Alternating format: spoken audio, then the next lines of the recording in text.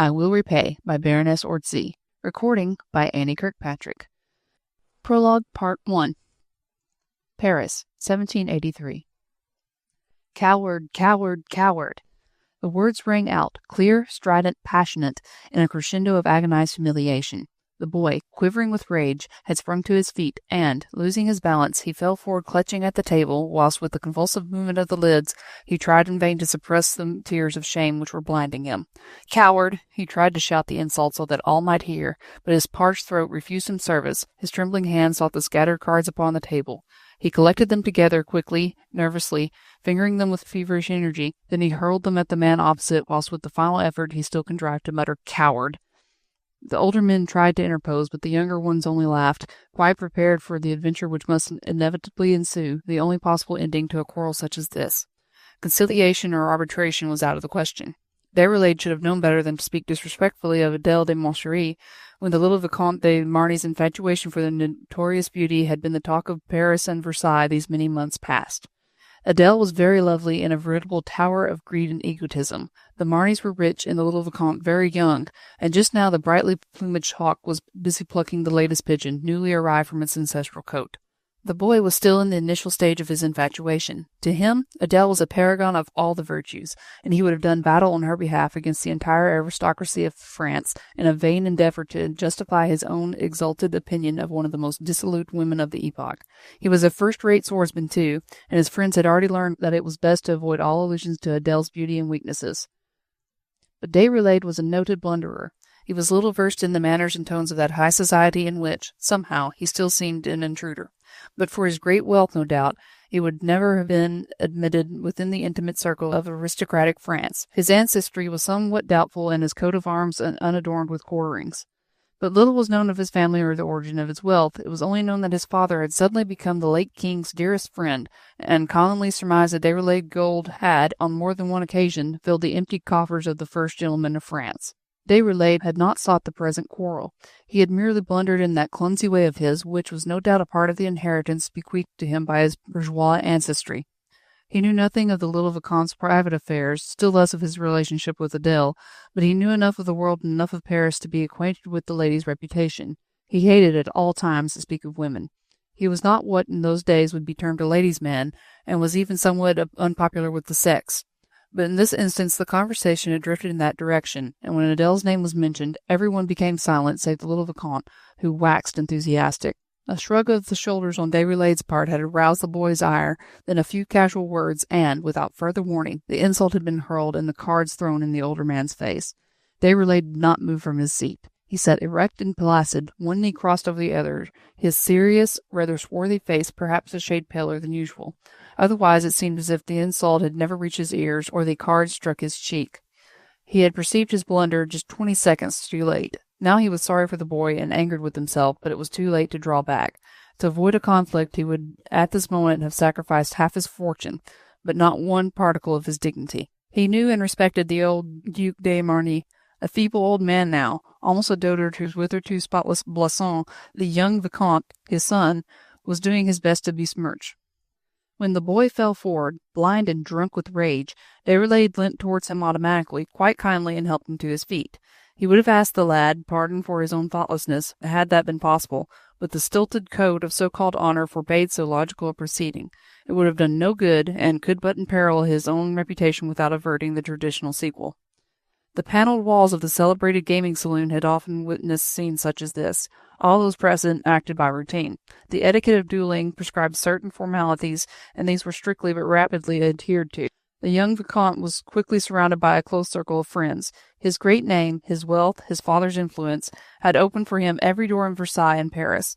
But at this moment he might have had an army of seconds to support him in the coming conflict. Déroulède, for a while, was left alone near the card table, where the unsnuffed candles began smouldering in their sockets.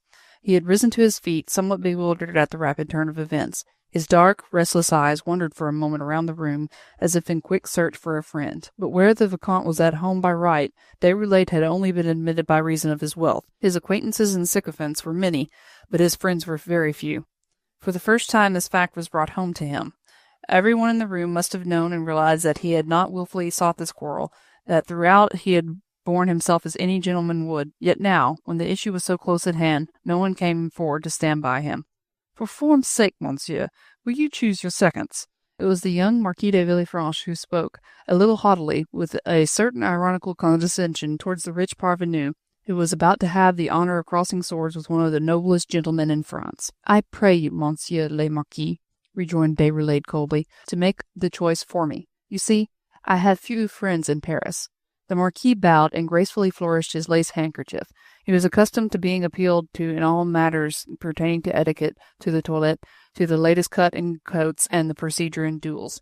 Good-natured, foppish, and idle, he felt quite happy and in his element thus to be made chief organizer of the tragic farce about to be enacted on the parquet floor of a gaming saloon. He looked about the room for a while, scrutinizing the faces of those around him. The gilded youth was crowding around de Marny. A few older men stood in a group at the further end of the room. To these the Marquis turned, and addressing one of them, an elderly man with a military bearing and a shabby brown coat, "Mon Colonel," he said with another flourishing bow, "I am deputed by Monsieur Déroulède to provide him with seconds for his affair of honour. May I call upon you to—" "Certainly, certainly," replied the Colonel. "I am not intimately acquainted with Monsieur Déroulède, but since you stand sponsor, Monsieur le Marquis—" "Oh," rejoined the Marquis lightly, "a mere matter of form, you know. Monsieur Déroulède belongs to the entourage of Her Majesty. He is a man of honour.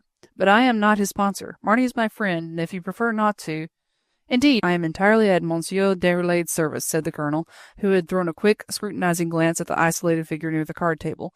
"If he will accept my services—" "He will be very glad to accept, my dear Colonel," whispered the Marquis with an ironical twist of his aristocratic lips. "He has no friends in our set, and if you and de Quettare will honour him, I think he should be grateful." Monsieur de Quettare, adjutant to Monsieur le Colonel, was ready to follow in the footsteps of his chief, and the two men, after the prescribed salutations to Monsieur le Marquis de Villefranche, went across to speak to Déroulède. "If you will accept our services, monsieur," began the Colonel abruptly, "mine and my adjutant's Monsieur de Quettare, we place ourselves entirely at your disposal." "I thank you, messieurs," rejoined Déroulède. "The whole thing is a farce, and that young man is a fool. But I have been in the wrong, and—" "You would wish to apologize?" queried the Colonel icily. The worthy soldier had heard something of Déroulède's reported bourgeois ancestry. This suggestion of an apology was no doubt in accordance with the customs of the middle classes, but the Colonel literally gasped at the unworthiness of the proceeding. An apology? Bah! Disgusting! Cowardly! Beneath the dignity of any gentleman, however wrong he might be, how could two soldiers of His Majesty's army identify themselves with such doings? But Déroulède seemed unconscious of the enormity of his suggestion. "If I could avoid a conflict," he said, "I would tell the Vicomte that I had no knowledge of his admiration for the lady we were discussing, and—" "Are you so very much afraid of getting a sword scratch, monsieur?" interrupted the Colonel impatiently, while Monsieur de Quettare elevated a pair of aristocratic eyebrows in bewilderment at such an extraordinary display of bourgeois cowardice. "You mean, Monsieur le Colonel," queried Déroulède, "that you must either fight the Vicomte de Marny tonight, or clear out of Paris tomorrow. Your position in our set would become untenable," retorted the Colonel, not unkindly, for in spite of Déroulède's extraordinary attitude, there was nothing in his bearing or his appearance that suggested cowardice or fear. "I bow to your superior knowledge of your friends, Monsieur le Colonel," responded Déroulède, as he silently drew his sword from his sheath. The centre of the saloon was quickly cleared. The seconds measured the length of the swords, and then stood behind the antagonists, slightly in advance of the groups of spectators, who stood amassed all around the room.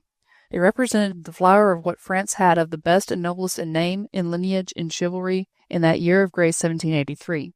The storm cloud which a few years hence was destined to break over their heads, sweeping them from their palaces to the prison and the guillotine, was only gathering very slowly in the dim horizon of squalid, starving Paris. For the next half-dozen years they would still dance and gamble, fight and flirt, surround a tottering throne, and hoodwink a weak monarch.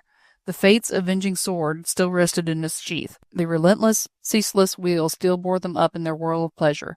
The downward movement had only just begun. The cry of the oppressed children of France had not yet been heard above the din of dance music and lovers' serenades. The young Duc de Châteaudun was there, he who, 9 years later, went to the guillotine on that cold September morning, his hair dressed in the latest fashion, the finest Mechlin lace around his wrists, playing a final game of piquet with his younger brother, as the tumbril bore them along through the hooting, yelling crowd of the half-naked starvelings of Paris. There was the Vicomte de Mirepoix, who, a few years later, standing on the platform of the guillotine, laid a bet with Monsieur de Mirange that his own blood would flow bluer than that of any other head cut off that day in France. Citizen Sampson heard the bet made, and when de Mirepoix's head fell into the basket, the headsman lifted it up for Monsieur de Mirange to see. The latter laughed. Mirepoix was always a braggart, he said lightly, as he laid his head upon the block. Who will take my bet that my blood turns out to be bluer than his? But of all these comedies, these tragico-farces of later years, none who were present on that night when the Vicomte de Marny fought Paul Déroulède had as yet any presentiment. They watched the two men fighting with the same casual interest at first, which they would have bestowed on the dancing of a new movement in the minuet. De Marny came of a race that had wielded the sword of many centuries, but he was hot, excited, not a little addled with wine and rage. Déroulède was lucky. He would come out of the affair with a light scratch. A good swordsman, too, that wealthy parvenu. It was interesting to watch his swordplay. Very quiet at first, no feint or parry, scarcely a riposte, only en garde, always en garde, very carefully, steadily, ready for his antagonist at every turn and in every circumstance. Gradually, the circle round the combatants narrowed. A few discreet exclamations of admiration greeted Déroulède's most successful parry. De Marny was getting more and more excited, the older man more and more sober and reserved. A thoughtless lunge placed the little Vicomte at his opponent's mercy. The next instant he was disarmed, and the seconds were pressing forward to end the conflict. Honor was satisfied. The parvenu and the scion of the ancient race had crossed swords over the reputation of one of the most dissolute women in France. Déroulède's moderation was a lesson to all the hot-headed young bloods who toyed with their lives, their honor, their reputation, as lightly as they did with their lace-edged handkerchiefs and gold snuff-boxes. Already Déroulède had drawn back. With the gentle tact peculiar to the kindly people, he avoided looking at his disarmed antagonist, but something in the older man's attitude seemed to further nettle the overstimulated sensibility of the young Vicomte. "This is no child's play, monsieur," he said excitedly. "I demand full satisfaction." "And are you not satisfied?" queried Déroulède. "You have borne yourself bravely. You have fought in honour of your liege lady. I, on the other hand—" "You," shouted the boy hoarsely, "you shall publicly apologize to a noble and virtuous woman whom you have outraged. Now, at once, on your knees." "You are mad, Vicomte," rejoined Déroulède coldly. "I am willing to ask your forgiveness for my blunder." "An apology, in public, on your knees." The boy had become more and more excited. He had suffered humiliation after humiliation. He was a mere lad, spoilt, adulated, pampered from his boyhood. The wine had got into his head, the intoxication of rage and hatred blinded his saner judgment. "Coward!" he shouted again and again. His seconds tried to interpose, but he waved them feverishly aside. He would listen to no one. He saw no one save the man who insulted Adèle, and who was heaping further insults upon her by refusing the public acknowledgment of her virtues. De Marny hated Déroulède at this moment with the most deadly hatred the heart of man can conceive. The older man's calm, his chivalry, his consideration only enhanced the boy's anger and shame. The hubbub had become general. Everyone seemed carried away with the strange fever of enmity which was seething in the Vicomte's veins. Most of the young men crowded round de Marny, doing their best to pacify him. The Marquis de Villefranche declared that the matter was getting quite outside the rules. No one took much notice of Déroulède. In the remote corners of the saloon, a few elderly dandies were laying bets as to the ultimate issue of the quarrel. Déroulède, however, was beginning to lose his temper. He had no friends in that room, and therefore there was no sympathetic observer there to note the gradual darkening of his eyes, like the gathering of a cloud heavy with the coming storm. "I pray you, messieurs, let us cease the argument," he said at last, in a loud, impatient voice. "Monsieur le Vicomte de Marny desires a further lesson, and by God he shall have it. En garde, Monsieur le Vicomte!" The crowd quickly drew back. The seconds once more assumed the bearing and imperturbable expression which their important function demanded. The hubbub ceased as the swords began to clash. Everyone felt the farce was turning to tragedy. Yet it was obvious from the first that Déroulède merely meant once more to disarm his antagonist, to give him one more lesson, a little more severe perhaps than the last. He was such a brilliant swordsman, and de Marny was so excited that the advantage was with him from the very first. How it all happened, nobody afterwards could say. There is no doubt that the little Vicomte's sword-play had become more and more wild, that he uncovered himself in the most reckless way, whilst lunging wildly at his opponent's breast, until, at last, in one of these mad, unguarded moments, he seemed literally to throw himself upon Déroulède's weapon. The latter tried with lightning-swift motion of the wrist to avoid the fatal issue, but it was too late, and without a sigh or a groan, scarce a tremor, the Vicomte de Marny fell. The sword dropped out of his hand, and it was Déroulède himself who caught the boy in his arms. It had all occurred so quickly and suddenly that no one had realized it all until it was over, and the lad was lying prone on the ground, his elegant blue satin coat stained with red, and his antagonist bending over him. There was nothing more to be done. Etiquette demanded that Déroulède should withdraw. He was not allowed to do anything for the boy whom he had so unwillingly sent to his death. As before, no one took much notice of him. Silence, the awesome silence caused by the presence of the great master, fell upon all those around. Only in the far corner a shrill voice was heard to say, "I hold you at 500 louis, Marquis. The parvenu is a good swordsman." The groups parted as Déroulède walked out of the room, followed by the colonel and Monsieur de Quettare, who stood by him to the last. Both were old and proved soldiers. Both had chivalry and courage in them, with which to do tribute to the brave man whom they had seconded. At the door of the establishment, they met the leech who had been summoned some little time ago to hold himself in readiness for any eventuality. The great eventuality had occurred. It was beyond the leech's learning. In the brilliantly lighted saloon above, the only son of Duc de Marny was breathing his last, while Déroulède, wrapping his mantle closely round him, strode out into the dark street, all alone. Prologue, Part 2.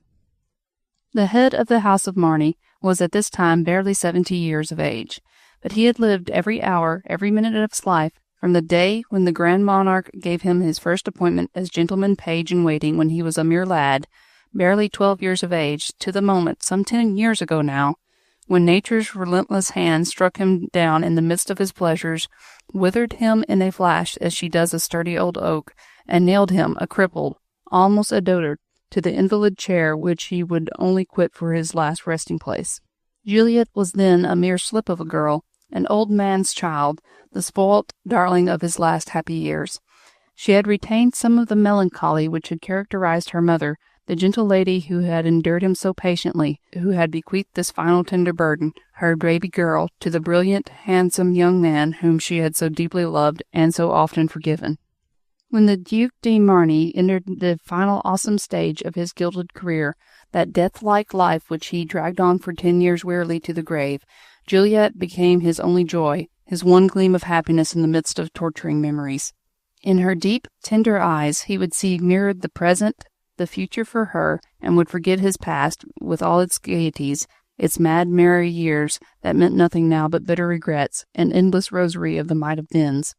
And then there was the boy. The little Vicomte, the future Duc de Marny, who would in his life and with his youth recreate the glory of the family, and make France once more ring with the echo of brave deeds and gallant adventures, which had made the name of Marny so glorious in camp and court.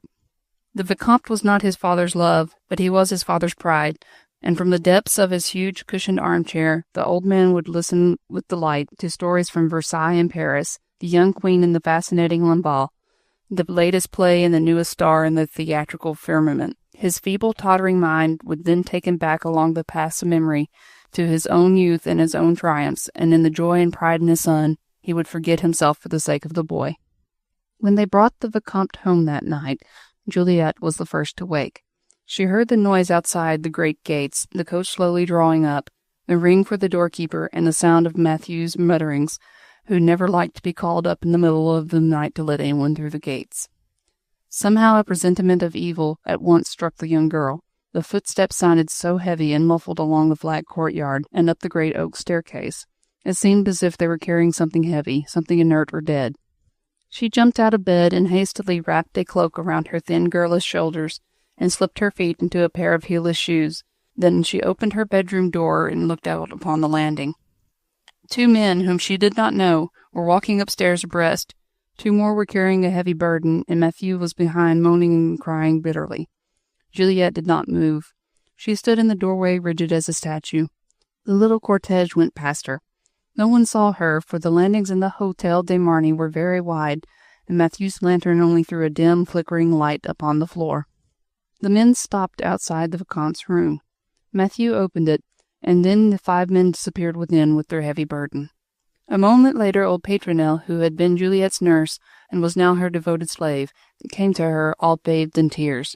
She had just heard the news, and she could scarcely speak, but she folded the young girl, her dear pet lamb, in her arms, and rocking herself to and fro she sobbed and eased her aching, motherly heart.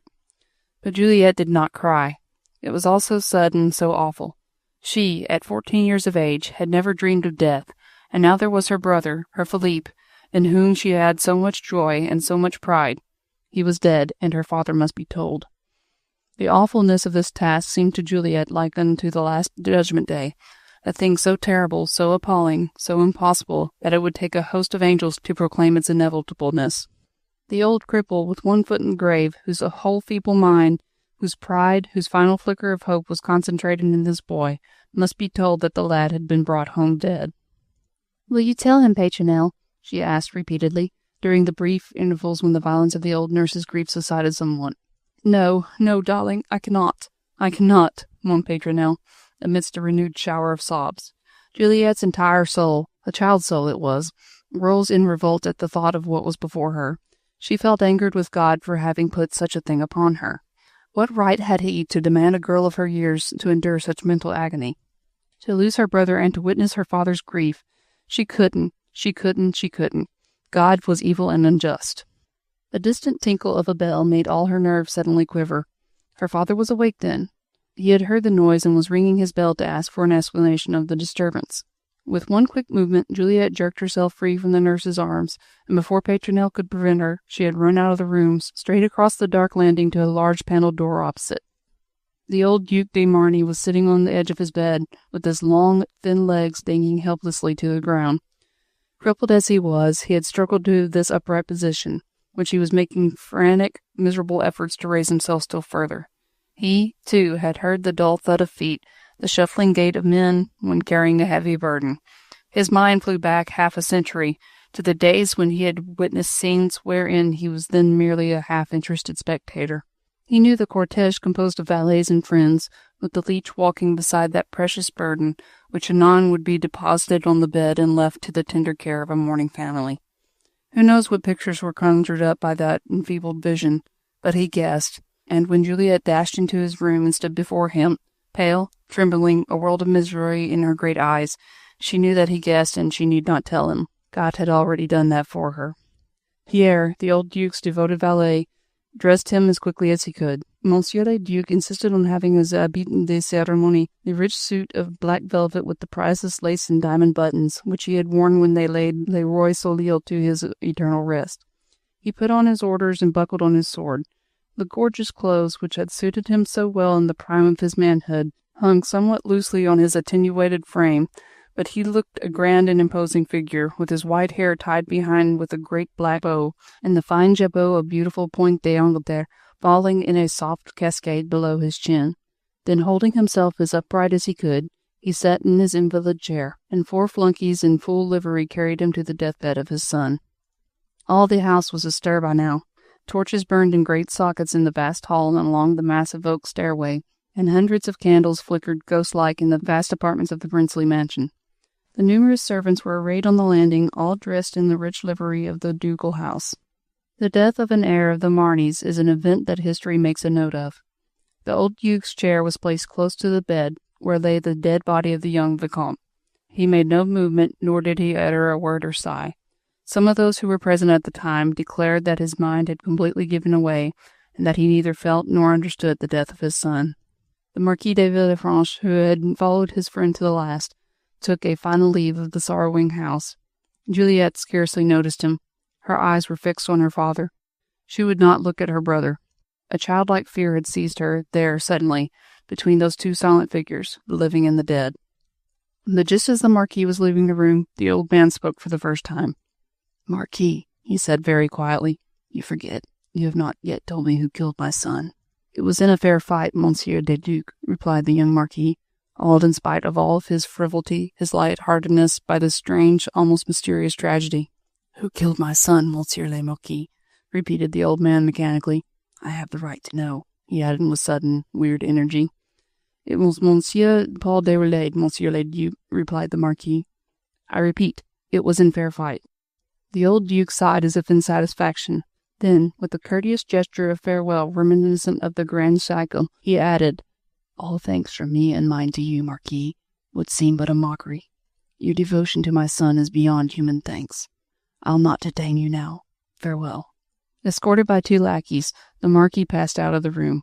"Miss all the servants, Juliette. I have something to say," said the old Duke, and the young girl, silent, obedient, did as her father bade her. Father and sister were alone with their dead, as soon as the last hushed footsteps of the retreating servants died away in the distance. The Duc de Marny seemed to throw away the lethargy which had enveloped him until now. With a quick, feverish gesture, he seized his daughter's wrist and murmured excitedly, "His name! You heard his name, Juliette?" "Yes, father," replied the child. "Paul Déroulède! Paul Déroulède, you'll not forget it. Never, father. He killed your brother. You understand that? Killed my only son, the hope of my house, the last descendant of the most glorious race that ever added luster to the history of France. In fair fight, father, protested the child. It is not fair for a man to kill a boy, retorted the old man with furious energy. Déroulède is 30. My boy was scarce out of his teens. May the vengeance of God fall upon the murderer. Juliette, awed, terrified, was gazing at her father with great, wondering eyes. He seemed unlike himself. His face wore a curious expression of ecstasy and of hatred, also of hope and exultation, whenever he looked steadily at her. That the final glimmer of a tottering reason was fast leaving the poor, aching head she was too young to realize. Madness was a word that only had a vague meaning for her. Though she did not understand her father at the present moment, though she was half afraid of him, she would have rejected with scorn and horror any suggestion that he was mad. Therefore, when he took her hand and, drawing her near to the bed and to himself, placed it upon her dead brother's breast, she recoiled at the touch of the inanimate body, so unlike anything she had ever touched before. But she obeyed her father without any question, and listened to his words as to those of a sage. Juliette, you are now 14 and able to understand what I am going to ask of you. If I were not chained to this miserable chair, if I were not a hopeless, abject cripple, I would not depute anyone, not even you, my only child, to do that which God demands that one of us should do. He paused a moment, then continued earnestly. Remember, Juliette, that you are of the house of Marny, that you are a Catholic, and that God hears you now. For you shall swear an oath before him and me, an oath from which only death can relieve you. Will you swear, my child? If you wish it, father. You have been to confession lately, Juliette? Yes, father, also to Holy Communion yesterday, replied the child. It was the fête due, you know. Then you are in a state of grace, my child. I was yesterday morning, father, replied the young girl naively, but I have committed some little sins since then. Then make your confession to God in your heart now.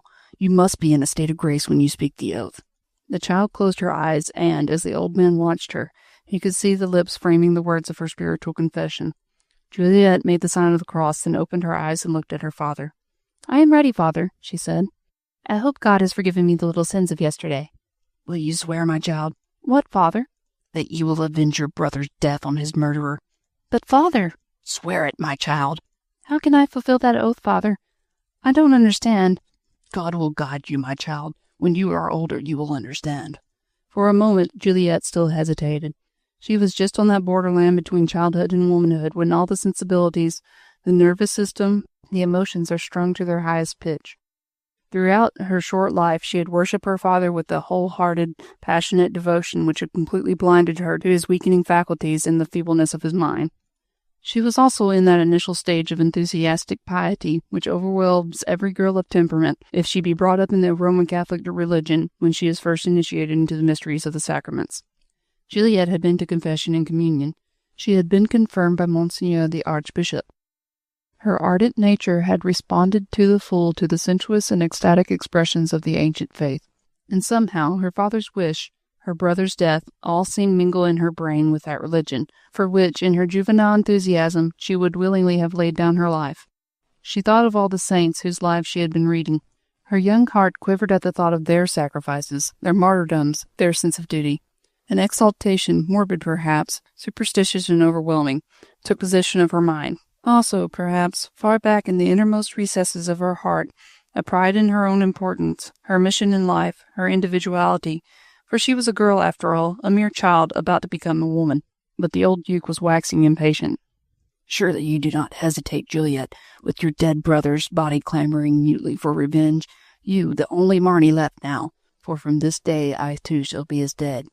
No, father, said the young girl in an awed whisper. I do not hesitate. I will swear, just as you bid me. Repeat the words after me, my child. Yes, father. Before the face of Almighty God, who sees and hears me. Before the face of Almighty God, who sees and hears me, repeated Juliette firmly. I swear that I will seek out Paul Déroulède. I swear that I will seek out Paul Déroulède. And in any manner which God may dictate to me encompass his death, his ruin or dishonor, in revenge for my brother's death. And in any manner which God may dictate to me encompass his death, his ruin or dishonor, in revenge for my brother's death, said Juliette solemnly. May my brother's soul remain in torment until the final judgment day if I should break my oath, but may it rest in eternal peace the day on which his death is fitly avenged. May my brother's soul remain in torment until the final judgment day if I should break my oath, but may it rest in eternal peace the day on which his death is fitly avenged. The child fell upon her knees. The oath was spoken. The old man was satisfied. He called for his valet and allowed himself quietly to be put to bed. One brief hour had transformed a child into a woman, a dangerous transformation when the brain is overburdened with emotions, when the nerves are overstrung, and the heart full to breaking. For the moment, however, the childlike nature reasserted itself for the last time, but Juliette, sobbing, had fled out of the room to the privacy of her own apartment, and thrown herself passionately into the arms of kind old Pimpernel. Chapter 1. Paris, 1793. The Outrage. It would have been very difficult to say why Citizen Déroulède was quite so popular as he was. Still more difficult would it have been to state the reason why he remained immune from the prosecutions, which were being conducted at the rate of several scores a day, now against the moderate Gironde, anon against the fanatic Montaigne, until the whole of France was transformed into one gigantic prison that daily fed the guillotine. But Déroulède remained unscathed. Even Merlin's law of the suspect had so far failed to touch him. And when, last July, the murder of Marat brought an entire holocaust of victims to the guillotine, from Adam Lou, who would have put up a statue in honor of Charlotte Corday with the inscription "Greater than Brutus," to Charlier, who would have had her publicly tortured and burned at the stake for her crime, Déroulède alone said nothing, and was allowed to remain silent. A most seething time of that seething revolution. No one knew in the morning if his head would still be on his own shoulders in the evening, or if it would be held up by Citizen Samson the headsman or the sans-culottes of Paris to see. Yet Déroulède was allowed to go his own way. Marat once said of him, "Il n'est pas dangereux." The phrase had been taken up. Within the precincts of the National Convention, Marat was still looked upon as the great protagonist of liberty, a martyr to his own convictions carried to the extreme, to squalor and dirt, to the downward levelling of man to what is the lowest type in humanity. And his sayings were still treasured up. Even the Girondins did not dare to attack his memory. Dead Marat was more powerful than his living presentment had been, and he had said that Déroulède was not dangerous to republicanism, to liberty, to that downward levelling process, the tearing down of old traditions, and the annihilation of past pretensions. Déroulède had once been very rich. He had had sufficient prudence to give away in good time that which, undoubtedly, would have been taken away from him later on. But when he gave willingly, at a time when France needed it most, and before she had learned how to help herself to what she wanted. And somehow, in this instance, France had not forgotten. An invisible fortress seemed to surround Citizen Déroulède and keep his enemies at bay. They were few, but they existed. The National Convention trusted him. He was not dangerous to them. The people looked upon him as one of themselves, who gave whilst he had something to give. Who can gauge that most elusive of all things, popularity? He lived a quiet life, and had never yielded to the omniprevalent temptation of writing pamphlets, but lived alone with his mother and Anne Mie, the little orphaned cousin whom old Madame Déroulède had taken care of, ever since the child could toddle. Everyone knew his house in the Rue École des Médecins, not far from the one wherein Marat lived and died, the only solid stone house in the midst of a row of hovels, evil-smelling and squalid. The street was narrow then, as it is now, and whilst Paris was cutting off the heads of her children for the sake of liberty and fraternity, she had no time to bother about cleanliness and sanitation. Rue École des Médecins did little credit to the school after which it was named, and it was a most unattractive crowd that usually thronged its uneven, muddy pavements. A neat gown, a clean kerchief, were quite an unusual sight down this way, for Anne Mie seldom went out, and old Madame Déroulède hardly ever left her room. A good deal of brandy was being drunk at the two drinking bars, one at each end of the long, narrow street, and by 5 o'clock in the afternoon it was undoubtedly best for the women to remain indoors. The crowd of dishevelled elderly Amazons who stood gossiping at the street corner could hardly be called women now. A ragged petticoat, a greased red kerchief round the head, a tattered, stained shift, to this pass of squalor and shame had liberty brought the daughters of France, and they jeered at any passer-by less filthy, less degraded than themselves. "Ah, voyons l'aristo!" they shouted every time a man in decent clothes, a woman with tidy cap and apron, passed swiftly down the street. And the afternoons were very lively. There was always plenty to see. First and foremost, the long procession of tumbrils winding its way from the prisons to the Place de la Révolution. The 40,000 sections of the Committee of Public Safety sent their quota, each in their turn, to the guillotine. At one time these tumbrils contained royal ladies and gentlemen, ci-devant dukes and princesses, aristocrats from every country in France, but now this stock was becoming exhausted. The wretched Queen Marie Antoinette still lingered in the Temple with her son and daughter. Madame Elizabeth was still allowed to say her prayers in peace, but ci-devant dukes and counts were getting scarce. Those who had not perished at the hand of Citizen Samson were plying some trade in Germany or England. There were aristocratic joiners, innkeepers, and hairdressers. The proudest names in France were hidden beneath trade signs in London and Hamburg. A good number owed their lives to that mysterious Scarlet Pimpernel, that unknown Englishman who had snatched scores of victims from the clutches of Tinville the prosecutor and sent Monsieur Cheval, baffled, back to France. Aristocrats were getting scarce, so it was now the turn of deputies of the National Convention, of men of letters, men of science or of art, men who had sent others to the guillotine a 12-month ago, and men who had been loudest in defense of anarchy and its reign of terror. It had revolutionized the calendar. The citizen deputies, and every good citizen of France, called this 19th day of August 1793 the second Fructidor of the year 1 of the new era. At 6 o'clock on that afternoon, a young girl suddenly turned the angle of the Rue École des Médecins, and after looking quickly to the right and left, she began deliberately walking down the narrow street. It was crowded just then. Groups of excited women stood jabbering before every doorway. It was the homecoming hour after the usual spectacle on the Place de la Révolution. The men had paused at the various drinking booths, crowding the women out. It would be the turn of these Amazons next, at the brandy bars. For the moment they were left to gossip and to jeer at the passer-by. At first the young girl did not seem to heed them. She walked quickly along, looking defiantly before her, carrying her head erect and stepping carefully from cobblestone to cobblestone, avoiding the mud which could have dirtied her dainty shoes. The harridans passed the time of day to her, and the time of day meant some obscure remark unfit for women's ears. The young girl wore a simple grey dress, with fine lawn kerchief neatly folded across her bosom, a large hat with flowing ribbon set above the fairest face that ever gladdened men's eyes to see. Fairer still it would have been, but for the look of determination which made it seem hard and old for the girl's years. She wore the tricolour scarf around her waist, else she had been more seriously molested ere now. But the Republican colours were her safeguard.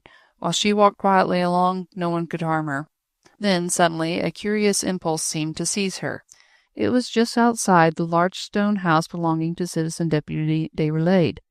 She had so far taken no notice of the groups of women which she had come across. When they obstructed the footway, she had calmly stepped out into the middle of the road. It was wise and prudent, for she could close her ears to obscene language and need pay no heed to insult. Suddenly she threw up her head defiantly. "Would you please let me pass?" she said loudly, as a dishevelled Amazon stood before her with arms akimbo, glancing sarcastically at the lace petticoat, which just peeped beneath the young girl's simple grey frock. "Let her pass! Let her pass! Oh, ho, ho!" laughed the old woman, turning to the nearest group of idlers and apostrophizing them with a loud oath. "Did you know, citizeness, that this street had been specifically made for aristos to pass along?" "I am in a hurry. Will you let me pass at once?" commanded the young girl, tapping her foot impatiently on the ground. There was the whole width of the street on her right, plenty of room for her to walk along. It seemed positive madness to provoke a quarrel single-handed against this noisy group of excited females, just home from the ghastly spectacle around the guillotine. And yet she seemed to do it wilfully, as if coming to the end of her patience, all her proud aristocratic blood in revolt against this evil-smelling crowd which surrounded her. Half-tipsy men and noisome naked urchins seemed to have sprung from everywhere. "Oh, quel aristo!" they shouted with ironical astonishment, gazing at the young girl's face, fingering her gown, thrusting begrimed, hate-distorted faces close to her own. Instinctively she recoiled and backed towards the house immediately on her left. It was adorned with a porch made of stout oak beams, with a tiled roof. An iron lantern descended from this, and there was a stone parapet below, and a few steps, at right angles from the pavement, led up to the massive door. On these steps the young girl had taken refuge. Proud, defiant, she confronted the howling mob which she had so wilfully provoked. "Of a truth, Citizeness Margot, that grey dress would become you well," suggested a young man, whose red cap hung in tatters over an evil and dissolute-looking face. "And all that fine lace would make a splendid jabot round the aristo's neck when Citizen Sampson holds up her head for us to see," added another, as with mock elegance he stooped and with two very grimy fingers slightly raised the young girl's grey frock, displaying the laced-edge petticoat beneath.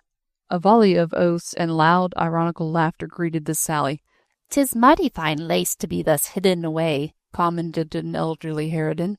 "Now would you believe it, my fine madame, but my legs are bare underneath my kirtle." "And dirty, too, I'll lay a wager," laughed another. "Soap is dear in Paris just now." "The lace on the aristo's kerchief would pay the baker's bill of a whole family for a month," shouted an excited voice. Heat and brandy further addled the brains of this group of French citizens. Hatred gleamed out of every eye. Outrage was imminent. The young girl seemed to know it, but she remained defiant and self-possessed, gradually stepping back and back up the steps, closely followed by her assailants. "To the Jew with the gewgaw, then!" shouted a thin, haggard female viciously, as she suddenly clutched at the young girl's kerchief, and with a mocking, triumphant laugh tore it from her bosom. This outrage seemed to be the signal for the breaking down of the final barriers which ordinary decency should have raised. The language and vituperation became such that no chronicler could record. The girl's dainty white neck, her clear skin, the refined contour of shoulders and bust, seemed to have aroused the deadliest lust of hate in these wretched creatures, rendered bestial by famine and squalor. It seemed almost as if no one would vie with the other in seeking for words which would most offend these small aristocratic ears. The young girl was now crouching against the doorway, her hands held up to her ears to shut out the awful words. She did not seem frightened, only appalled at the terrible volcano which she had provoked. Suddenly a miserable harridan struck her straight in the face, with hard, grimy fist, and a long shout of exultation greeted this monstrous deed. Then only did the girl seem to lose her self-control. "À moi!" she shouted loudly, whilst hammering with both hands against the massive doorway. "À moi! Murder! Murder! Citoyen Déroulède! À moi!" But her terror was greeted with renewed glee by her assailants. They were now roused to the highest point of frenzy. The crowd of brutes would in the next moment have torn the helpless girl from her place of refuge and dragged her into the mire, an outraged prey, for the satisfaction of an ungovernable hate. But just as half a dozen pairs of talon-like hands clutched frantically at her skirts, the door behind her was quickly opened. She felt her arm seized firmly, and herself dragged swiftly within the shelter of the threshold. Her senses, overwrought by the terrible adventure which she had just gone through, were threatening to reel. She heard the massive door close, shutting out the yells of baffled rage, the ironical laughter, the obscene words, which sounded in her ears like the shrieks of Dante's damned. She could not see her rescuer, for the hall into which he had hastily dragged her was only dimly lighted. But a peremptory voice said quickly, "Up the stairs. The room straight in front of you. My mother is there. Go quickly." She had fallen to her knees, cowering against the heavy oak beam which supported the ceiling, and was straining her eyes to catch sight of the man to whom at this moment she perhaps owed more than her life. But he was standing against the doorway, with his hand on the latch. "What are you going to do?" she murmured. "Prevent their breaking into my house in order to drag you out of it," he replied quietly. "So, I pray you, do as I bid you." Mechanically she obeyed him, drew herself to her feet, and, turning down the stairs, began slowly to mount the shallow steps. Her knees were shaking under her, her whole body was trembling with horror at the awesome crisis she had just traversed. She dared not look back at her rescuer. Her head was bent, and her lips were murmuring half-audible words as she went. Outside the hooting and yelling was becoming louder and louder. Enraged fists were hammering violently against the stout oak door. At the top of the stairs, moved by an irresistible impulse, she turned and looked into the hall. She saw his figure dimly outlined in the gloom, one hand on the latch, his head thrown back to watch her movements. A door stood ajar immediately in front of her. She pushed it open and went within. At that moment he too opened the door below. The shrieks of the howling mob once more resounded close to her ears. It seemed as if they had surrounded him. She wondered what was happening, and marvelled how he dared to face that awful crowd alone. The room into which she had entered was gay and cheerful-looking, with its dainty chintz hangings and graceful, elegant pieces of furniture. The young girl looked up as a kindly voice said to her from out of the depths of a capacious armchair, come in, my dear, and close the door behind you. Did those wretches attack you? Never mind. Paul will speak to them. Come here, my dear, and sit down. There's no cause now for fear." Without a word, the young girl came forward. She seemed to be walking in a dream, the chintz hangings to be swaying ghost-like around her, the yells and shrieks below to come from the very bowels of the earth. The old lady continued to prattle on. She had taken the girl's hand in hers and was gently forcing her down onto a low stool beside her armchair. She was talking about Paul, and said something about Anne Mie, and then about the National Convention, and those beasts and savages, but mostly about Paul. The noise outside had subsided. The girl felt strangely sick and tired. Her head seemed to be whirling around, the furniture to be dancing around her. The old lady's face looked at her through a swaying veil, and then, tired nature was having her way at last. She folded the quivering young body in her motherly arms, and wrapped the aching senses beneath her merciful mantle of unconsciousness. Chapter 2. Citizen Deputy. When, presently, the young girl awoke, with a delicious feeling of rest and well-being, she had plenty of leisure to think. So, then, this was the house. She was actually a guest, a rescued protégé, beneath the roof of Citizen Déroulède. He had dragged her from the clutches of the howling mob which she had provoked. His mother had made her welcome, a sweet-faced young girl scarce out of her teens, sad-eyed and slightly deformed, had waited upon her and made her happy and comfortable. Juliette de Marny was in the house of the man whom she had sworn before her God and before her father to pursue with hatred and revenge. 10 years had gone by since then. Lying upon the sweet-scented bed which the hospitality of the Déroulèdes had provided for her, she seemed to see passing before her the spectres of these past 10 years, the first 4 after her brother's death, until the old Duc de Marny's body slowly followed his soul to its grave. After that last glimmer of light beside the deathbed of his son, the old Duke had practically ceased to be. A mute, shrunken figure, he merely existed, a wreck whom nature fortunately remembered at last, and finally took away from the invalid chair which had been his world. Then came those few years at the convent of the Ursulines. Juliette had hoped that she had a vocation. Her whole soul yearned for a secluded, a religious life, for great barriers of solemn vows and days spent in prayer and contemplation, to interpose between herself and the memory of that awful night when, obedient to her father's will, she had made the solemn oath to avenge her brother's death. She was only 18 when she first entered the convent, directly after her father's death, when she felt very lonely, both morally and mentally lonely, and followed by the obsession of that oath. She never spoke of it to anyone except to her confessor, and he, a simple-minded man of great learning and a total lack of knowledge of the world, was completely at a loss how to advise. The Archbishop was consulted. He could grant a dispensation and release her of that most solemn vow. When first this idea was suggested to her, Juliette was exultant. Her entire nature, which in itself was wholesome, light-hearted, the very reverse of morbid, rebelled against this unnatural task placed upon her young shoulders. It was only religion, the strange, warped religion of that extraordinary age, which kept her to it, which forbade her breaking lightly that most unnatural oath. The Archbishop was a man of many duties, many engagements. He agreed to give this strange cause de conscience his most earnest attention.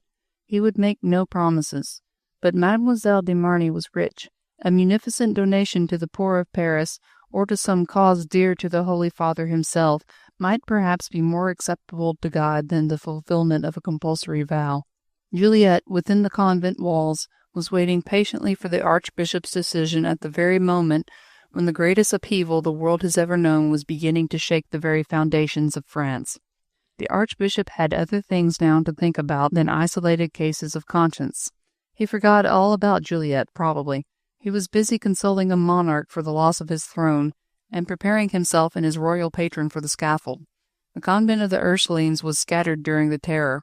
Everyone remembers the Thermidor massacres, and the 34 nuns, all daughters of ancient families of France, who went so cheerfully to the scaffold. Juliette was one of those who escaped condemnation. How or why, she herself could not have told. She was very young and still a postulant. She was allowed to live in retirement with Pimpernel, her old nurse, who had remained faithful through all these years. Then the Archbishop was prosecuted and imprisoned. Juliette made frantic efforts to see him, but all in vain. When he died, she looked upon her spiritual guide's death as a direct warning from God that nothing could relieve her of her oath. She had watched the turmoils of the Revolution through the attic window of her tiny apartment in Paris. Waited upon by faithful Pimpernel, she had been forced to live on the savings of that worthy old soul, as all her property, all the Marny estates, the dote she took with her to the convent, everything, in fact, had been seized by the revolutionary government, self-appointed to level fortunes as well as individuals. From that attic window she had seen beautiful Paris writhing under the pitiless lash of the demon of terror which it had provoked. She had heard the rumble of the tumbrils, dragging day after day their load of victims to the insatiable maker of this revolution of fraternity, the guillotine. She had seen the gay, light-hearted people of this star city turn to howling beasts of prey, its women changed to sexless vultures, with murderous talons implanted in everything that is noble, high, or beautiful. She was not 20 when the feeble, vacillating monarch and his imperious consort were dragged back, a pair of humiliated prisoners, to the capital from which they had tried to flee. 2 years later, she had heard the cries of an entire people exulting over a regicide. Then the murder of Marat by a young girl like herself, the pale-faced, large-eyed Charlotte, who had committed a crime for the sake of a conviction. Greater than Brutus, someone had called her, greater than Joan of Arc, for it was to a mission of evil and of sin that she was called from the depths of her Breton village, and not to one of glory and triumph. Greater than Brutus. Juliette followed the trial of Charlotte Corday with all the passionate ardor of her exalted temperament. Just think what an effect it must have had upon the mind of this young girl, who for 9 years, the best of her life, had also lived with the idea of a sublime mission pervading her very soul. She watched Charlotte Corday at her trial, conquering her natural repulsion for such scenes and the crowds which usually watched them. She had forced her way into the foremost rank of the narrow gallery which overlooked the hall of the Revolutionary Tribunal. She heard the indictment, heard Tinville's speech and the calling of the witnesses. "All this is unnecessary. I killed Marat." Juliette heard the fresh young voice ringing out clearly above the murmur of voices, the howls of execration. She saw the beautiful young face, clear, calm, and passive. "I killed Marat." And there in the special space allotted to the citizen deputies, sitting among those who represented the party of the moderate Gironde, was Paul Déroulède, the man whom she had sworn to pursue with a vengeance as great, as complete, as that which guided Charlotte Corday's hand. She watched him during the trial, and wondered if he had any presentiment of the hatred which dogged him, like unto the one which had dogged Marat. He was very dark, almost swarthy, a son of the South, with brown hair, free from powder, thrown back and revealing the brow of a student rather than that of a legislator. He watched Charlotte Corday earnestly, and Juliette, who watched him, saw the look of measureless pity, which softened the otherwise hard look of his close-set eyes. He made an impassioned speech for the defense, a speech which has become historic. It would have cost any other man his head. Juliette marveled at his courage.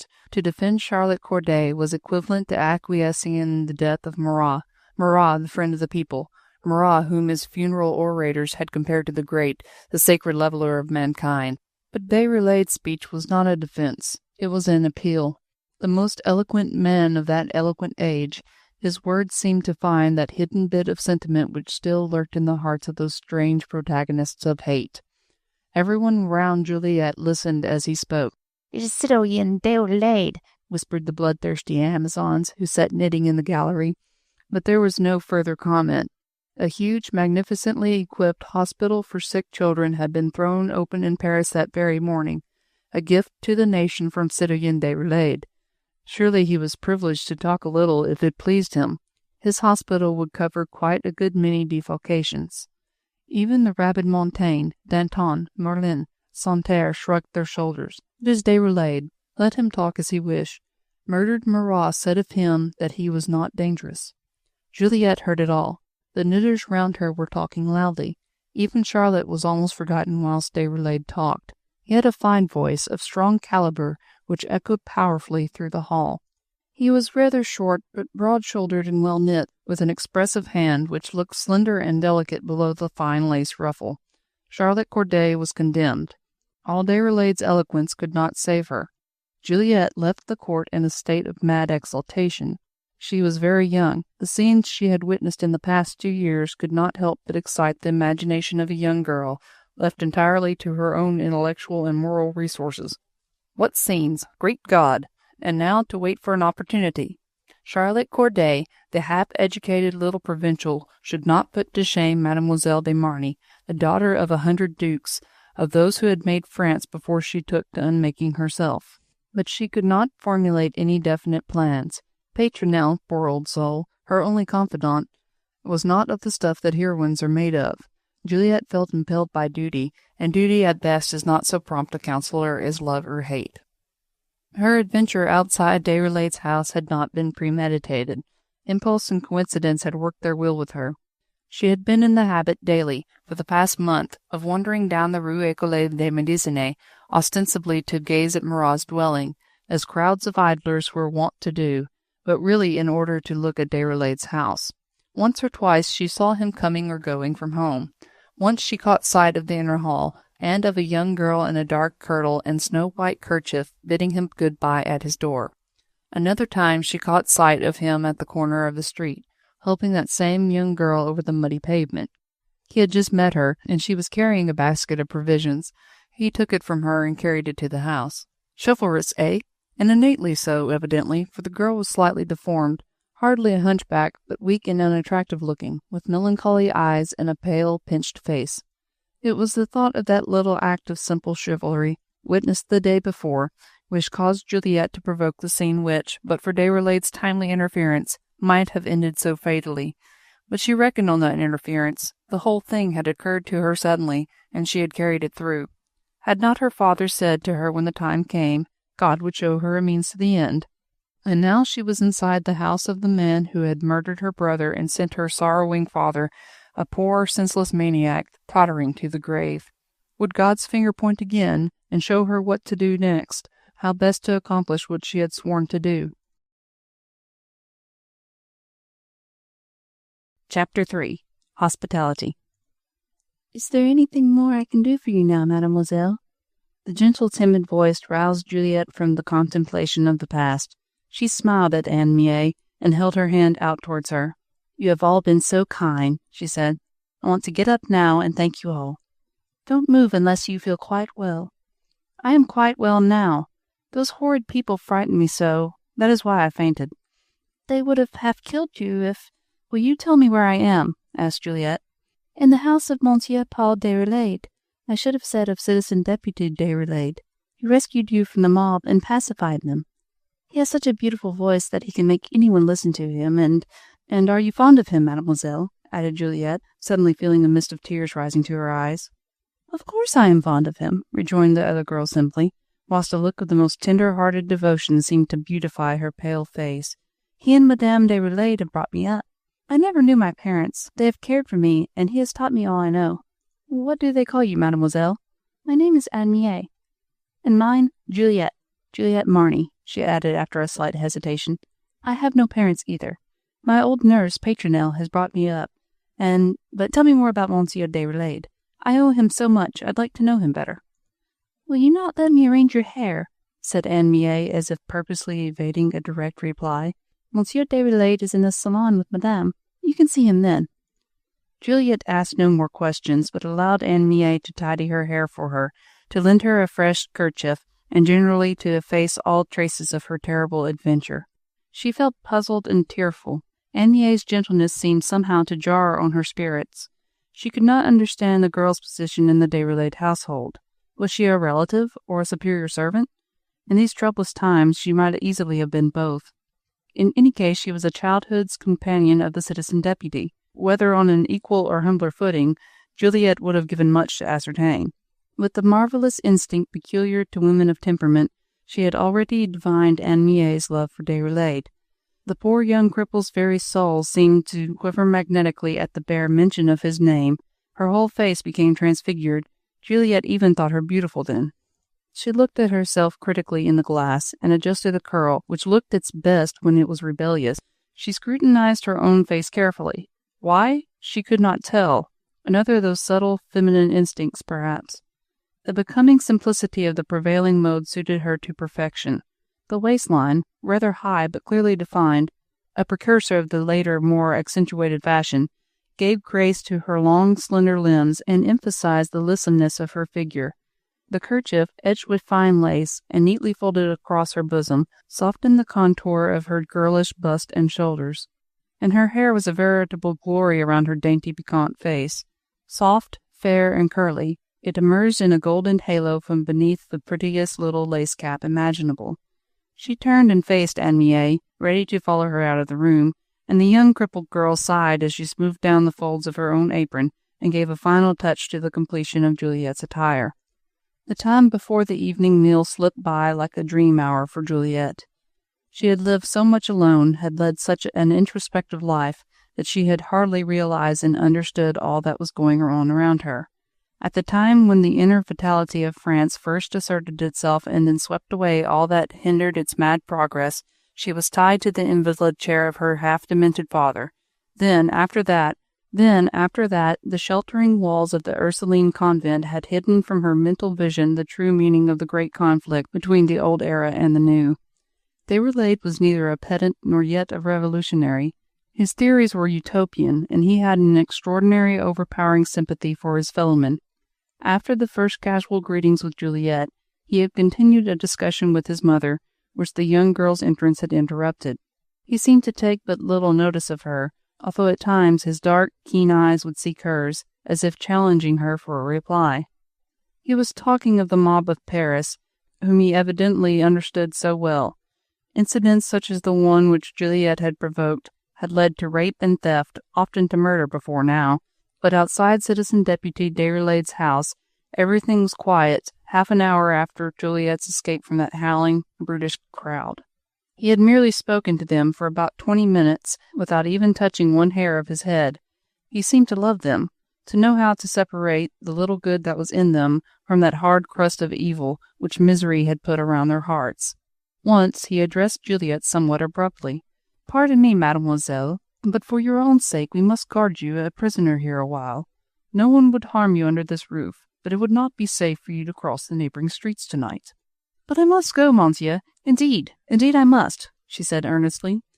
"I am deeply grateful to you, but I could not leave Pimpernel." "Who is Pimpernel?" "My dear old nurse, monsieur. She has never left me.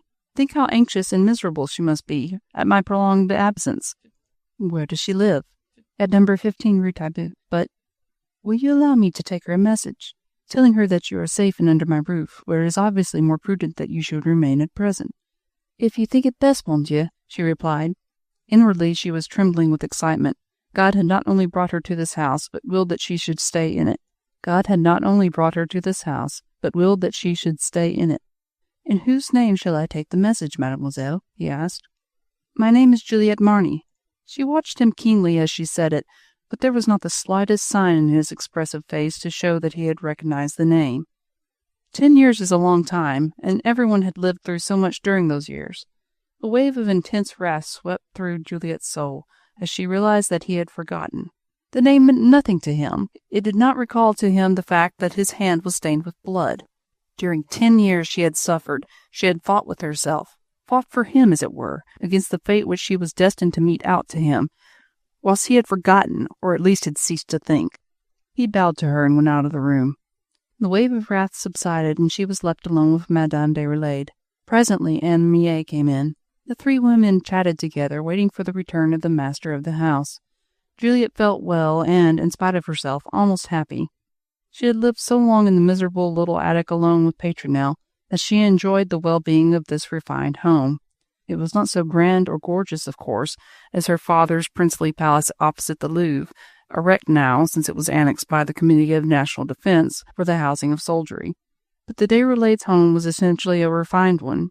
The delicate china on the tall chimney-piece, the few bits of buhl and vernis marquin about the room, the vision through the open doorway of the supper table spread with the fine white cloth and sparkling with silver, all spoke of fastidious tastes, of habits of luxury and elegance, which the spirit of equality and anarchy had not succeeded in eradicating. When Déroulède came back, he brought an atmosphere of the breezy cheerfulness with him.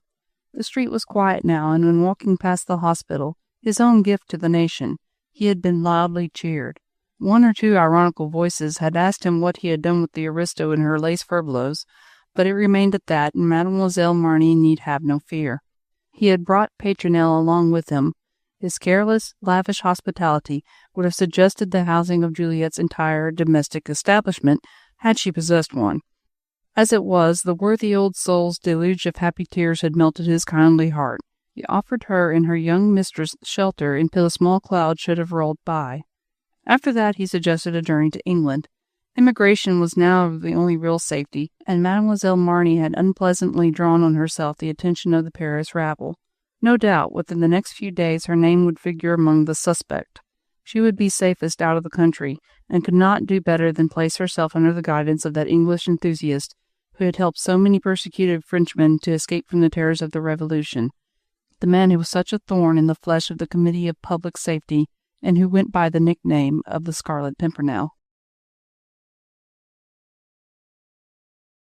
Chapter 4. The Faithful Housedog. After supper they talked of Charlotte Corday. Juliette clung to the vision of that heroine, and liked to talk of her. She appeared as a justification of her own actions, which somehow seemed to require justification. She loved to hear Paul Déroulède talk, liked to provoke his enthusiasm and see his stern, dark face light up with the inward fire of the enthusiast. She had openly avowed herself as the daughter of the Duc de Marny. When she actually named her father, and her brother killed in duel, she saw Déroulède looking long and searchingly at her. Evidently he wondered if she knew everything. But she returned his gaze fearlessly and frankly, and he apparently was satisfied. Madame Déroulède seemed to know nothing of the circumstances of that duel. Déroulède tried to draw Juliette out, to make her speak of her brother. She replied to his questions quite openly, but there was nothing in what she said suggestive of the fact that she knew who killed her brother. She wanted him to know who she was. If he feared an enemy in her, there was yet time enough for him to close his doors against her. But less than a minute later he had renewed his warmest offers of hospitality. "Until we can arrange for your journey to England," he added with a short sigh, as if reluctant to part from her. To Juliette his attitude seemed one of complete indifference for the wrong he had done to her and to her father. Feeling that she was an avenging spirit with flaming sword in hand, pursuing her brother's murderer like a relentless nemesis, she would have preferred to see him cowed before her, even afraid of her, though she was only a young and delicate girl. She did not understand that in the simplicity of his heart he only wished to make amends.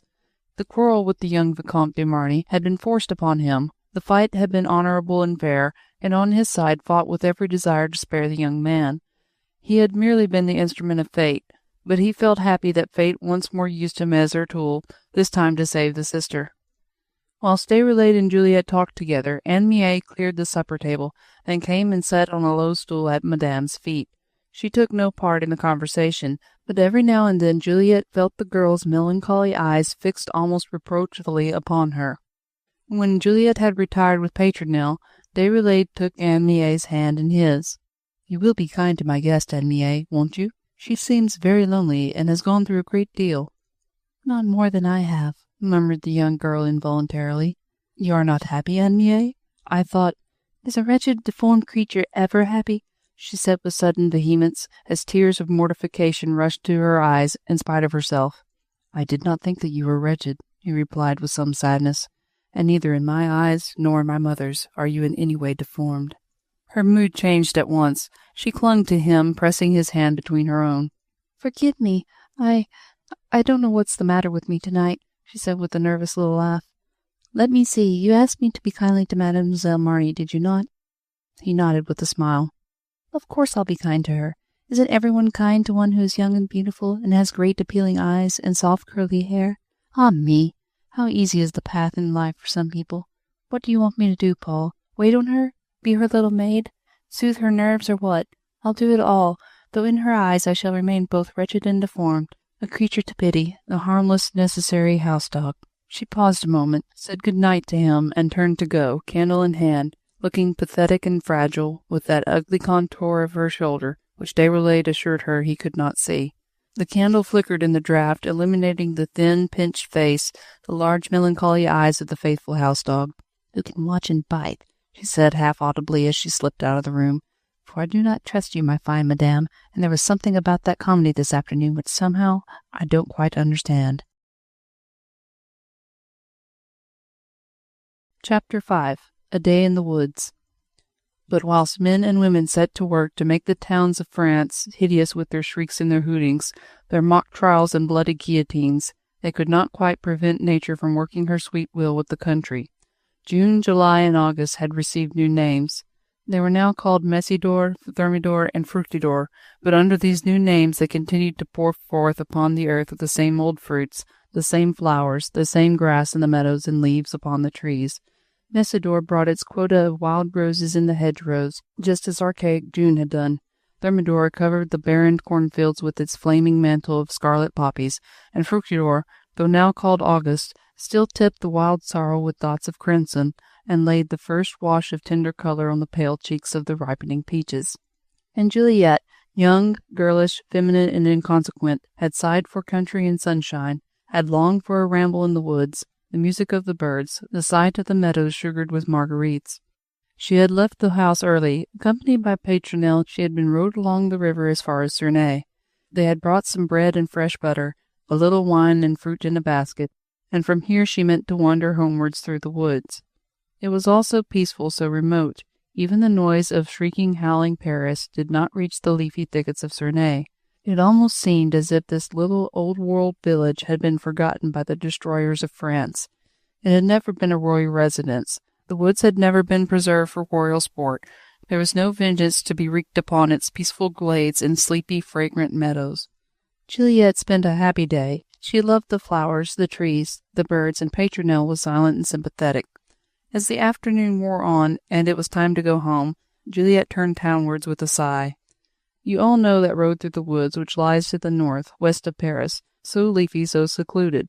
No large 100-year-old trees, no fine oaks or antique elms, but numberless delicate stems of hazelnut and young ash, covered with honeysuckle at this time of year, sweet-smelling and so peaceful after that awful turmoil of the town.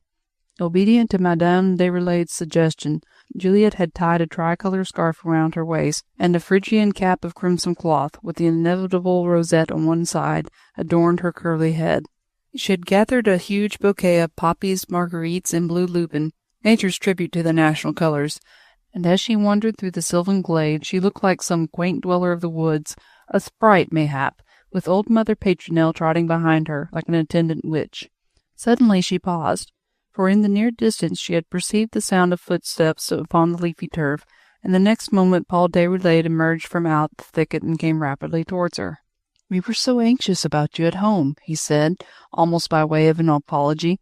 "My mother became so restless." "That to quiet her fears you came in search of me?" she retorted with a gay little laugh, the laugh of a young girl, scarce a woman as yet, who feels that she is good to look at, good to talk to, who feels her wings for the first time, the wings with which to soar into that mad, merry, elusive land called romance. Ay, her wings, but her power also, that sweet, subtle power of the woman, the yoke which men love, rail at, and love again, the yoke that enslaves them and gives them the joy of kings. How happy the day had been! Yet it had been incomplete. Pimpernel was somewhat dull, and Juliette was too young to enjoy long companionship with her own thoughts. Now suddenly the day seemed to have become perfect.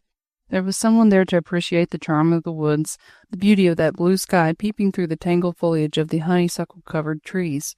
There was someone to talk to, someone to admire the fresh white frock Juliette had put on that morning. "But how did you know where to find me?" she asked with a quaint touch of immature coquetry. "I didn't know," he replied quietly. "They told me you had gone to Cernay, and meant to wander homewards through the woods. It frightened me, for you will have to go through the northwest barrier, and—" "Well?" He smiled and looked earnestly for a moment at the dainty apparition before him. "Well, you know," he said gaily, "that tricolour scarf and the red cap are not quite sufficient as a disguise. You look anything but a staunch friend of the people.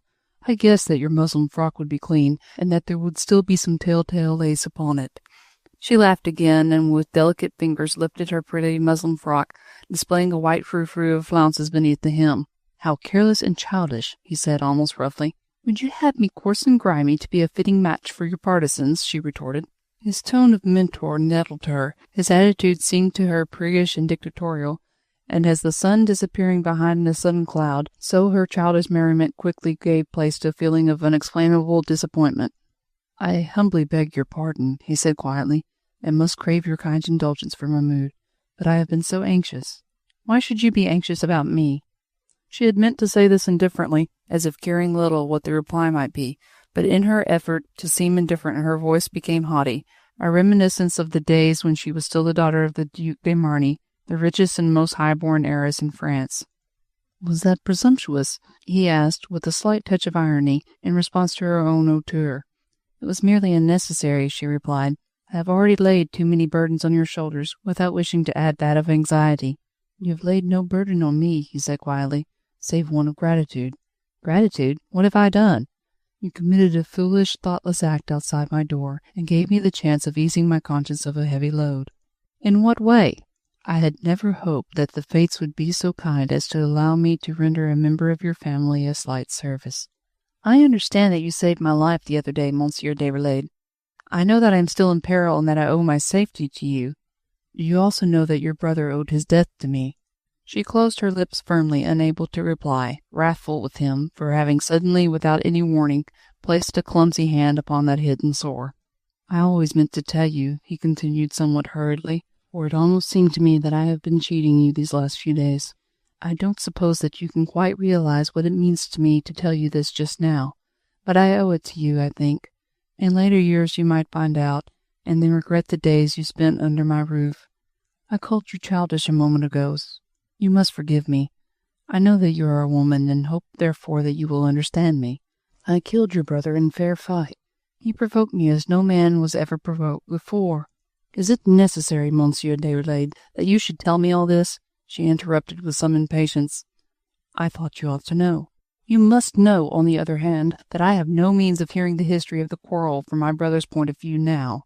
The moment the words were out of her lips, she had realized how cruelly she had spoken. He did not reply. He was too chivalrous, too gentle to reproach her. Perhaps he understood for the first time how bitterly she had felt her brother's death, and how deeply she must be suffering now that she knew herself to be face to face with his murderer. She stole a quick glance at him through her tears. She was deeply penitent for what she had said. It almost seemed to her as if a dual nature was at war within her. The mention of her brother's name, the recollection of that awful night beside his dead body, of those 4 years while she watched her father's moribund reason slowly wandering towards the grave, seemed to rouse in her a spirit of rebellion and of evil, which she felt was not entirely of herself. The woods had become quite silent. It was late afternoon, and they had gradually wandered farther and farther away from the pretty sylvan Cernay towards great, anarchic, death-dealing Paris. In this part of the woods the birds had left their homes. The trees, shorn of their lower branches, looked like gaunt spectres, raising melancholy heads towards the relentless, silent sky. In the distance, from behind the barriers, a couple of miles away, the boom of a gun was heard. "They are closing the barriers," he said quietly after a long pause. "I am glad I was fortunate enough to meet you." "It was kind of you to seek me," she said meekly. "I didn't mean what I said just now. I pray you, say no more about it. I can so well understand. I only wish—" "It would be best I should leave your house," she said gently. "I have so ill repaid your hospitality.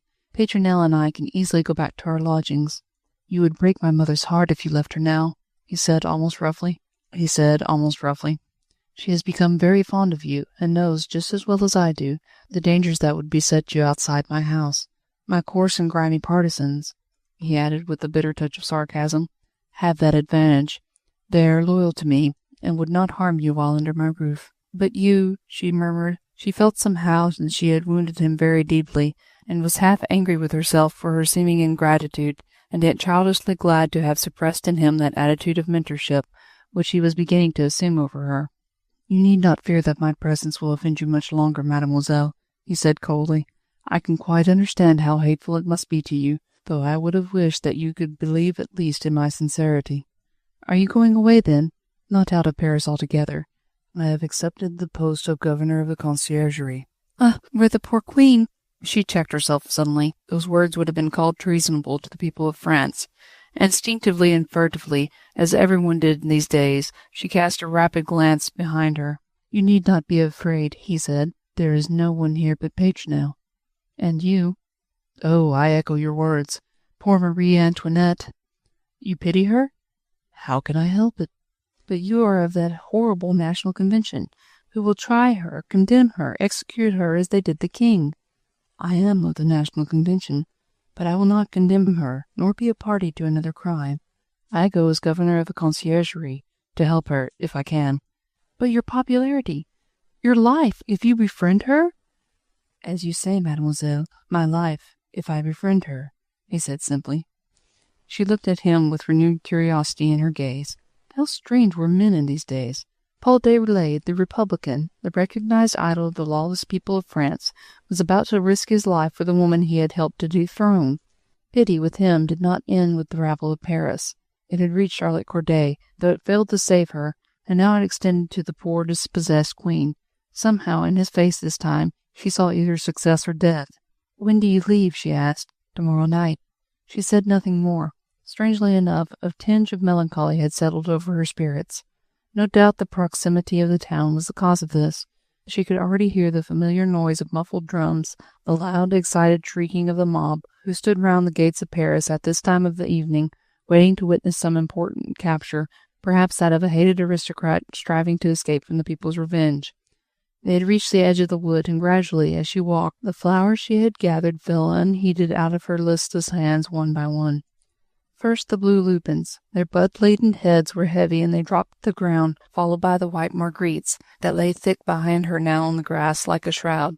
The red poppies were the lightest. Their thin gummy stalks clung to her hands longer than the rest.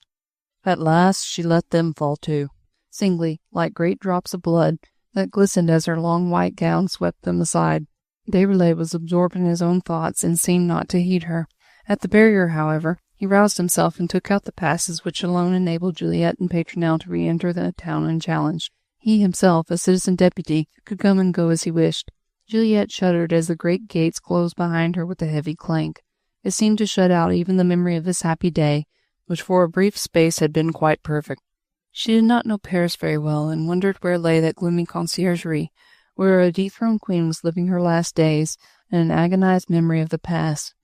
But as they crossed the bridge, she recognized all round her the massive towers of the great city, Notre Dame, the grateful spire of La Sainte-Chapelle, the sombre outline of Saint Gervais, and behind her the Louvre with its great history and irreclaimable grandeur.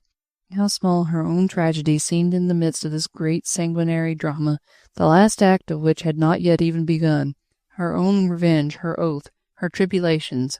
What were they in comparison with that great flaming nemesis which had swept away a throne?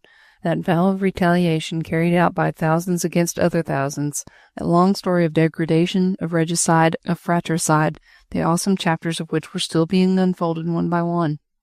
She felt small and petty, ashamed of the pleasure she had felt in the woods, ashamed of her high spirits and light-heartedness, ashamed of that feeling of sudden pity and admiration for the man who had done her and her family so deep an injury, which she was too feeble, too vacillating to avenge. The majestic outline of the Louvre seemed to frown sarcastically on her weakness, the silent river to mock her in her wavering purpose. The man beside her had wronged her and hers far more deeply than the Bourbons had wronged their people. The people of France were taking their revenge, and God had, at the close of this last happy day of her life, pointed once more to the means for her great end. Chapter 6. The Scarlet Pimpernel. It was some few hours later. The ladies sat in the drawing-room, silent and anxious. Soon after supper a visitor had called, and had been closeted with Paul Déroulède in the latter's study for the past 2 hours. A tall, somewhat lazy-looking figure, he was sitting at a table face to face with the citizen deputy. On a chair beside him lay a heavy caped coat, covered with the dust and the splashings of a long journey, but he himself was attired in clothes that suggested the most fastidious taste, and the most perfect of tailors. He wore with apparent ease the eccentric fashion of the time, the short-waisted coat of many lapels, the double waistcoat and billows of delicate lace. And like Déroulède, he was of great height, with fair hair and a somewhat lazy expression in his good-natured blue eyes. And, as he spoke, there was just a soupçon of foreign accent in the pronunciation of the French vowels, a certain drawl of the O's and A's, that would have betrayed the Britisher to an observant ear. The two men had been talking earnestly for some time. The tall Englishman was watching his friend keenly, whilst an amused, pleasant smile lingered round the corners of his firm mouth and jaw. Déroulède, restless and enthusiastic, was pacing to and fro. "I don't understand now how you managed to reach Paris, my dear Blakeney," said Déroulède at last, placing an anxious hand on his friend's shoulder. "The government has not forgotten Scarlet Pimpernel." "La, I took care of that," responded Blakeney with his short, pleasant laugh. "I sent Tinville my autograph this morning." "You are mad, Blakeney." "Not altogether, my friend. My faith, 'twas on only foolhardiness caused me to grant that devilish prosecutor another sight of my scarlet device. I knew what you maniacs would be after, so I came across in the daydream, just to see if I couldn't get my share of the fun." "Fun, you call it?" queried the other bitterly. "Nay, what would you have me call it? A mad, insane, senseless tragedy, with but one issue? The guillotine for you all." "Then why did you come?" "What shall I say, my friend?" rejoined Sir Percy Blakeney, with that inimitable drawl of his. "To give your dimmed government something else to think about, whilst you are all busy running your heads into a noose." "What makes you think we are doing that?" "Three things, my friend. May I offer you a pinch of snuff? No? Ah, well." And with the graceful gesture of an accomplished dandy, Sir Percy flicked off a grain of dust from his immaculate Mechlin ruffles. "Three things," he continued quietly. "An imprisoned queen, about to be tried for her life, the temperament of a Frenchman, some of them, and the idiocy of mankind generally. These three things make me think that a certain section of hot-headed republicans with yourself, my dear Déroulède, en tête, are about to attempt the most stupid, senseless, purposeless thing that was ever concocted by the excitable brain of a dimmed Frenchman." Déroulède smiled. "Does it not seem amusing to you, Blakeney, that you should sit here and condemn anyone for planning mad, insane, senseless things?" "La, I'll not sit, I'll stand," rejoined Blakeney with a laugh, as he drew himself up to his full height, and stretched his long, lazy limbs. "And now let me tell you, friend, that my League of the Scarlet Pimpernel never attempted the impossible, and to try and drag the Queen out of her clutches of these murderous rascals now, is attempting the unattainable." "And yet we mean to try." "I know it. I guessed it. That is why I came. That is also why I sent a pleasant little note to the Committee of Public Safety, signed with the device they know so well, the Scarlet Pimpernel." "Well?" "Well, the result is obvious. Robespierre, Danton, Tinville, Merlin, and the whole of the dimmed murderous crowd will be busy looking for me, a needle in a haystack. They'll put the abortive attempt down to me, and you may, ma foi, I only suggest that you may escape safely out of France, in the daydream and with the help of your humble servant. But in the meanwhile they'll discover you, and they'll not let you escape a second time. My friend, if a terrier were to lose his temper, he never would run a rat to earth. Now your revolutionary government has lost its temper with me, ever since I slipped through Chauvelin's fingers. They are blind with their own fury, whilst I am perfectly happy and cool as a cucumber. My life has become valuable to me, my friend. There is someone over the water now who weeps when I don't return. No, never fear. They'll not get the Scarlet Pimpernel this journey." He laughed a gay, pleasant laugh, and his strong, firm face seemed to soften at the thought of his beautiful wife, over in England, who was waiting anxiously for his safe return. "And yet you'll not help us to rescue the Queen," rejoined Déroulède with some bitterness. "By every means in my power," replied Blakeney, "save the insane. But I will help to get you all out of the dimmed hole when you have failed." "We'll not fail," asserted the other hotly. Sir Percy Blakeney went close up to his friend and placed his long, slender hand, with a touch of almost womanly tenderness, upon the latter's shoulder. "Will you tell me your plans?" In a moment Déroulède was all fire and enthusiasm. "There are not many of us in it," he began, "although half France will be in sympathy with us. We have plenty of money, of course, and also the necessary disguise for the royal lady." "Yes." "I, in the meantime, have asked for and obtained the post of governor of the conciergerie. I go into my new quarters tomorrow. In the meantime, I am making arrangements for my mother and those dependent upon me to quit France immediately." Blakeney had perceived the slight hesitation when Déroulède mentioned those dependent upon him. He looked scrutinizingly at his friend, who continued quickly, "I am still very popular among the people. My family can go about unmolested. I must get them out of France, however, in case—" "Of course," rejoined the other simply. "As soon as I am assured that they are safe, my friends and I can prosecute our plans. You see, the trial of the Queen has not yet been decided on, but I know that it is in the air. We hope to get her away, disguised in one of the uniforms of the National Guard. As you know, it will be my duty to make the final round every evening in the prison, and to see that everything is safe for the night. 2 fellows watch all night in the room next to that occupied by the Queen. Usually they drink and play cards all night long. I want an opportunity to drug their brandy, and thus to render them more loutish and idiotic than usual. Then, for a blow on the head that will make them senseless. It should be easy, for I have a strong fist, and after that—" "Well, after that, friend?" rejoined Sir Percy earnestly. "After that, shall I fill in the details of the picture? The guard 25 strong outside the conciergerie. How will you pass them?" "I, as my governor, followed by one of my guards." "To go whither?" "I have a right to come and go as I please." "I'faith, so you have. But one of your guards, eh?" "Wrapped to the eyes in a long mantle to hide the female figure beneath. I have been in Paris but a few hours, and yet already I have realized that there is not one demmed citizen within its walls who does not at this moment suspect some other demmed citizen of conniving at the Queen's escape. Even the sparrows on the housetops are objects of suspicion. No figure wrapped in a mantle will from this day forth leave Paris unchallenged." "But you yourself, friend," suggested Déroulède, "you think you can quit Paris unrecognized? Then why not the Queen?" "Because she is a woman and has been a queen. She has nerves, poor soul, and weaknesses of body and of mind now. Alas for her! Alas for France! Who wreaks such idle vengeance on so poor an enemy? Can you take hold of Marie Antoinette by the shoulders, shove her into the bottom of a cart, and pile sacks of potatoes on the top of her? I did that to the Comtesse de Tournay and her daughter. As stiff-necked a pair of French aristocrats as ever deserved the guillotine for their insane prejudices. But can you do it to Marie Antoinette? She'd rebuke you publicly and betray herself and you in a flash, sooner than submit to a loss of dignity." "But you would leave her to her fate." "Ah, there's the trouble, friend. Do you think you need appeal to the sense of chivalry of my league? We are still 20 strong, and heart and soul in sympathy with your mad schemes. The poor, poor Queen. But you are bound to fail, and then who will help you all, if we too are put out of the way?" "We should succeed if you helped us. At one time you used proudly to say, 'The League of the Scarlet Pimpernel has never failed.'" "Because it attempted nothing that it could not accomplish. But la! Since you put me on my mettle, damn it all, I'll have to think about it." And he laughed that funny, somewhat inane laugh of his, which had deceived the clever men of 2 countries as to his real personality.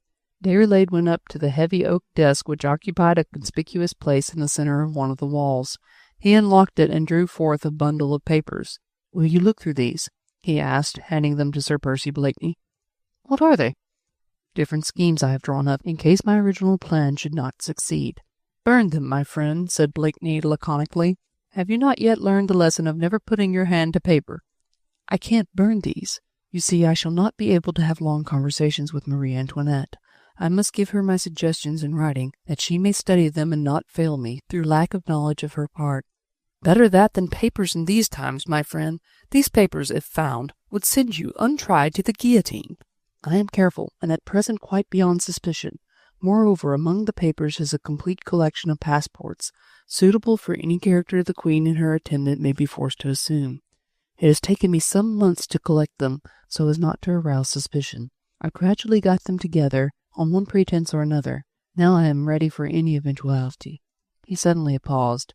A look in his friend's face had given him a swift warning. He turned, and there, in the doorway, holding back the heavy portière, stood Juliette, graceful, smiling, a little pale, this no doubt owing to the flickering light of the unsnuffed candles. So young and girlish did she look in her soft white muslin frock that at sight of her the tension in Déroulède's face seemed to relax. Instinctively he had thrown the papers back into the desk, but his look had softened, from the fire of obstinate energy to that of inexpressible tenderness. Blakeney was quietly watching the young girl as she stood in the doorway, a little bashful and undecided. "Madame Déroulède sent me," she said hesitatingly. "She says the hour is getting late, and she is very anxious. Monsieur Déroulède, would you come and reassure her?" "In a moment, mademoiselle," he replied lightly. "My friend and I have just finished our talk. May I have the honour to present him? Sir Percy Blakeney, a traveller from England. Blakeney, this is Mademoiselle Juliette de Marny, my mother's guest." Chapter 7. A Warning. Sir Percy bowed very low, with all the graceful flourish and elaborate gesture the eccentric customs of the time demanded. He had not said a word since the first exclamation of warning with which he had drawn his friend's attention to the young girl in the doorway.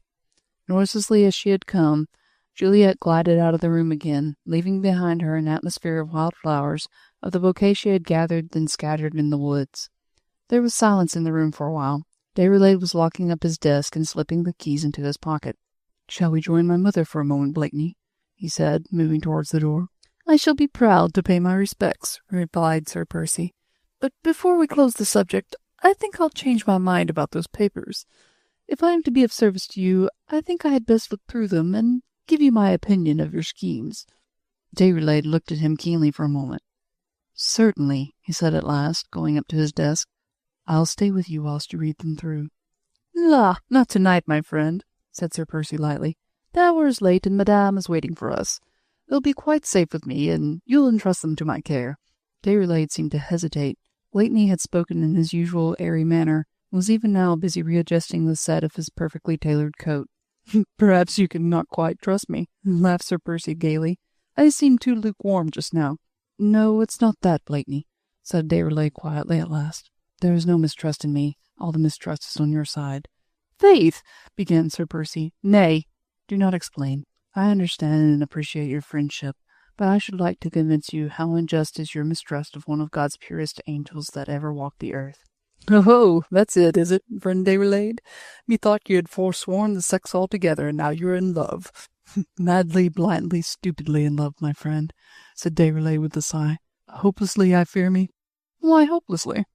"She is the daughter of the late Duc de Marny, one of the oldest names in France, a royalist to the backbone." "Hence your overwhelming sympathy for the Queen." "Nay, you wrong me there, friend. I'd have tried to save the Queen, even if I had never learned to love Juliette. But you see now how unjust were your suspicions." "Had I any?" "Don't deny it. You were loud in urging me to burn those papers a moment ago.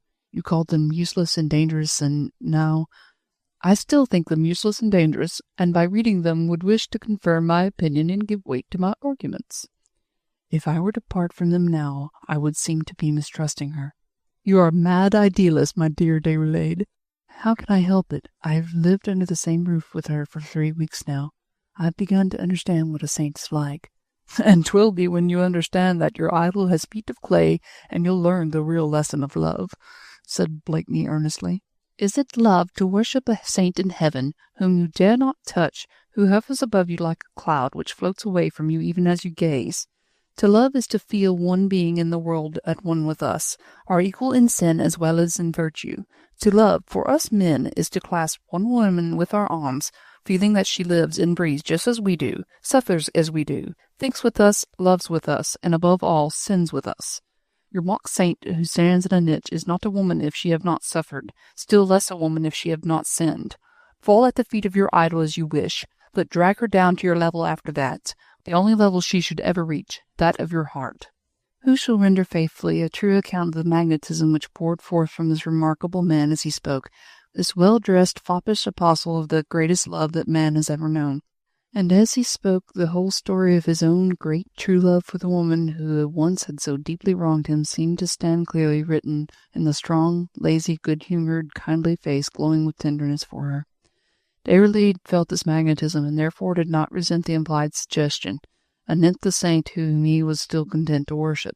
A dreamer and an idealist, his mind held spellbound by the great social problems which were causing the upheaval of a whole country, he had not yet had the time to learn the sweet lesson which nature teaches to her elect, the lesson of a great, a true, human, and passionate love.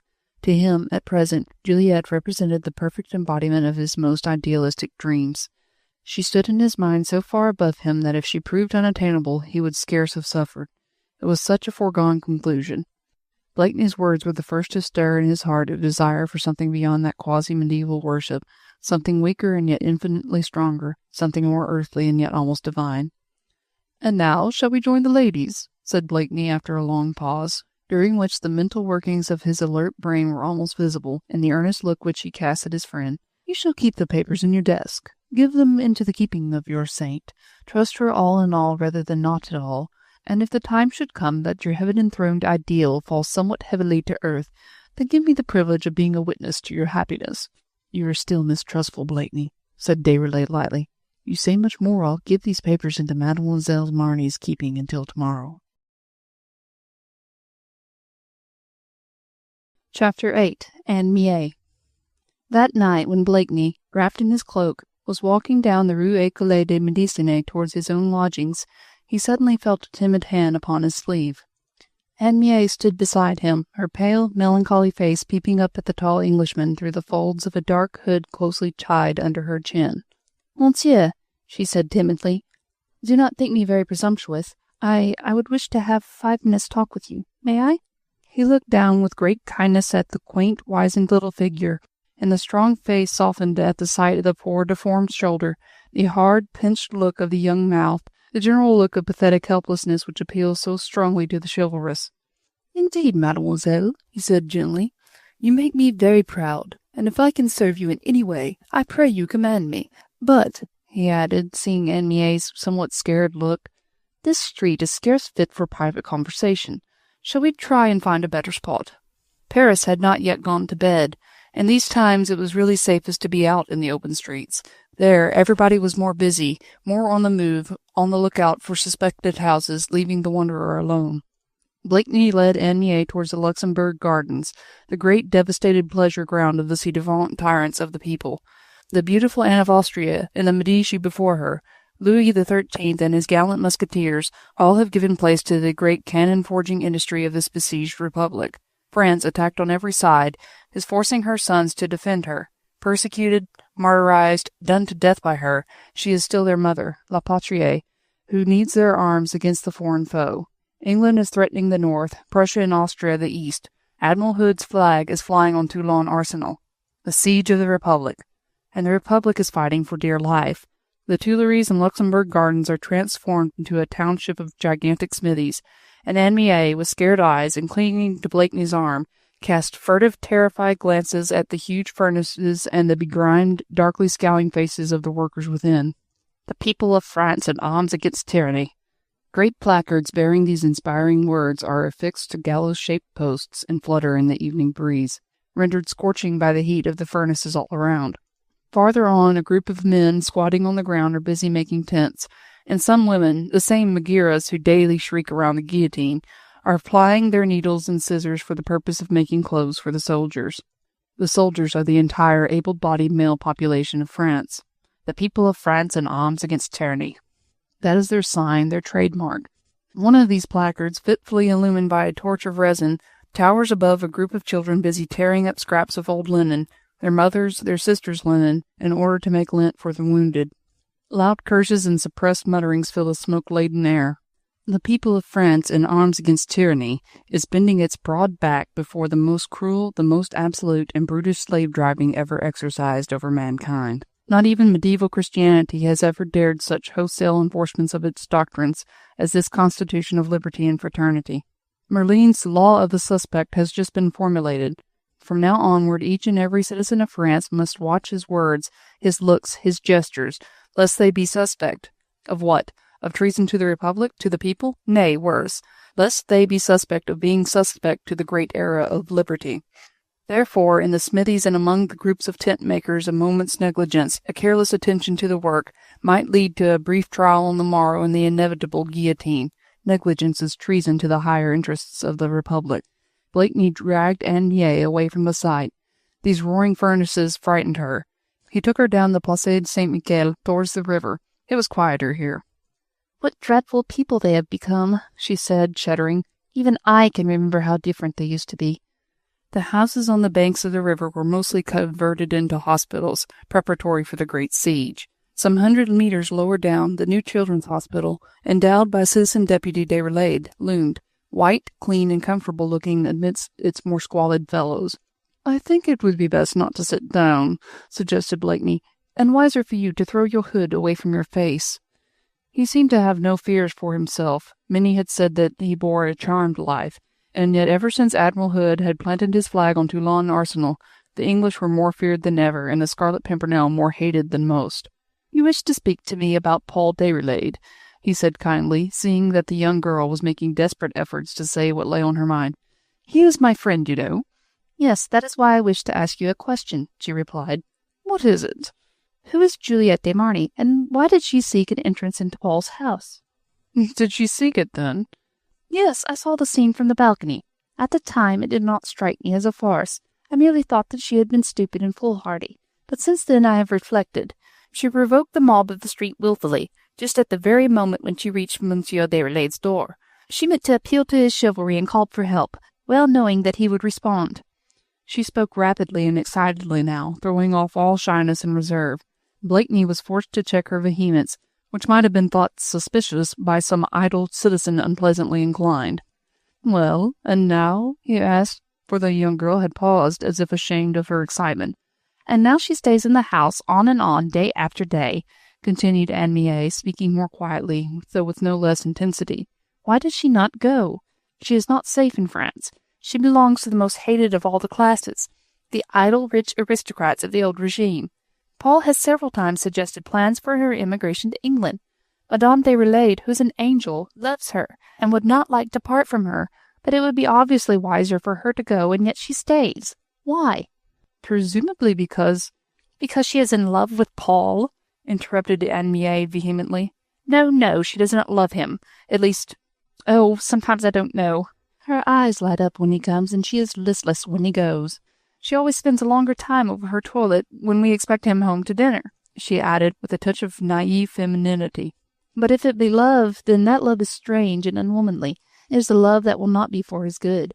"Why should you think that?" "I don't know," said the girl simply. "Isn't it an instinct?"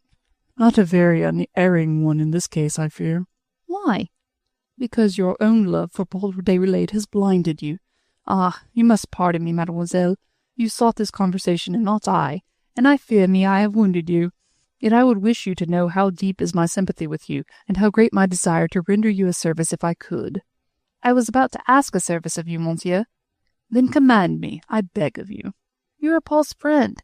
Persuade him that that woman in his house is a standing danger to his life and liberty." "He would not listen to me." "Oh, a man always listens to another." "Except on one subject, the woman he loves." He had said the last words very gently but very firmly. He was deeply, tenderly sorry for the poor, deformed, fragile girl, doomed to be a witness of that most heart-rending of human tragedies, the passing away of her own scarce hoped-for happiness. But he felt that at this moment the kindest act would be one of complete truth. He knew that Paul Déroulède's heart was completely given to Juliette de Marny. He, too, like Anne Mie, instinctively mistrusted the beautiful girl and her strange, silent ways, but unlike the poor hunchback, he knew that no sin which Juliette might commit would henceforth tear her from out the heart of his friend, that if, indeed, she turned out to be false or even treacherous, she would, nevertheless, still hold a place in Déroulède's very soul, which no one else would ever fill. "You think he loves her?" asked Anne Mie at last. "I am sure of it." "And she?" "Ah, I do not know. I would trust your instinct, a woman, sooner than my own." "She is false, I tell you, and is hatching treason against Paul." "Then all we can do is to wait." "Wait?" "And watch carefully, earnestly all the time. There, shall I pledge you my word that Déroulède shall come to no harm?" "Pledge me your word that you'll part him from that woman." "Nay, that is beyond my power. A man like Paul Déroulède only loves once in life, but when he does, it is for always." Once more she was silent, pressing her lips closely together as if afraid of what she might say. He saw that she was bitterly disappointed, and sought for a means of tempering the cruelty of the blow. "It will be your task to watch over Paul," he said. "With your friendship to guard and protect him, we need have no fear for his safety, I think." "I will watch," she replied quietly. Gradually he had led her steps back towards the Rue École de Médecine. A great melancholy had fallen over his bold, adventurous spirit. How full of tragedies was this great city, in the last throes of its insane and cruel struggle for an unattainable goal. And yet, despite its guillotine and mock trials, its tyrannical laws and overfilled prisons, its very sorrows paled before the dead, dull misery of this deformed girl's heart. A wild exaltation, a fever of enthusiasm lent glamour to the scenes which were daily enacted on the Place de la Révolution, turning the final acts of the tragedies into glaring, lurid melodrama, almost unreal in its poignant appeal to the sensibilities. But here there was only this dead, dull misery, an aching heart, a poor fragile creature in the throes of an agonized struggle for a fast disappearing happiness. Anne Mie hardly knew now what she had hoped when she sought this interview with Sir Percy Blakeney. Drowning in a sea of hopelessness, she had clutched at what might prove a chance of safety. Her reason told her that Paul's friend was right. Déroulède was a man who would love but once in his life. He had never loved, for he had too much pitied. Poor, pathetic little Anne Mie. Nay, why should we say that love and pity are akin? Love, the great, the strong, the conquering God. Love that subdues a world and rides roughshod over principle, virtue, tradition, over home, kindred, and religion.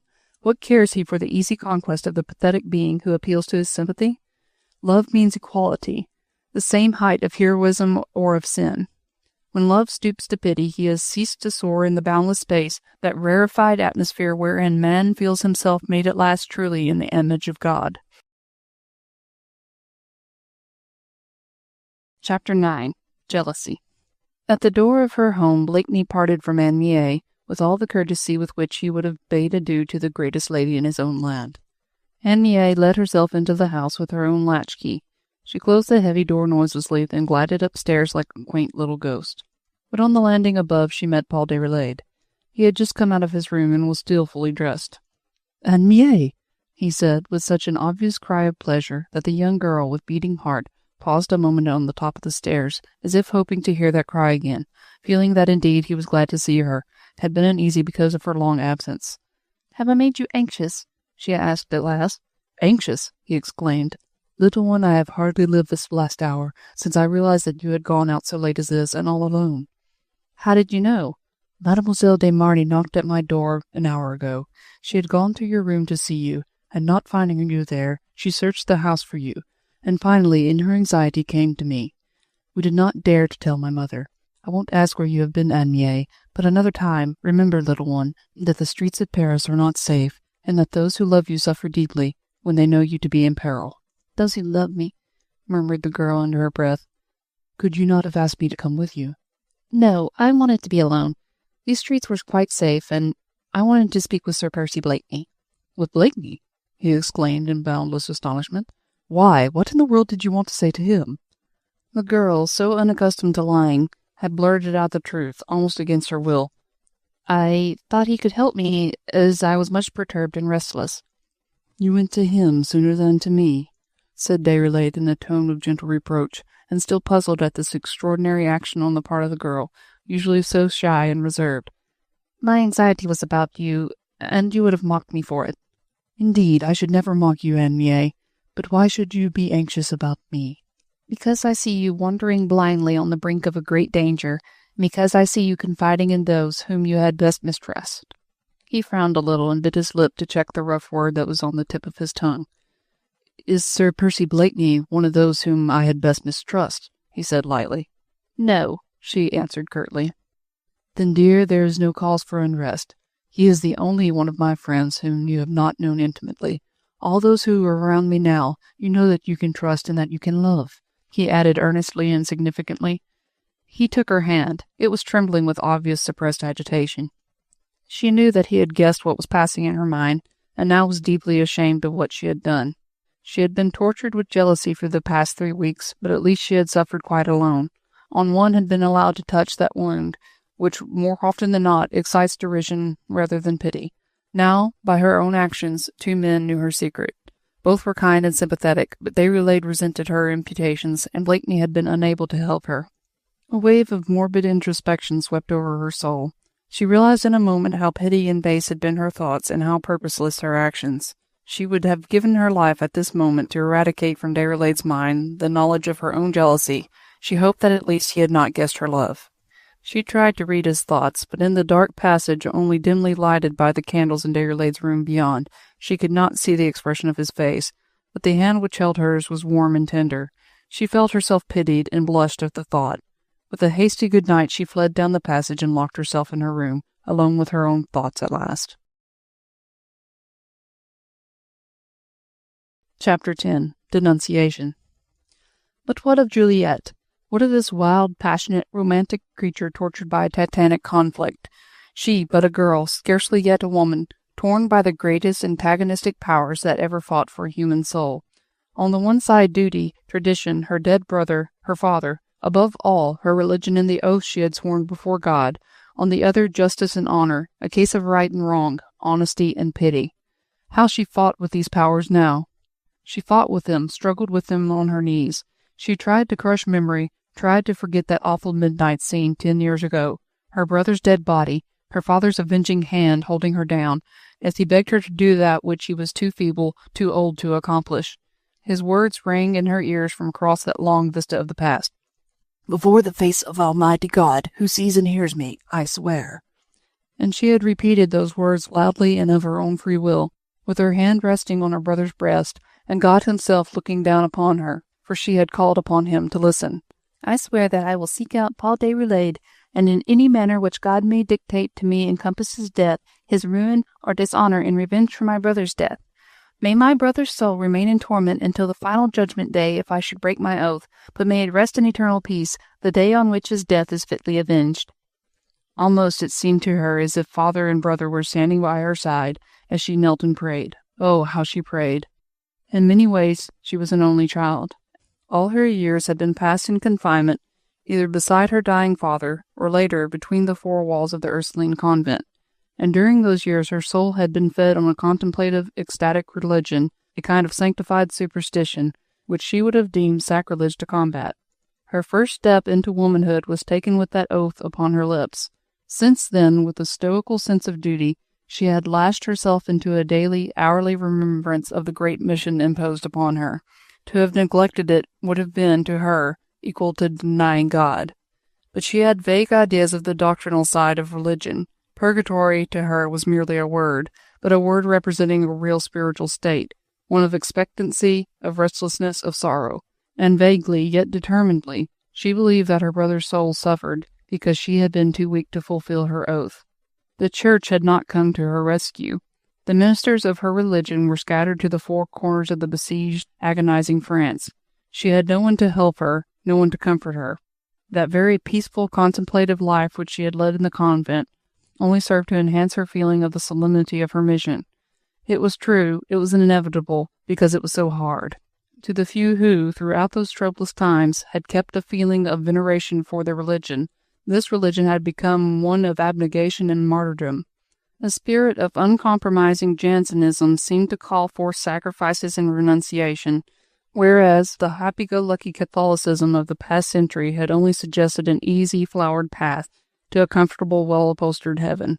The heart of the task seemed which was set before her, the more real it became to Juliette. God, she firmly believed, had at last, after 10 years, shown her the way to wreak vengeance upon her brother's murderer.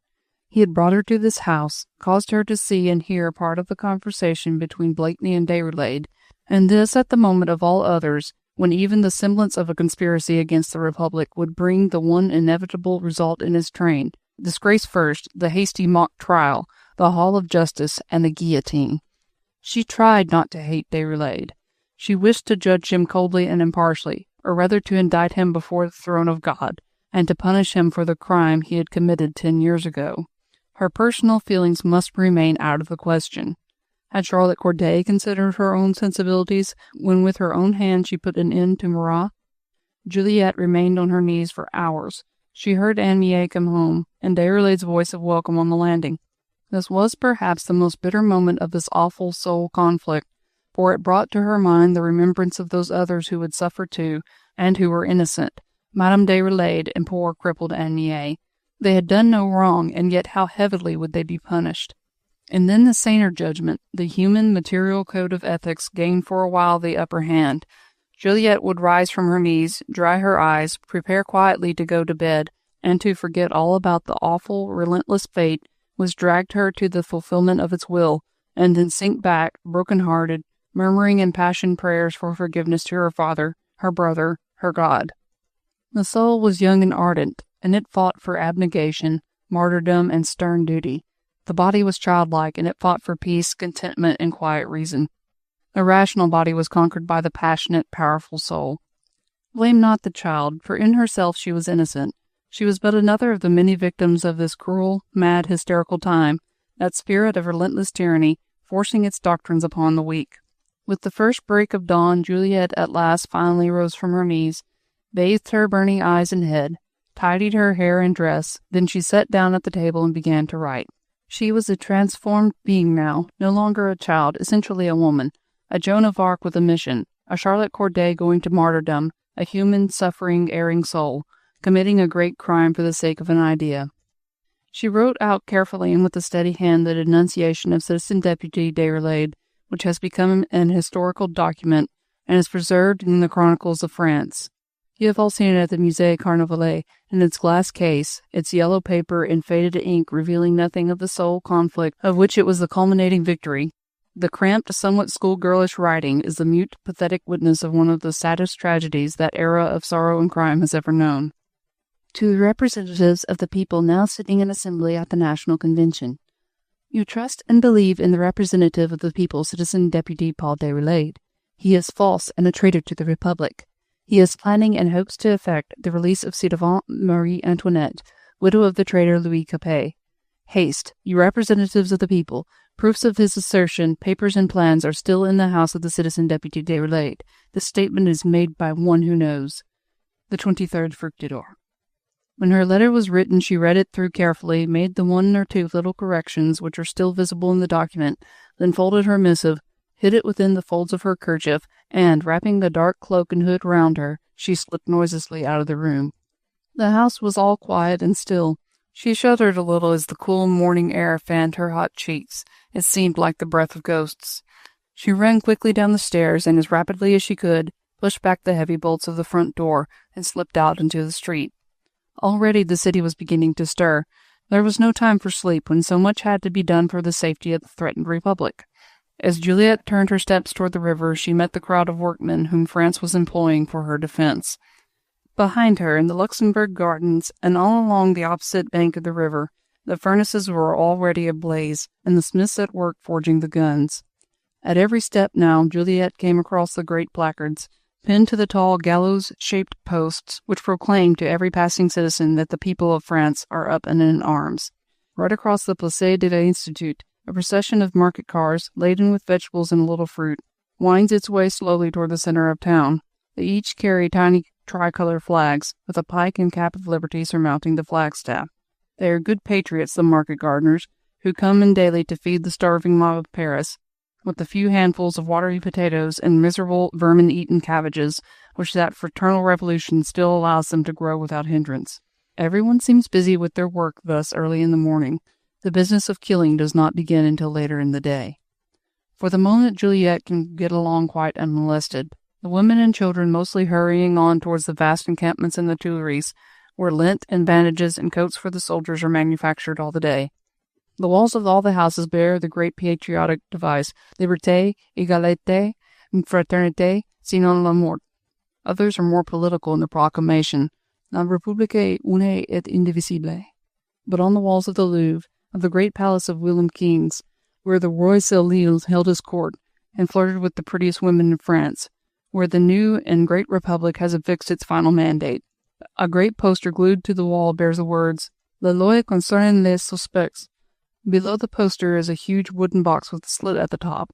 This is the latest invention for securing the safety of this one and indivisible Republic. Henceforth everyone becomes a traitor at one word of denunciation from an idler or an enemy, and, as in the most tyrannical days of the Spanish Inquisition, one half of the nation was set to spy upon the other. That wooden box, with its slit, is put there ready to receive denunciations from one hand against another. Had Juliette paused but for the fraction of a second, had she stopped to read the placard setting forth this odious law, had she only reflected, then she would even now have turned back, and fled from that gruesome box of infamies, as she would from a dangerous and noisome reptile or from the pestilence. But her long vigil, her prayers, her ecstatic visions of heroic martyrs, had now completely numbed her faculties. Her vitality, her sensibilities were gone. She had become an automaton gliding to her doom, without a thought or a tremor. She drew the letter from her bosom, and with a steady hand dropped it into the box. The irreclaimable had now occurred.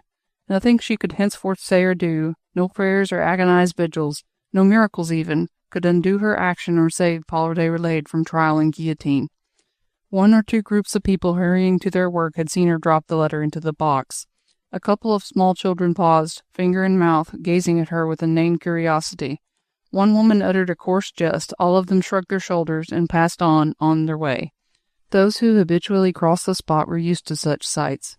That wooden box, with its mouth-like slit, was an insatiable monster that was constantly fed, yet was still gaping for more.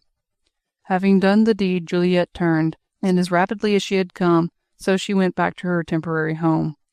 A home no more now. She must leave it at once, today, if possible. This much she knew, that she no longer could touch the bread of the man she had betrayed. She would not appear at breakfast. She could plead a headache, and in the afternoon Pimpernel should pack her things. She turned into a little shop close by and asked for a glass of milk and a bit of bread. The woman who served her eyed her with some curiosity, for Juliette just now looked almost out of her mind. She had not yet begun to think, and she had ceased to suffer. Both would come presently, and with them the memory of this last irretrievable hour, and a just estimate of what she had done. Chapter 11. Vengeance is Mine. The pretense of a headache enabled Juliette to keep in her room the greater part of the day. She would have liked to shut herself out from the entire world during those hours which she spent face to face with her own thoughts and her own sufferings. The sight of Anne Mie's pathetic little face as she brought her food and delicacies and various little comforts was positive torture to the poor, harrowed soul. At every sound in the great silent house she started up, quivering with apprehension and horror.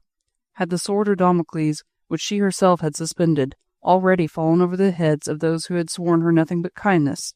She could not think of Madame Déroulède or of Anne Mie without the most agonizing, the most torturing shame.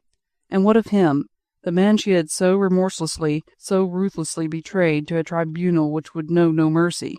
Juliette dared not think of him. She had never tried to analyze her feelings with regard to him.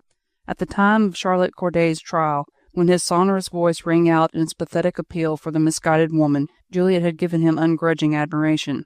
She remembered now how strongly his magnetic personality had roused in her a feeling of enthusiasm for the poor girl, who had come from the depths of her quiet provincial home in order to accomplish the horrible deed which would immortalize her name through all the ages to come, and cause her countrymen to proclaim her greater than Brutus. Déroulède was pleading for the life of that woman, and it was his very appeal which had aroused Juliette's dormant energy, for the cause which her dead father had enjoined her not to forget. It was Déroulède again who she had seen but a few weeks ago, standing alone before the mob who would have torn her to pieces, haranguing them on her behalf, speaking to them with that quiet, strong voice of his, ruling them with the rule of love and pity, and turning their wrath to gentleness. Did she hate him, then? Surely she hated him for having thrust himself into her life, for having caused her brother's death and covered her father's declining years with sorrow. And above all, she hated him. Indeed, it was hate, for being the cause of this most hideous action of her life, an action to which she had been driven against her will, one of basest ingratitude and treachery, foreign to every sentiment within her heart, cowardly, abject, the unconscious outcome of this strange magnetism which emanated from him and had cast a spell over her, transforming her individuality and will-power, and making of her an unconscious and automatic instrument of fate. She would not speak of God's finger again. It was fate, pagan, devilish fate, the weird, shriveled women who sit and spin their interminable thread. They had decreed, and Juliette, unable to fight, blind and broken by the conflict, had succumbed to the Megaeras in their relentless wheel. At length, silence and loneliness became unendurable. She called Pimpernel and ordered her to pack her boxes. "We leave for England today," she said curtly. "For England?" gasped the worthy old soul, who was feeling very happy and comfortable in this hospitable house, and was loth to leave it. "So soon?" "Why, yes. We had talked of it for some time. We cannot remain here always. My cousins de Crécy are there, and my aunt de Coudremont. We shall be among friends, Pimpernel, if we ever get there." "If we ever get there," sighed poor Pimpernel. "We have but very little money, ma chérie, and no passports. Have you thought of asking Monsieur Déroulède for them?" No, rejoined Juliette hastily. "I'll see to the passports somehow, Pimpernel. Sir Percy Blakeney is English. He'll tell me what to do." "Do you know where he lives, my jewel?" "Yes, I heard him tell Madame Déroulède last night that he was lodging with a provincial named Brogard at the sign of the Cruche Cassé. I will go seek him. Pimpernel, I am sure he will help me. The English are so resourceful and practical. He'll get us our passports, I know, and advise us as to the best way to proceed. You stay here and get all our things ready. I'll not be long." She took up a cloak and hood, and, throwing them over her arm, she slipped out of the room. Déroulède had left the house earlier in the day. She hoped that he had not yet returned, and ran down the stairs quickly, so that she might go out unperceived. The house was quite peaceful and still. It seemed strange to Juliette that there did not hang over it some sort of pall-like presentiment of coming evil. From the kitchen, at some little distance from the hall, Anne Mie's voice was heard singing an old ditty. "Les tiges détachées, pour faire déchacher au vastu." Juliette paused a moment. An awful ache had seized her heart. her eyes unconsciously filled with tears as they roamed round the walls of this house which had sheltered her so hospitably these 3 weeks past. And now whither was she going? Like the poor dead leaf of the song, she was wastrel, torn from the parent bow, homeless, friendless, having turned against the one hand which, in this great time of peril, had been extended to her in kindness and in love. Conscience was beginning to rise up against her, and that hydra-headed tyrant remorse. She closed her eyes to shut out the hideous vision of her crime. She tried to forget this home which her treachery had desecrated. Tu vas où vas tu chose, au va la fuite des roses et la fuite des lauriers, sang Anne Mie plaintively. A great sob broke from Juliette's aching heart. The misery of it all was more than she could bear. Ah, pity her if you can. She had fought and striven and been conquered. A girl's soul is so young, so impressionable, and she had grown up with that one awful, all-pervading idea of duty to accomplish, a most solemn oath to fulfill, one sworn to her dying father, and on the dead body of her brother. She had begged for guidance, prayed for release, and the voice from above had remained silent. Weak, miserable, cringing, the human soul, when torn with earthly passion, must look at its own strength for the fight. And now the end had come.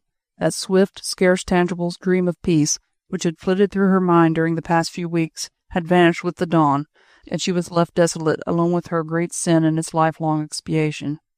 Scarce knowing what she did, she fell on her knees, there on that threshold, which she was about to leave forever. Fate had placed on her young shoulders a burden too heavy for her to bear. Juliette! At first she did not move. It was his voice coming from the study behind her. Its magic thrilled her, as it had done that day in the Hall of Justice. Strong, passionate, tender, it seemed now to raise every echo of response in her heart. She thought it was a dream, and remained there on her knees lest it should be dispelled. Then she heard his footsteps on the flagstones of the hall. Anne Mie's plaintive singing had died away in the distance. She started and jumped to her feet, hastily drying her eyes. The momentary dream was dispelled, and she was ashamed of her weakness. He, the cause of all her sorrows, of her sin, and of her degradation, had no right to see her suffer.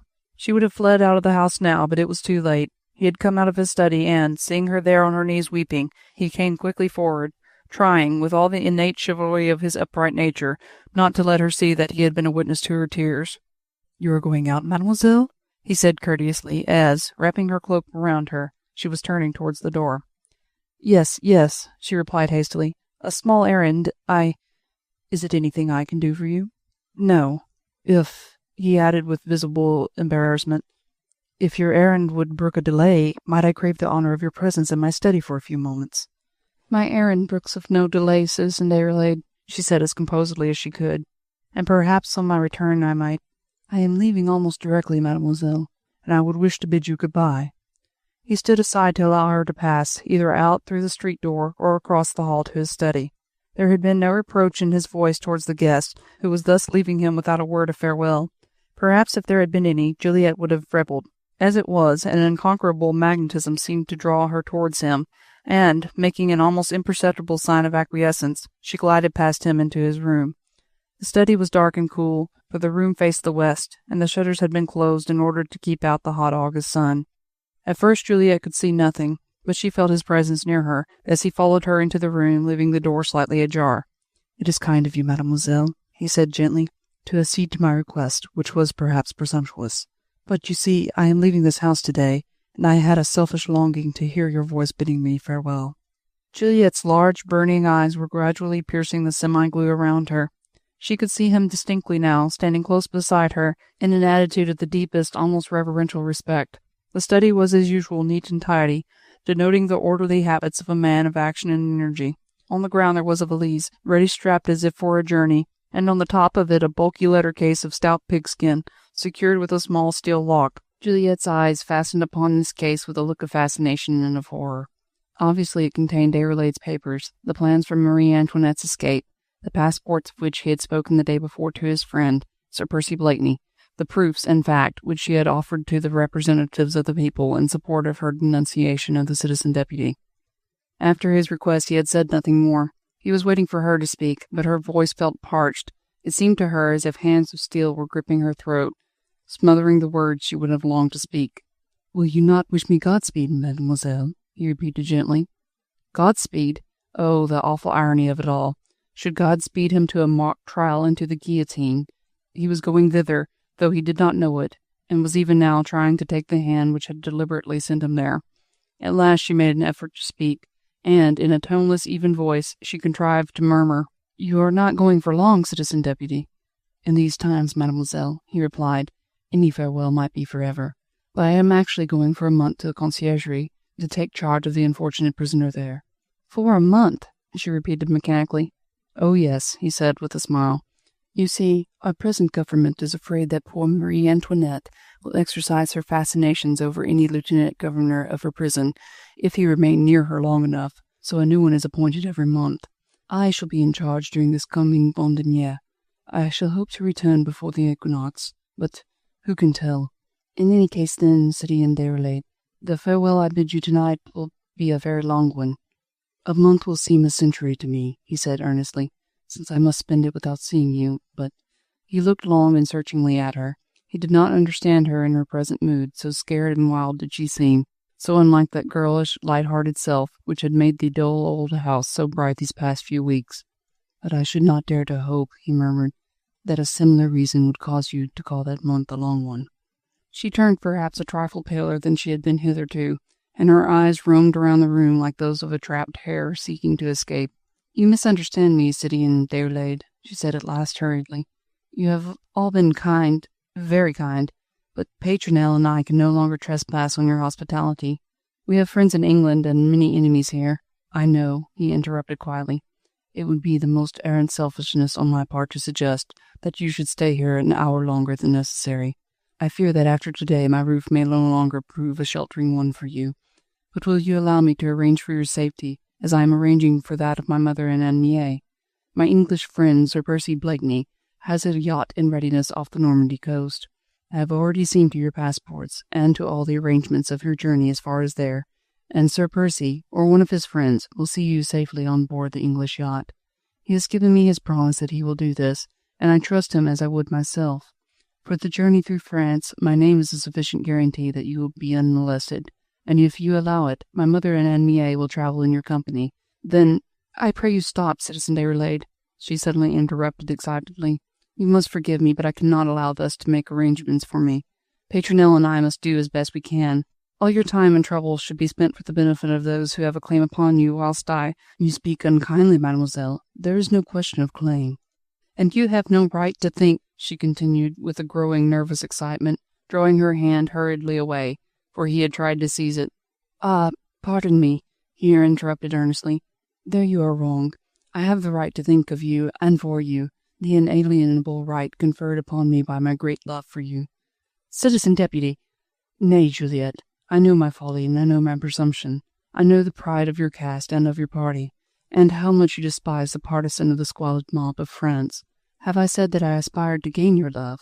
I wonder if I have ever dreamed it. I only know, Juliette, that you are to me something akin to the angels, something white and ethereal, intangible, and perhaps ununderstandable. Yet knowing my folly, I glory in it, my dear, and I would not let you go out of my life without telling you of that which has made every hour of the past few weeks a paradise for me, my love for you, Juliette." He spoke in that low, impressive voice of his, and with those soft, appealing tones with which she had once heard him pleading for poor Charlotte Corday. Yet now he was not pleading for himself, not for a selfish wish or for his own happiness, only pleading for his love, that she should know of it, and knowing it, have pity in her heart for him, and let him serve her to the end. He did not say anything more for a while. He had taken her hand, which she no longer withdrew from him, for there was sweet pleasure in feeling his strong fingers close tremblingly over hers. He pressed his lips upon her hand, upon the soft palm and delicate wrist, his burning kisses bearing witness to the tumultuous passion which his reverence for her was holding in check. She tried to tear herself away from him, but he would not let her go. "Do not go away just yet, Juliette," he pleaded. "Think, I may never see you again, but when you are far from me, in England, perhaps, amongst your own kith and kin, will you try sometimes to think kindly of one who so wildly, so madly worships you?" She would have stilled, had she could, the beating of her heart, which went out to him at last with all the passionate intensity of her great pent-up love. Every word he spoke had its echo within her very soul, and she tried not to hear his tender appeal, not to see his dark head bending in worship before her. She tried to forget his presence, not to know that he was there, he, the man whom she had betrayed to serve her own miserable vengeance, whom, in her mad, exalted rage, she had thought that she hated, but whom she now knew that she loved better than her life, better than her soul, her traditions, or her oath. Now, at this moment, she made every effort to conjure up the vision of her brother brought home dead upon a stretcher, of her father's declining years, rendered hideous by the mind unhinged through great sorrow. She tried to think of the avenging finger of God pointing the way to the fulfillment of her oath, and called to him to stand by her in this terrible agony of her soul. And God spoke to her at last, through the eternal vistas of boundless universe, from that heaven which had known no pity. His voice came to her now, clear, awesome, and implacable. Vengeance is mine. I will repay. Chapter 12. The Sword of Damocles. In the name of the Republic! Absorbed in his thoughts, his dreams, his present happiness, Déroulède had heard nothing of what was going on in the house during the past few seconds. At first, to Anne Mie, who was still singing her melancholy ditty over her work in the kitchen, there had seemed nothing unusual in the peremptory ring at the front door-bell. She pulled down her sleeves over her thin arms, smoothed down her cooking apron, then only did she run to see who the visitor might be. As soon as she had opened the door, however, she understood. 5 men were standing before her, 4 of whom wore the uniform of the National Guard, and the 5th, the tricolour scarf fringed with gold, which denoted service under the Convention. This man seemed to be in command of the others, and he immediately stepped into the hall, followed by his 4 companions who, at a sign from him, effectively cut off Anne Mie from what had been her imminent purpose, namely, to run to the study and warn Déroulède of his danger. That it was danger of the most certain, the most deadly kind, she had never doubted for one moment. Even had her instinct not warned her, she would have guessed. One glance at the 5 men had sufficed to tell her. Their attitude, their curt word of command, their air of authority as they crossed the hall, everything revealed the purpose of their visit, a domiciliary search in the house of Citizen Deputy Déroulède. Merlin's law of the suspect was in full operation. Someone had denounced the Citizen Deputy to the Committee of Public Safety, and in this year of grace, 1793, and one of the Revolution, men and women were daily sent to the guillotine on suspicion. Anne Mie would have screamed had she dared, but instinct such as hers was far too keen to betray her into so injudicious an act. She felt that, were Paul Déroulède's eyes upon her at this moment, he would wish her to remain calm and outwardly serene. The foremost man, he with the tricolour scarf, had already crossed the hall and was standing outside the study door. It was his word of command which first roused Déroulède from his dream. In the name of the Republic! Déroulède did not immediately drop the small hand, which a moment ago he had been covering with kisses. He held it to his lips once more, very gently, lingering over this last fond caress, as if over an eternal farewell. Then he straightened out his broad, well-knit figure and turned to the door. He was very pale, but there was neither fear nor even surprise expressed in his earnest, deep-set eyes. They still seemed to be looking afar, gazing upon a heaven-born vision, which the touch of her hand and the avowal of his love had conjured up before him. In the name of the Republic! Once more, for the 3rd time, according to custom, the words rang out, clear, distinct, peremptory. In that one fraction of a second, whilst those 6 words were spoken, Déroulède's eyes wandered swiftly towards the heavy letter-case which now held his condemnation, and a wild, mad thought, the mere animal desire to escape from danger, surged up in his brain. The plans for the escape of Marie Antoinette, the various passports, worded in accordance with the possible disguises the unfortunate queen might assume, all these papers were more than sufficient proof of what would be termed his treason against the Republic. He could already hear the indictment against him, could see the filthy mob of Paris dancing a wild saraband round the tumbril, which bore him towards the guillotine. He could hear their yells of execration, could feel the insults hurled against him by those who had most admired, most envied him, and from all this he would have escaped if he could, if it had not been too late. It was but a second, or less, whilst the words were spoken outside the door, and whilst all other thoughts in him were absorbed in this one mad desire for escape. He even made a movement as if to snatch up the letter-case and to hide it about his person, but it was heavy and bulky. It would be sure to attract attention, and might bring upon him the additional indignity of being forced to submit to a personal search. He caught Juliette's eyes fixed upon him with an intensity of gaze which, in that same one mad moment, revealed to him the depths of her love. Then the second's weakness was gone. He was once more quiet, firm, the man of action, accustomed to meet danger boldly, to rule and to subdue the most turgid mob. With a quiet shrug of the shoulders, he dismissed all thought of the compromising letter-case and went to the door. Already, as no reply had come to the 3rd word of command, it had been thrown open from outside, and Déroulède found himself face to face with the 5 men. "Citizen Merlin," he said quietly, as he recognized the foremost among them. "Himself, citizen deputy," rejoined the latter with a sneer. "At your service." Anne Mie, in a remote corner of the hall, had heard the name, and felt her very soul sicken at its sound. Merlin, author of that infamous law of the suspect which had set man against man, a father against his son, brother against brother, and friend against friend, had made of every human creature a bloodhound on the track of his fellow men, dogging in order not to be dogged, denouncing, spying, hounding, in order not to be denounced. And he, Merlin, gloried in this, the most fiendishly evil law ever perpetrated for the degradation of the human race. There is that sketch of him in the Musée Carnavalet, drawn just before he, in his turn, went to expiate his crimes on that very guillotine, which he had sharpened and wielded so powerfully against his fellows. The artist has well caught the slouchy, slovenly look of this loosely knit figure, his long limbs and narrow head, with the snake-like eyes and slightly receding chin. Like Marat, his model and prototype, Merlin affected dirty, ragged clothes. The real sans-culotism, the downward leveling of his fellow-men to the lowest rung of the social ladder, pervaded every action of this noted product of a great revolution. Even Déroulède, whose entire soul was filled with a great, all-understanding pity for the weaknesses of mankind, recoiled at sight of this incarnation of the spirit of squalor and degradation, of all that was left of the noble utopian theories of the makers of the Revolution. Merlin grinned when he saw Déroulède standing there, calm, impassive, well-dressed, as if prepared to receive an honored guest, rather than a summons to submit to the greatest indignity a proud man has ever been called upon to suffer. Merlin had always hated the popular citizen deputy. Friend and boon companion of Marat and his gang, he had for over 2 years now exerted all the influence he possessed in order to bring Déroulède under a cloud of suspicion. But Déroulède had the ear of the populace. No one understood as he did the tone of a Paris mob, and the National Convention, ever terrified of the volcano it had kindled, felt that a popular member of its assembly was more useful alive than dead. But now at last Merlin was having his way. An ominous denunciation against Déroulède had reached the public prosecutor that day. Tinville and Merlin were the fastest of friends, so the latter easily obtained the privilege of being the first to proclaim to his hated enemy the news of his downfall. He stood facing Déroulède for a moment, enjoying the present situation to its full. The light from the vast hall struck upon the powerful figure of the citizen deputy and upon his firm, dark face and magnetic, restless eyes. Behind him the study, with its closely drawn shutters, appeared wrapped in gloom. Merlin turned to his men, and, still delighted with his position of a cat playing with a mouse, he pointed to Déroulède, with a smile and a shrug of the shoulders. "What is moi donc ça?" he said with a coarse jest, and expectorating contemptuously upon the floor. "The aristocrat seems not to understand that we are here in the name of the Republic.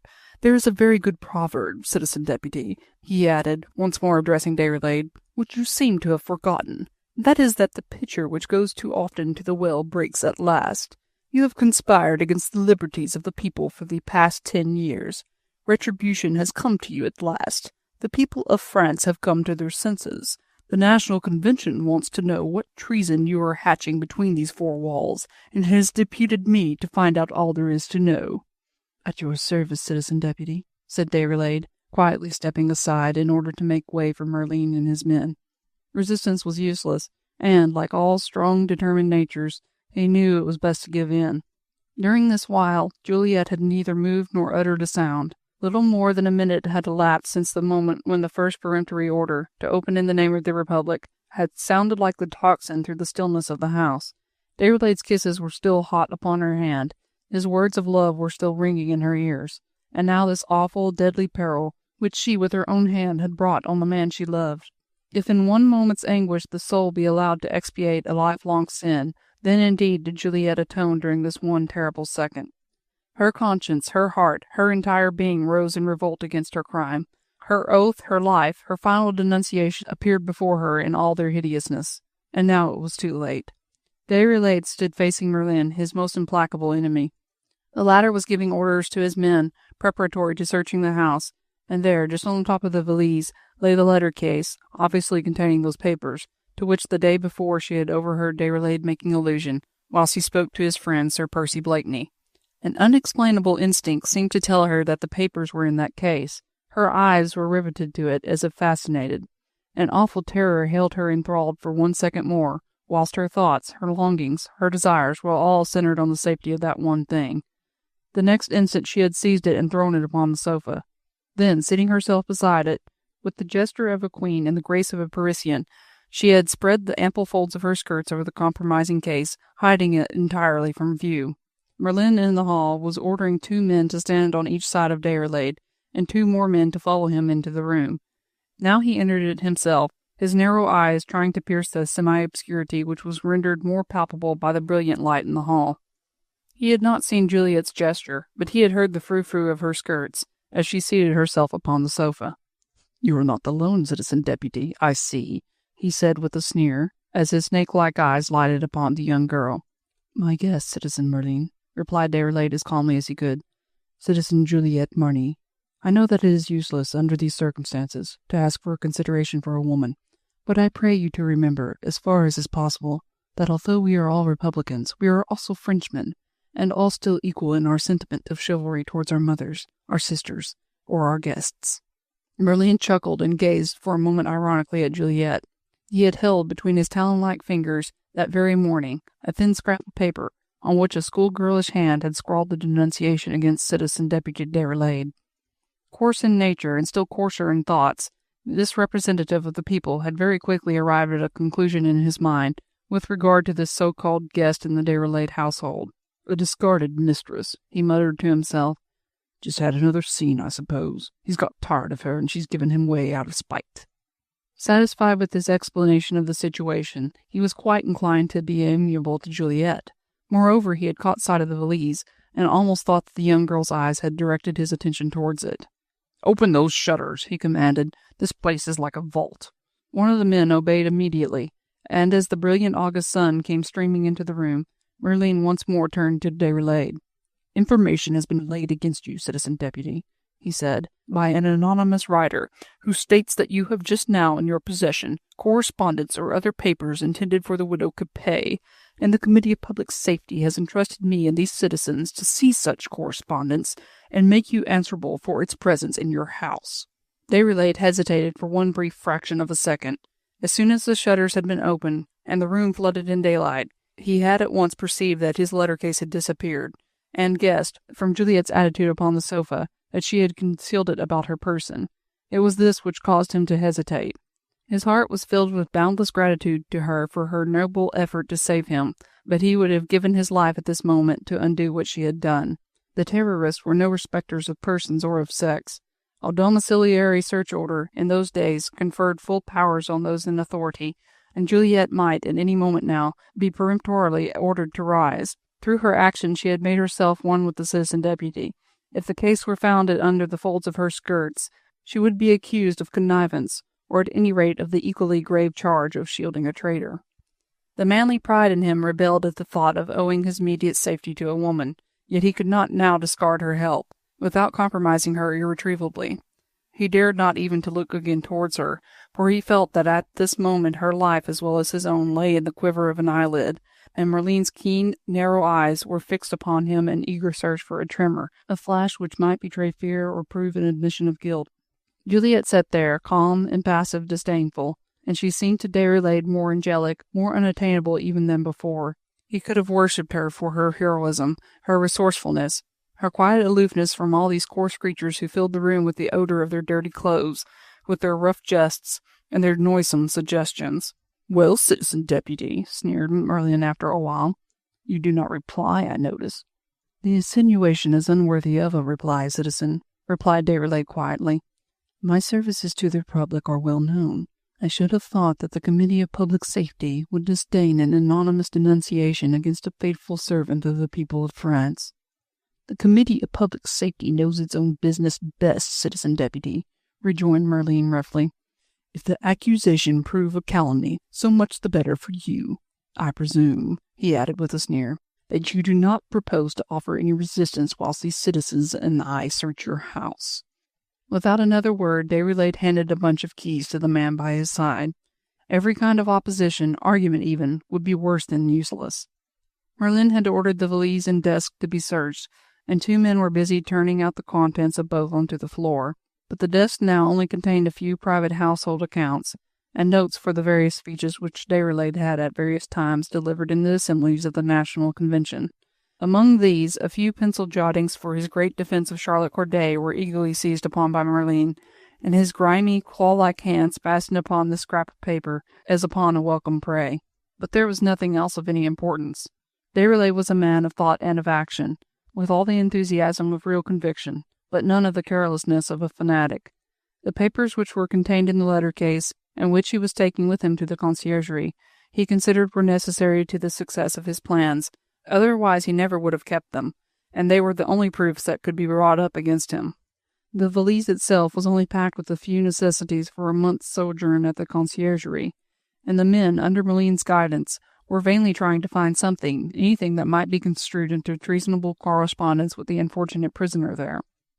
Merlin, whilst his men were busy with the search, was sprawling in one of the big leather-covered chairs, on the arms of which his dirty fingernails were beating an impatient devil's tattoo. He was at no pains to conceal the intense disappointment which he would experience were his errand to prove fruitless. His narrow eyes every now and then wandered towards Juliette, as if asking for her help and guidance. She, understanding his frame of mind, responded to the look. Shutting her mentality off from the coarse suggestion of his attitude towards her, she played her part with cunning and without flinching. With a glance here and there, she directed the men in their search. Déroulède himself could scarcely refrain from looking at her. He was puzzled and vaguely marveled at the perfection with which she carried through her role to the end. Merlin found himself baffled. He knew quite well that the citizen deputy Déroulède was not a man to be lightly dealt with. No mere suspicion or anonymous denunciation would be sufficient in his case to bring him before the tribunal of the Revolution. Unless there were proofs, positive, irrefutable, damnable proofs, of Paul Déroulède's treachery, the public prosecutor would never dare to frame an indictment against him. The mob of Paris would rise to defend his idol. The hideous hags who plied their knitting at the foot of the scaffold would tear the guillotine down before they would allow Déroulède to mount it. This was Déroulède's stronghold, the people of Paris, whom he had loved through all their infamies, and whom he had succored and helped in their private need, and above all the women of Paris, whose children he had caused to be tended in the hospitals which he had built for them. This they had not yet forgotten, and Merlin knew it. One day they would forget, soon perhaps. Then they would turn on their former idol, and howling, send him to his death, amidst cries of rancor and execration. When that day came, there would be no need to worry about treason or about proofs. When the populace had forgotten all that he had done, then Déroulède would fall. But that time was not yet. The men had finished ransacking the room. Every scrap of paper, every portable article had been eagerly seized upon. Merlin, half blind with fury, had jumped to his feet. "Search him!" he ordered peremptorily. Déroulède set his teeth and made no protest, calling up every fibre of moral strength within him to aid him in submitting to this indignity. At a coarse jest from Merlin, he buried his hands into the palms of his hand, not to strike the foul-mouthed creature in the face.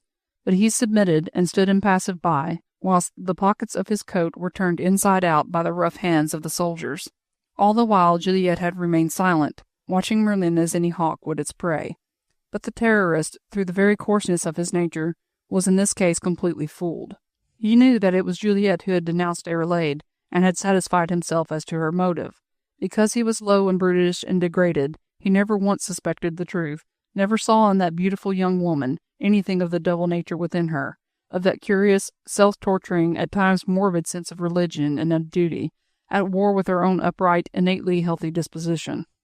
The low-born, self-degraded terrorist had put his own construction on Juliette's action, and with this he was satisfied, since it answered to his own estimate of the human race, the race which he was doing his best to bring down to the level of the beast.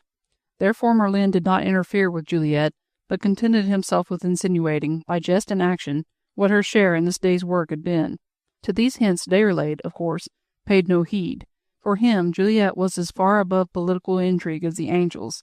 He would as soon have suspected one of the saints enshrined in Notre Dame as this beautiful, almost ethereal creature, who had been sent by heaven to gladden his heart and to elevate his very thought.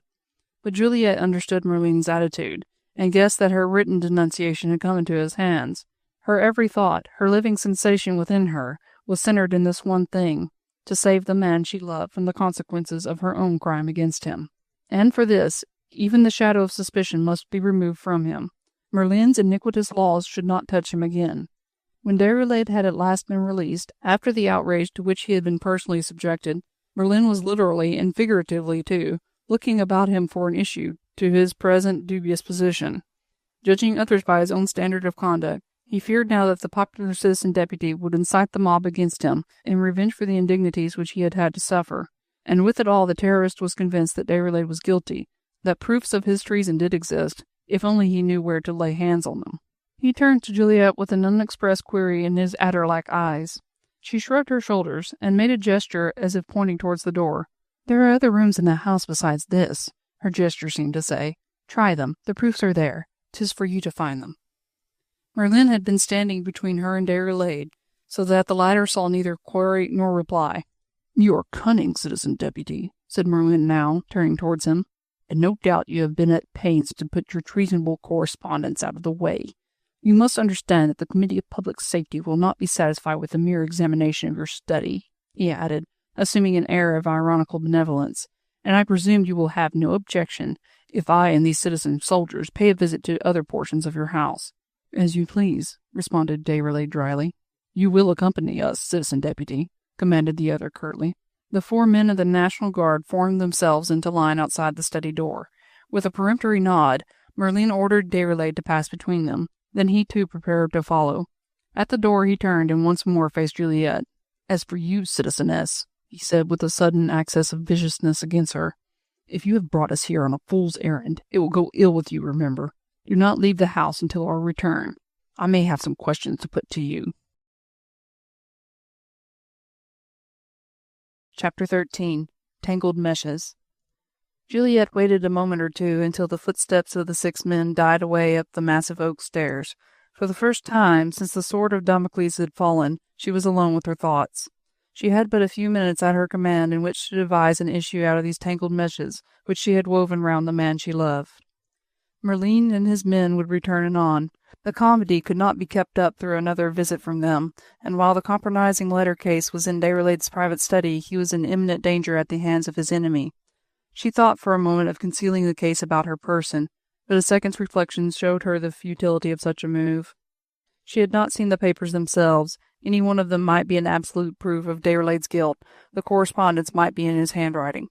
If Merlin, furious, baffled, vicious, were to order her to be searched, the horror of the indignity made her shudder, but she would have submitted to that, if thereby she could have saved Déroulède. But of this she could not be sure until after she had looked through the papers, and this she had not the time to do. Her first and greatest idea was to get out of this room, his private study, with the compromising papers. Not a trace of them must be found here, if he were to remain beyond suspicion. She rose from the sofa and peeped through the door. The hall was now deserted. From the left wing of the house, on the floor above, the heavy footsteps of the soldiers and Merlin's occasional brutish laugh could be distinctly heard. Juliette listened for a moment, trying to understand what was happening. Yes, they had all gone to Déroulède's bedroom, which was on the extreme left, at the end of the first-floor landing. There might be just time to accomplish what she had now resolved to do. As best she could, she hid the bulky letter case in the folds of her skirt. It was literally neck or nothing now. If she were caught on the stairs by one of the men, nothing could save her, or, possibly, Déroulède. At any rate, by remaining where she was, by leaving the events to shape themselves, discovery was an absolute certain. She chose to take the risk. She slipped noiselessly out of the room and up the great oak stairs. Merlin and his men, busy with their search in Déroulède's bedroom, took no heed of what was going on behind them. Juliette arrived on the landing and turned sharply to her right, running noiselessly along the thick Aubusson carpet, and thence quickly to her own room.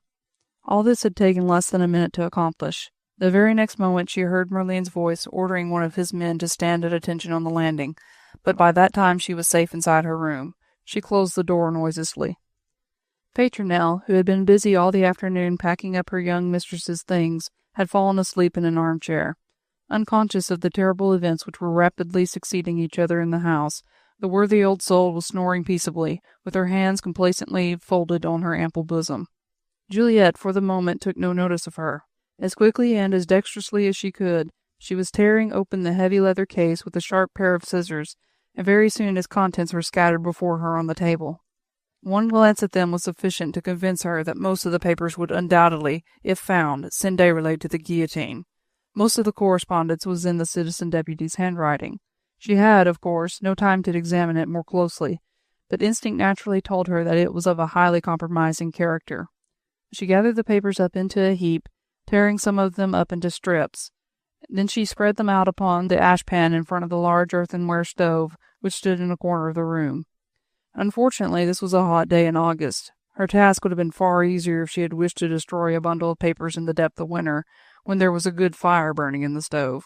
But her purpose was firm, and her incentive the greatest that has ever spurred mankind to heroism. Regardless of any consequences to herself, she had but the one object in view, to save Déroulède at all costs. On the wall facing her bed, and immediately above a velvet-covered prie-dieu, there was a small figure of the Virgin and Child, one of those quaintly pretty devices for holding holy water, which the reverent superstition of the past century rendered a necessary adjunct of every girl's room. In front of the figure a small lamp was kept perpetually burning. This Juliette now took between her fingers carefully, lest the tiny flame should die out. First she poured the oil over the fragments of paper in the ashpan. Then with the wick she set fire to the whole compromising correspondence. The oil helped the paper to burn quickly. The smell, or perhaps the presence of Juliette in the room, caused worthy old Pimpernel to wake. "It's nothing, Pimpernel," said Juliette quietly. "Only a few old letters I am burning. But I want to be alone for a few minutes. Will you go down to the kitchen until I call you?" Accustomed to do as her young mistress commanded, Pimpernel rose without a word. "I have finished putting away your few things, my jewel. There. Why didn't you tell me to burn your papers for you? You have soiled your dear hands, and—" Shh, Pimpernel," said Juliette impatiently, and gently pushing the garrulous old woman towards the door. "Run to the kitchen now quickly, and don't come out of it until I call you. And Pimpernel," she added, "you will see soldiers about the house, perhaps." "Soldiers? The good God have mercy!" "Don't be frightened, Pimpernel, but they may ask you questions." "Questions?" "Yes, about me." "My treasure, my jewel!" exclaimed Pimpernel in alarm. "Have those devils—" No, nothing has happened as yet, but you know in these times there is always danger." "Good God, Holy Mary, Mother of God!" "Nothing will happen if you try to keep quite calm and do exactly as I tell you. Go to the kitchen and wait there until I call you. If the soldiers come in and question you, if they try to frighten you, remember that we have nothing to fear from men, and that our lives are in God's keeping." All the while that Juliette spoke, she was watching the heap of paper being gradually reduced to ashes. She tried to fan the flames as best she could, but some of the correspondence was on tough paper, and was slow in being consumed. Pimpernel, tearful but obedient, prepared to leave the room. She was overawed by her mistress's air of aloofness, the pale face rendered ethereally beautiful by the sufferings she had gone through. The eyes glowed large and magnetic, as if in the presence of spiritual visions beyond mortal ken. The golden hair looked like a saintly halo above the white, immaculate young brow. Pimpernel made the sign of the cross, as if she were in the presence of a saint. As she opened the door there was a sudden draught, and the last flickering flame died out in the ashpan. Juliette, seeing that Pimpernel had gone, hastily turned over the few half-burnt fragments of paper that were left, and none of them had the writing remained legible. All that was compromising to Déroulède was effectually reduced to dust. The small wick in the lamp at the foot of the Virgin and Child had burned itself out for want of oil. There was no means for Juliette to strike another light and to destroy what remained. The leather case was, of course, still there, with its sides ripped open, an indestructible thing. There was nothing to be done about that. Juliette, after a second's hesitation, threw it among her dresses in the valise. Then she too went out of the room. Chapter 14. A Happy Moment. The search in the citizen deputy's bedroom had proved as fruitless as that in his study. Merlin was beginning to have vague doubts as to whether he had been effectively fooled. His manner towards Déroulède had undergone a change. He had become suave and unctuous, a kind of elephantine ivory pervading his laborious attempts at conciliation. He and the public prosecutor would be severely blamed for this day's work if the popular deputy, relying upon the support of the people of Paris, chose to take his revenge. In France, in this glorious year of the Revolution, there was but one step between censure and indictment, and Merlin knew it.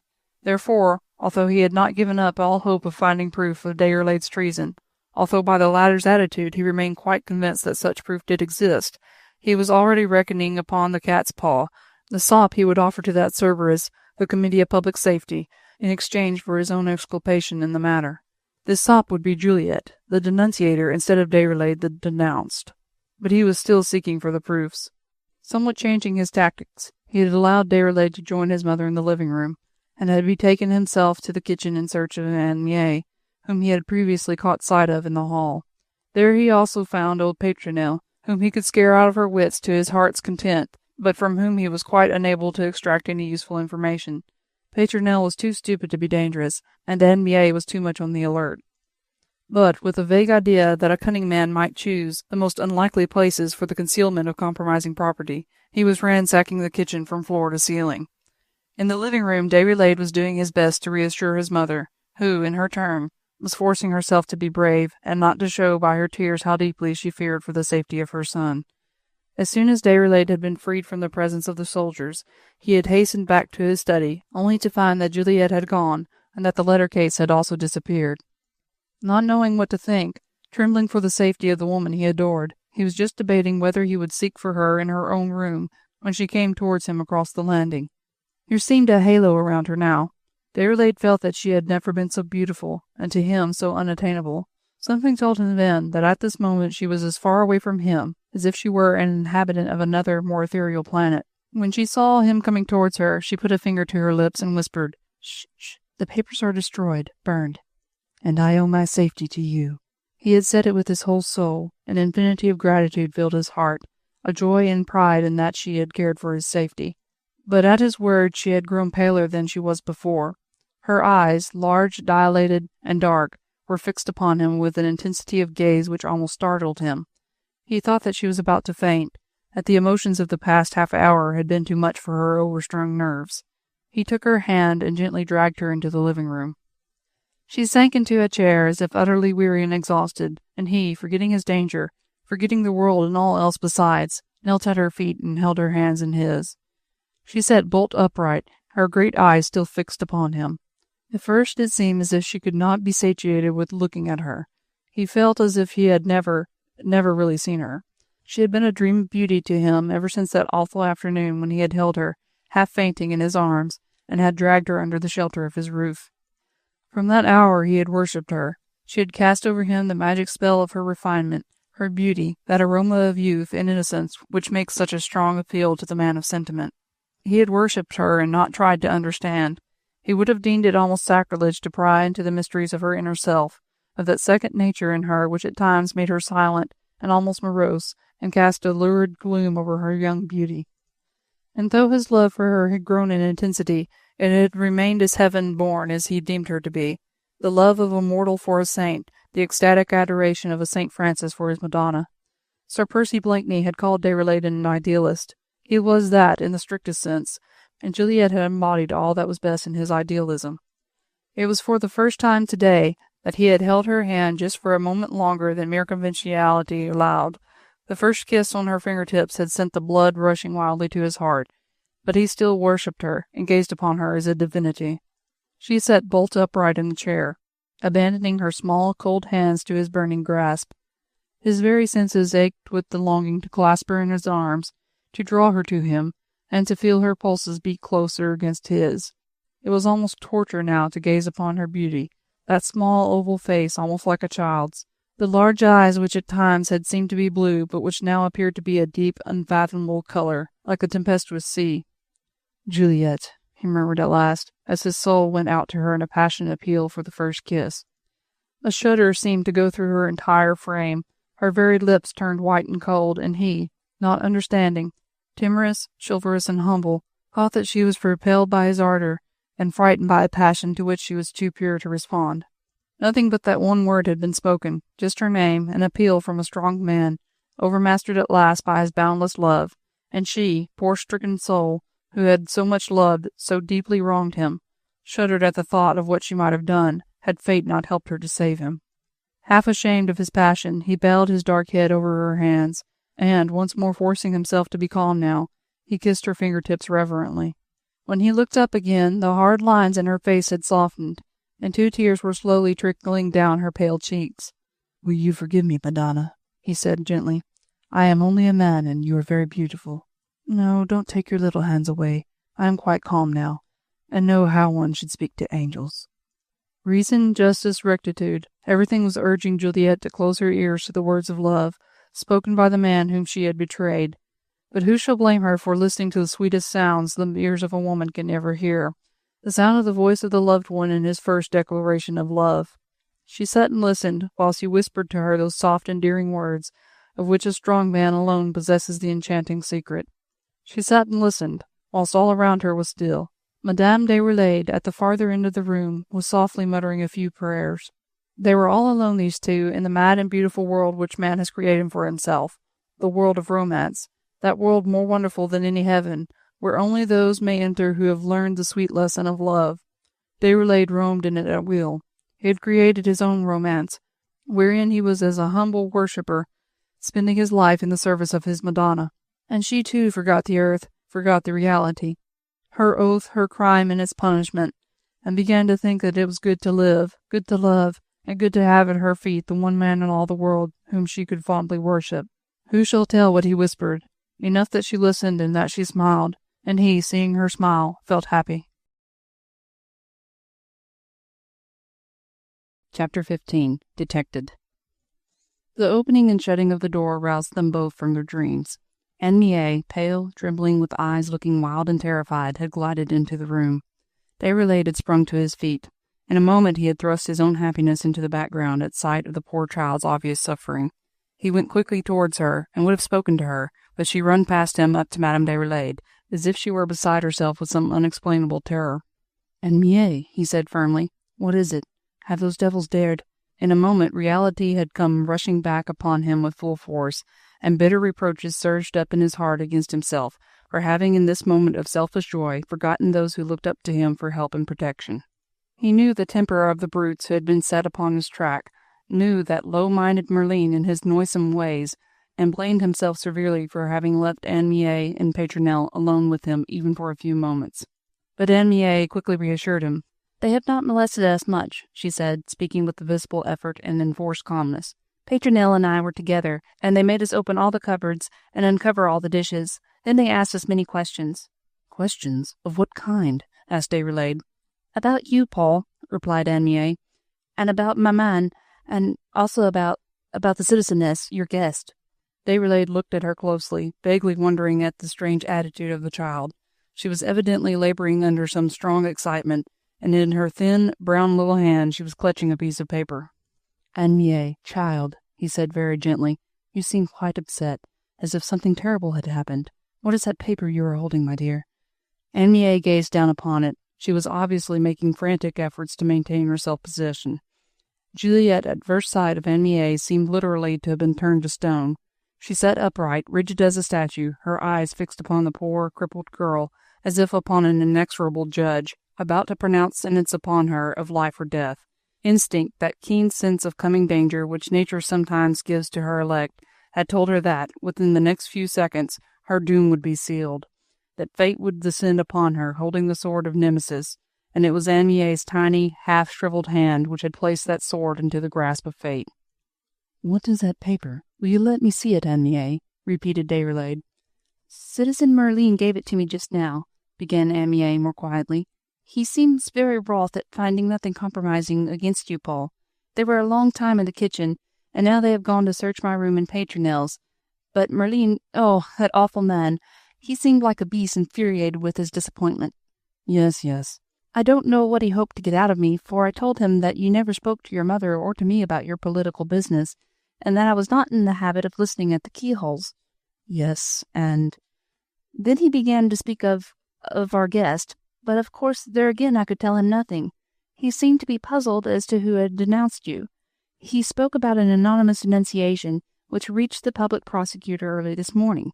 It was written on a scrap of paper and thrown into the public box, it seems, and—" "It is indeed very strange," said Déroulède, musing over this extraordinary occurrence, and still more over Anne Mie's strange excitement in the telling of it. "I never knew I had a hidden enemy. I wonder if I shall ever find out."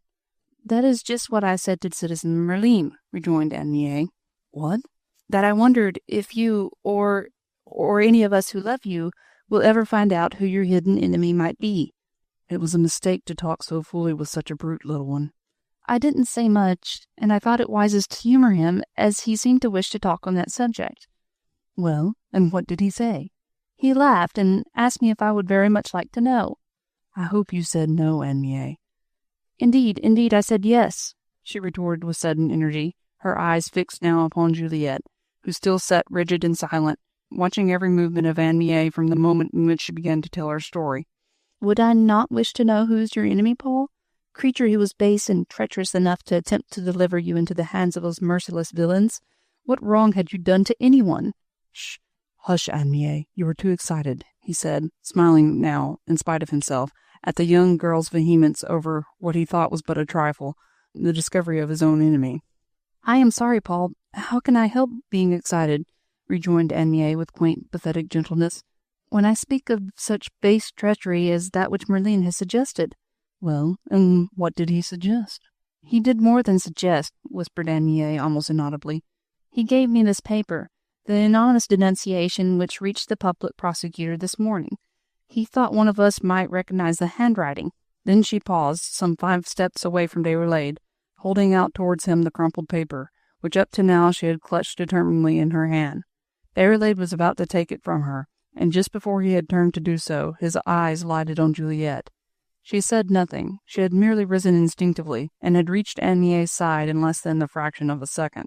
It was all a flash, and there was dead silence in the room, but in that 100th part of a second, Déroulède had read guilt in the face of Juliette. It was nothing but instinct, a sudden, awful, unexplainable revelation. Her soul seemed suddenly to stand before him in all its misery and in all its sin. It was as if the fire from heaven had descended in one terrific crash, bearing beneath its devastating flames his ideals, his happiness, and his divinity. She was no longer there. His Madonna had ceased to be. There stood before him a beautiful woman, on whom he had lavished all the pent-up treasures of his love, whom he had succored, sheltered, and protected, and who had repaid him thus. She had forced an entry into his house. She had spied upon him, dogged him, lied to him. The moment was too sudden, too awful for him to make even a wild guess at her motives. His entire life, his whole past, the present and the future, were all blotted out in this awful dispersal of his most cherished dream. He had forgotten everything else save her appalling treachery. How could he even remember that once, long ago, in fair fight, he had killed her brother? She did not even try now to hide her guilt. A look of appeal, touching in its trustfulness, went out to him, begging him to spare her further shame. Perhaps she felt that love, such as his, could not be killed in a flash. His entire nature was full of pity, and to that pity she made a final appeal, lest she should be humiliated before Madame Déroulède and Anne Mie. And he, still under the spell of those magic moments when he had knelt at her feet, understood her prayer, and closing his eyes, just for one brief moment in order to shut out forever that radiant vision of a pure angel whom he had worshipped, turned quietly to Anne Mie. "Give me that paper, Anne Mie," he said coldly. "I may perhaps recognize the handwriting of my most bitter enemy." "'Tis unnecessary now," replied Anne Mie slowly, still gazing at the face of Juliette, in which she too had read what she wished to read. The paper dropped out of her hand. Déroulède stooped to pick it up. He unfolded it, smoothed it out, and then saw that it was blank. "There is nothing written on this paper," he said mechanically. "No," rejoined Anne Mie. "No other words save the story of her treachery." "What you have done is evil and wicked, Anne Mie." "Perhaps so, but I had guessed the truth, and I wished to know. God showed me this way how to do it and how to let you know as well." "The less you speak of God just now, Anne Mie, the better, I think. Will you attend to maman? She seems faint and ill."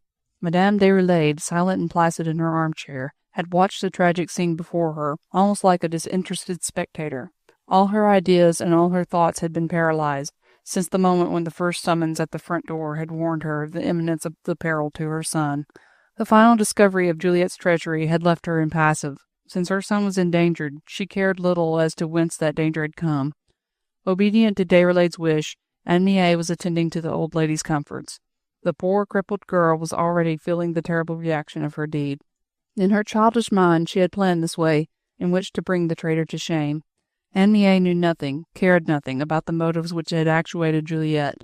All she knew was that a terrible Judas-like deed had been perpetrated against the man on whom she herself had lavished her pathetic, hopeless love. All the pent-up jealousy which had tortured her for the past 3 weeks rose up and goaded her into unmasking her rival. Never for a moment did she doubt Juliette's guilt. The god of love may be blind, tradition has so decreed it, but the demon of jealousy has 100 eyes, more keen than those of the lynx. Anne Mie, pushed aside by Merlin's men when they forced their way into Déroulède's study, had, nevertheless, followed them to the door. When the curtains were drawn aside and the room filled with light, she had seen Juliette enthroned, apparently calm and placid upon the sofa. It was instinct, the instinct born of her own rejected passion, which caused her to read in the beautiful girl's face all that lay hidden behind the pale and passive mask. That same second sight made her understand Merlin's hints and allusions. She caught every inflection of his voice, heard everything, saw everything. And in the midst of her anxiety and her terrors for the man she loved, there was the wild, primitive, intensely human joy at the thought of bringing that enthroned idol, who had stolen his love, down to earth at last. Anne Mie was not clever. She was simple and childish, with no complexity of passions or devious ways of intellect. It was her elemental jealousy which had suggested the cunning plan for the unmasking of Juliette. She would make the girl cringe in fear, threaten her with discovery, and through her very terror shame her before Paul Déroulède. And now it was all done. It had all occurred as she had planned it. Paul knew that his love had been wasted upon a liar and a traitor, and Juliette stood pale, humiliated, a veritable wreck of shamed humanity. Anne Mie had triumphed, and was profoundly, abjectly wretched in her triumph. Great sobs seemed to tear at her very heartstrings. She had pulled down Paul's idol from her pedestal, but the one look she had cast at his face had shown her that she had also wrecked his life. He seemed almost old now. The earnest, restless gaze had gone from his eyes. He was staring mutely before him, twisting between nerveless fingers that blank scrap of paper, which had been the means of annihilating his dream. All energy of attitude, all strength of bearing, which were his chief characteristics, seemed to have gone. There was a look of complete blankness, of hopelessness in his listless gesture. How he loved her, sighed Anne Mie, as she tenderly wrapped the shawl round Madame Déroulède's shoulders. Juliette had said nothing. It seemed as if her very life had gone out of her. She was a mere statue now, her mind numb, her heart dead, her very existence a fragile piece of mechanism. But she was looking at Déroulède. That one sense in her had remained alive, her sight. She looked, and saw every passing sign of mental agony in his face, the look of recognition of her guilt, the bewilderment at the appalling crash, and now that hideous death-like emptiness of his soul and mind.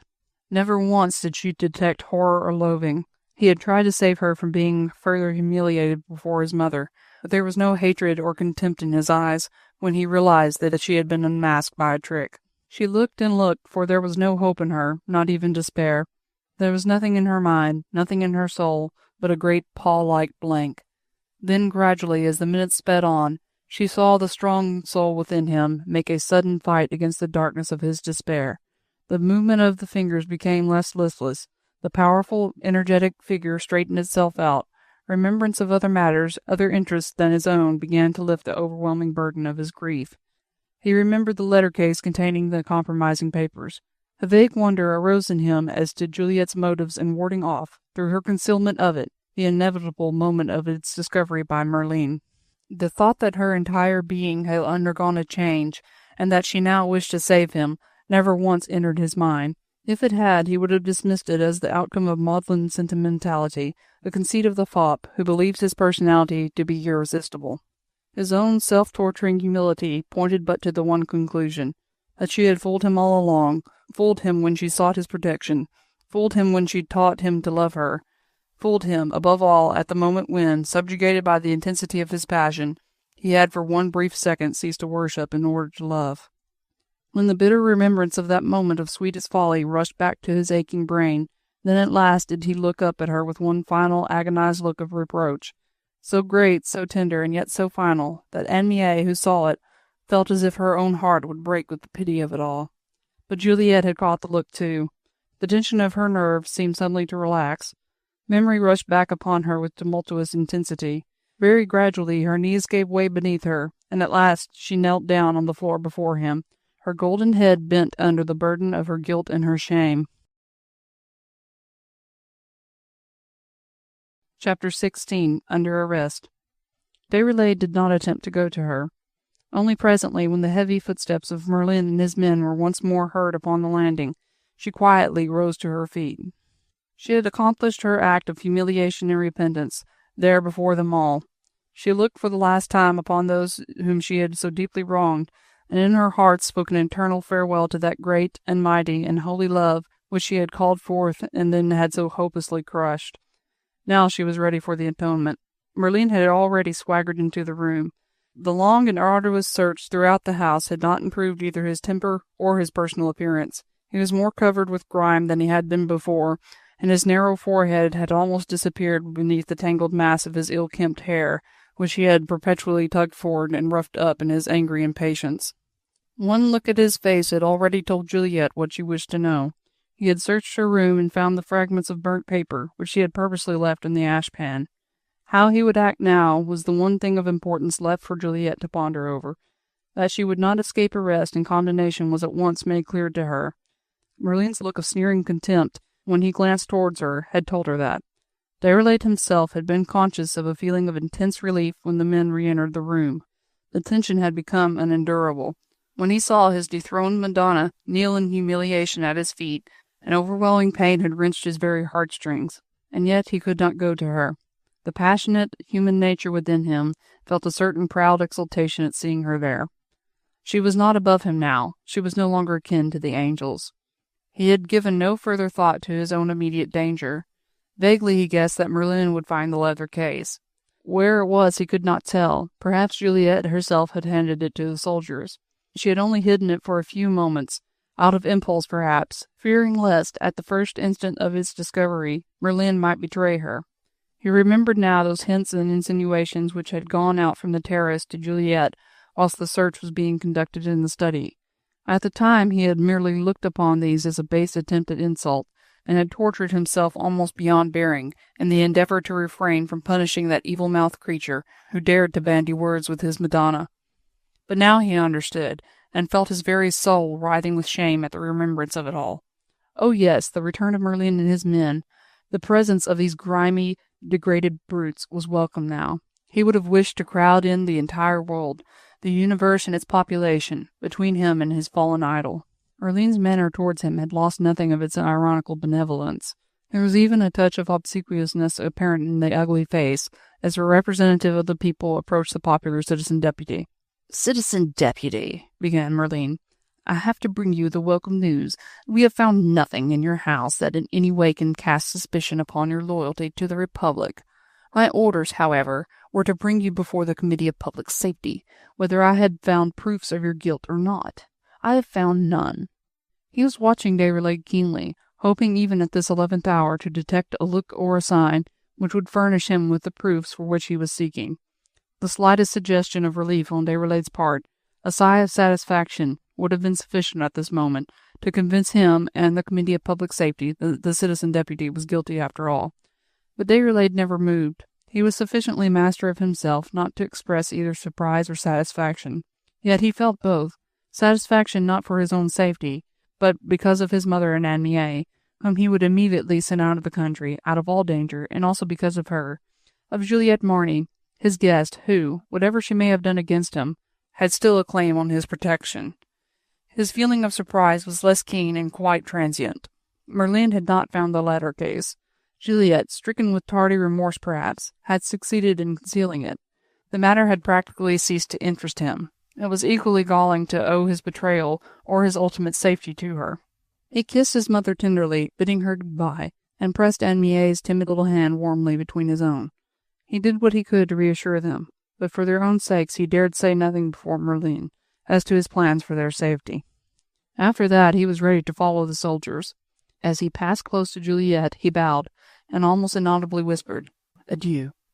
She heard the whisper, but did not respond. Her look alone gave him the reply to his eternal farewell. His footsteps and those of his escort were heard echoing down the staircase, then the hall door to open and shut. Through the open window came the sound of hoarse cheering as the popular citizen deputy appeared in the street. Merlin, with 2 men beside him, remained under the portico. He told off the other 2 to escort Déroulède as far as the Hall of Justice, where sat the members of the Committee of Public Safety. The terrorist had a vague fear that the citizen deputy would speak to the mob. An unruly crowd of women had evidently been awaiting his appearance. The news had quickly spread along the streets that Merlin himself, the ardent, bloodthirsty Jacobin, had made a descent upon Paul Déroulède's house, escorted by 4 soldiers. Such an indignity, put upon the man they most trusted in the entire assembly of the convention, had greatly incensed the crowd. The women jeered at the soldiers as soon as they appeared, and Merlin dared not actually forbid Déroulède to speak. "À la lanterne, vieux crétin!" shouted one of the women, thrusting her fist under Merlin's nose. "Give the word, citizen deputy," rejoined another, "and we'll break his ugly face. Nous dit cassons la gueule! À la lanterne! À la lanterne! One word from Déroulède now would have caused an open riot, and in those days self-defense against the mob was construed into enmity against the people. Merlin's work, too, was not yet accomplished. He had no intention of escorting Déroulède himself. He had still important business to transact inside the house which he had just quitted, and had merely wished to get the citizen deputy well out of the way before he went upstairs again. Moreover, he had expected something of a riot in the streets. The temper of the people of Paris was at fever heat just now. The hatred of the populace against a certain class and against certain individuals was only equalled by their enthusiasm in favour of others. They had worshipped Marat for his squalor and his vices. They worshipped Danton for his energy, and Robespierre for his calm. They worshipped Déroulède for his voice, his gentleness and his pity, for his care of their children and the eloquence of his speech. It was that eloquence which Merlin feared now, but he little knew the type of man he had to deal with. Déroulède's influence over the most unruly, the most vicious populace the history of the world has ever known, was not obtained through fanning its passions. That popularity, though brilliant, is always ephemeral. The passions of a mob will invariably turn against those who have helped to rouse them. Marat did not live to see the waning of his star. Danton was dragged to the guillotine by those whom he had taught to look upon that instrument of death as the only possible and unanswerable political argument. Robespierre succumbed to the orgies of bloodshed he himself had brought about. But Déroulède remained master of the people of Paris for as long as he chose to exert that mastery. When they listened to him they felt better, nobler, less hopelessly degraded. He kept up in their poor, misguided hearts that last flickering sense of manhood which their bloodthirsty tyrants, under the guise of fraternity and equality, were doing their best to smother. Even now, when he might have turned the temper of the small crowd outside his door to his own advantage, he preferred to say nothing. He even pacified them with a gesture. He well knew that those whom he incited against Merlin now would, once their blood was up, probably turn against him in less than half an hour. Merlin, who all along had meant to return to the house, took his opportunity now. He allowed Déroulède and the two men to go on ahead, and beat a hasty retreat back into the house, followed by the jeers of the women. "À la lanterne, you crétin!" they shouted as soon as the hall door was once more closed in their faces. A few of them began hammering against the door with their fists. Then they realized that their special favourite, Citizen Deputy Déroulède, was marching along between two soldiers as if he were a prisoner. The word went round that he was under arrest and was being taken to the Hall of Justice, a prisoner. This was not to be. The mob of Paris had been taught that it was the master in the city, and it had learned its lesson well. For the moment it had chosen to take Paul Déroulède under its special protection, as a guard of honour to him, the women in ragged curls, the men with bare legs and stripped to the waist, the children all yelling, hooting, and shrieking, followed him to see that none dared harm him. Chapter 17. Atonement. Merlin waited a while in the hall, until he heard the noise of the shrieking crowd gradually die away in the distance. Then, with a grunt of satisfaction, he once more mounted the stairs. All these events outside had occurred during a very few minutes, and Madame Déroulède and Anne Mie had been too anxious as to what was happening in the streets to take any notice of Juliette. They had not dared to step out on the balcony to see what was going on, and, therefore, did not understand what the reopening and shutting of the front door had meant. The next instant, however, Merlin's heavy, slouching footsteps on the stairs had caused Anne Mie to look around in alarm. "It is only the soldiers come back for me," said Juliette quietly. "For you?" "Yes, they are coming to take me away. I suppose they did not wish to do it in the presence of Monsieur Déroulède, for fear—" She had no time to say more. Anne Mie was still looking at her in awed and mute surprise when Merlin entered the room. In his hand he held a leather case, all torn and split at one end, and a few tiny scraps of half-charred paper. He walked straight up to Juliette and roughly thrust the case and papers into her face. "These are yours," he said roughly. "Yes. I suppose you know where they were found?" She nodded quietly in reply. "What were these papers which you burnt?" "Love letters." "You lie." She shrugged her shoulders. "As you please," she said curtly. "What were these papers?" he repeated, with a loud, obscene oath which, however, had not the power to disturb the young girl's serenity. "I have told you," she said. "Love letters, which I wished to burn." "Who was your lover?" he asked. Then, as she did not reply, he indicated the street, where cries of "Déroulède! Vive Déroulède!" still echoed from afar. "Were the letters from him?" "No." "You had more than one lover, then?" He laughed, and a hideous leer seemed further to distort his ugly countenance. He thrust his face quite close to hers, and she closed her eyes, sick with the horror of this contact with the degraded wretch. Even Anne Mie had uttered a cry of sympathy at sight of this evil-smelling, squalid creature torturing, with this close proximity, the beautiful, refined girl before him. With a rough gesture, he put his claw-like hand under her delicate chin, forcing her to turn round and to look at him.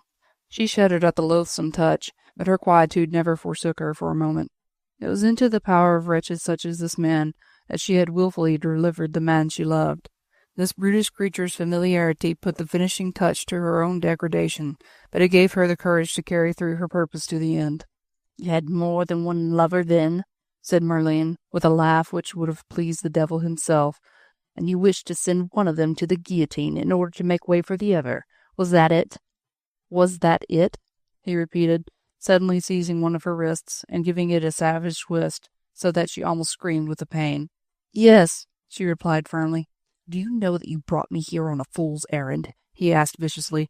"That the citizen deputy Déroulède cannot be sent to the guillotine on mere suspicion, eh?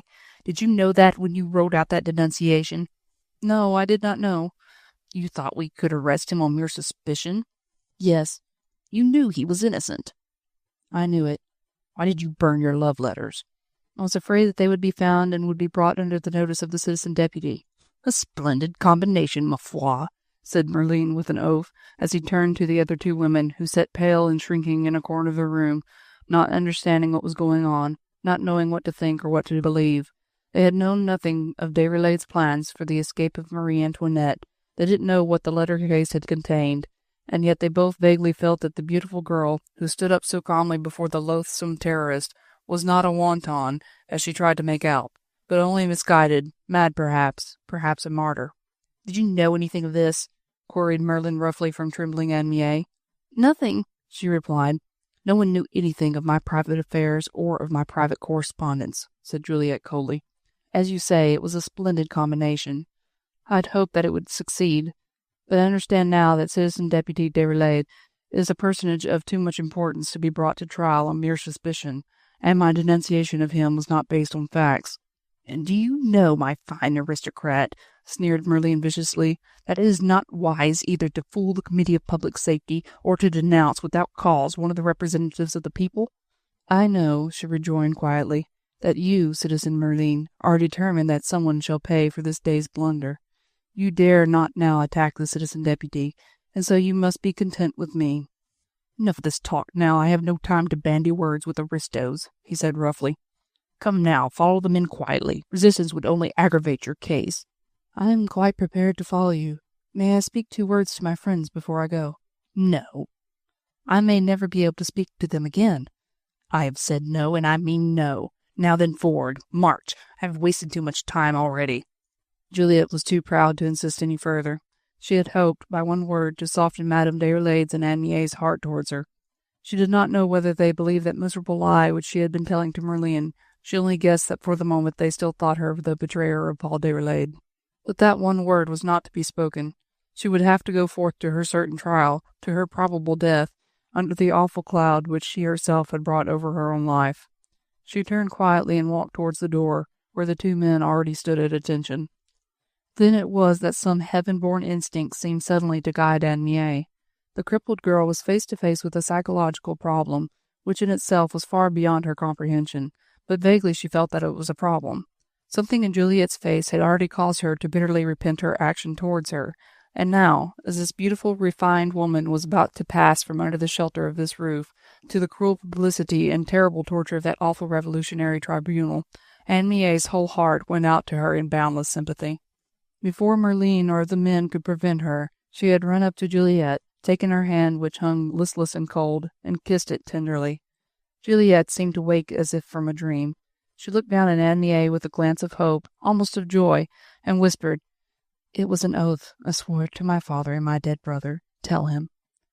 Anne Mie could only nod. She could not speak, for her tears were choking her.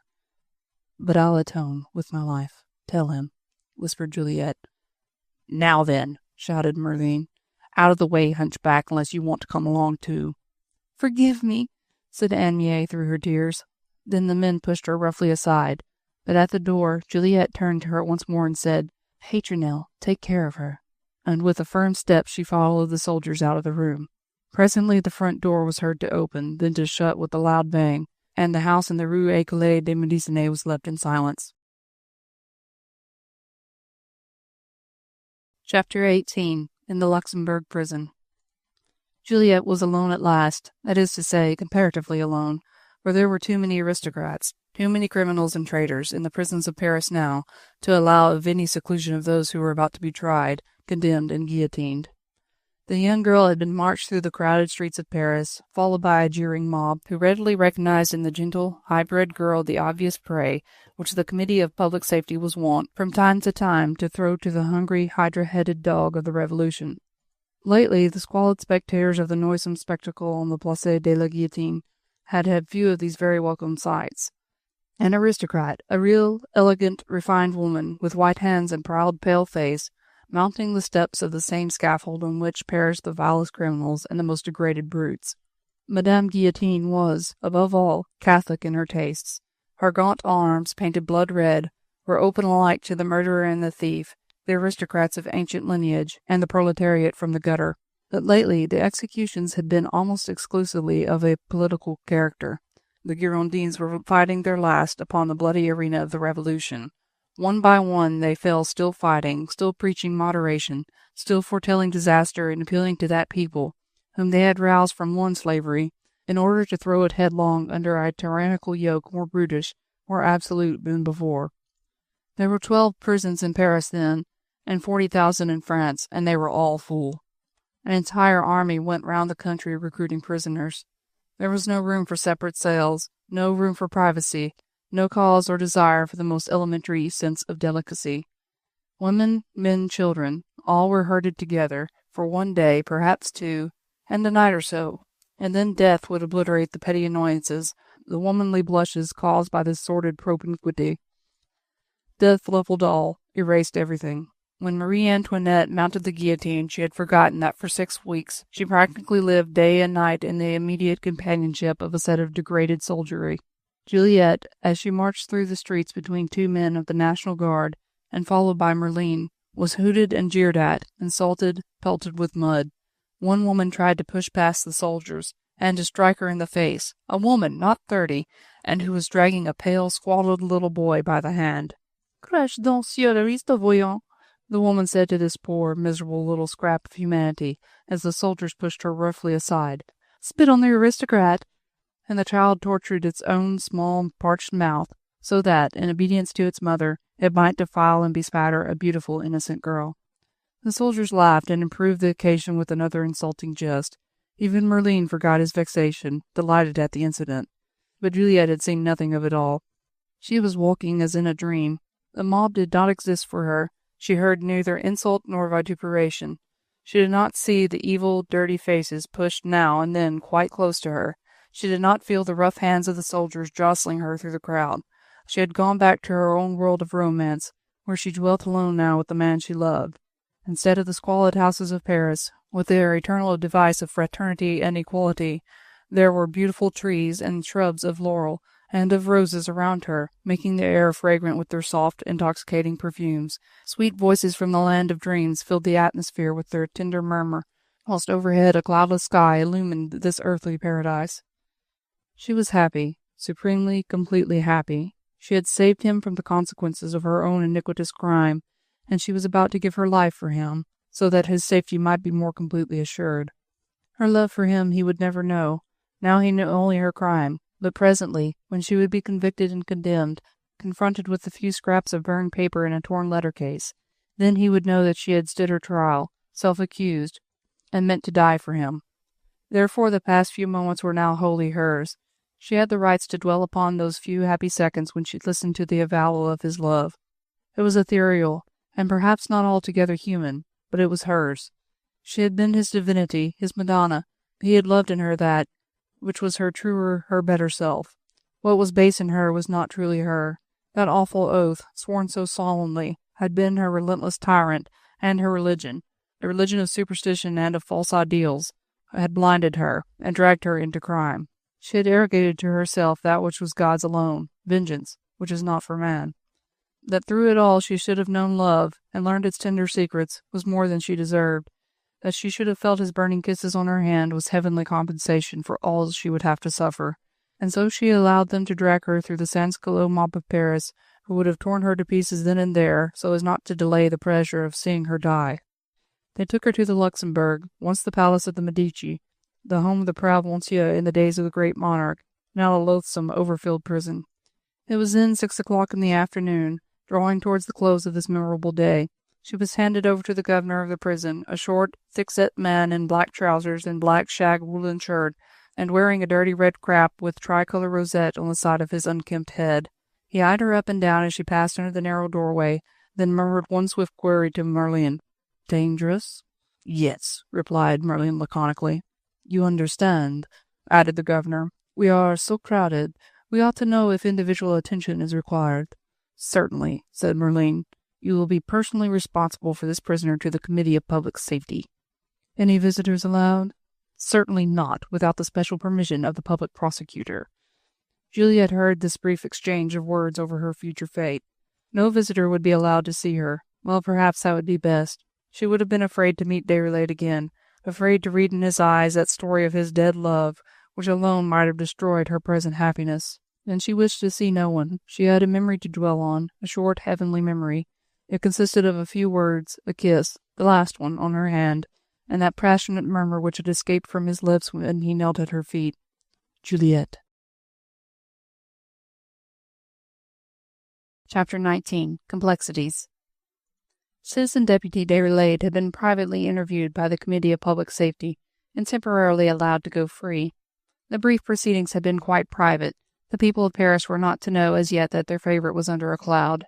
When he had answered all the questions put to him, and Merlin, just returned from his errand at the Luxembourg prison, had given his version of the domiciliary visitation in the citizen deputy's house, the latter was briefly told that, for the moment, the Republic had no grievance against him. But he knew quite well what that meant. He would be henceforth under suspicion, watched incessantly, as a mouse is by the cat, and pounced upon, the moment time would be considered propitious for his final downfall. The inevitable waning of his popularity would be noted by keen, jealous eyes, and Déroulède, with his sure knowledge of mankind and of character, knew well enough that his popularity was bound to wane sooner or later, as all such ephemeral things do.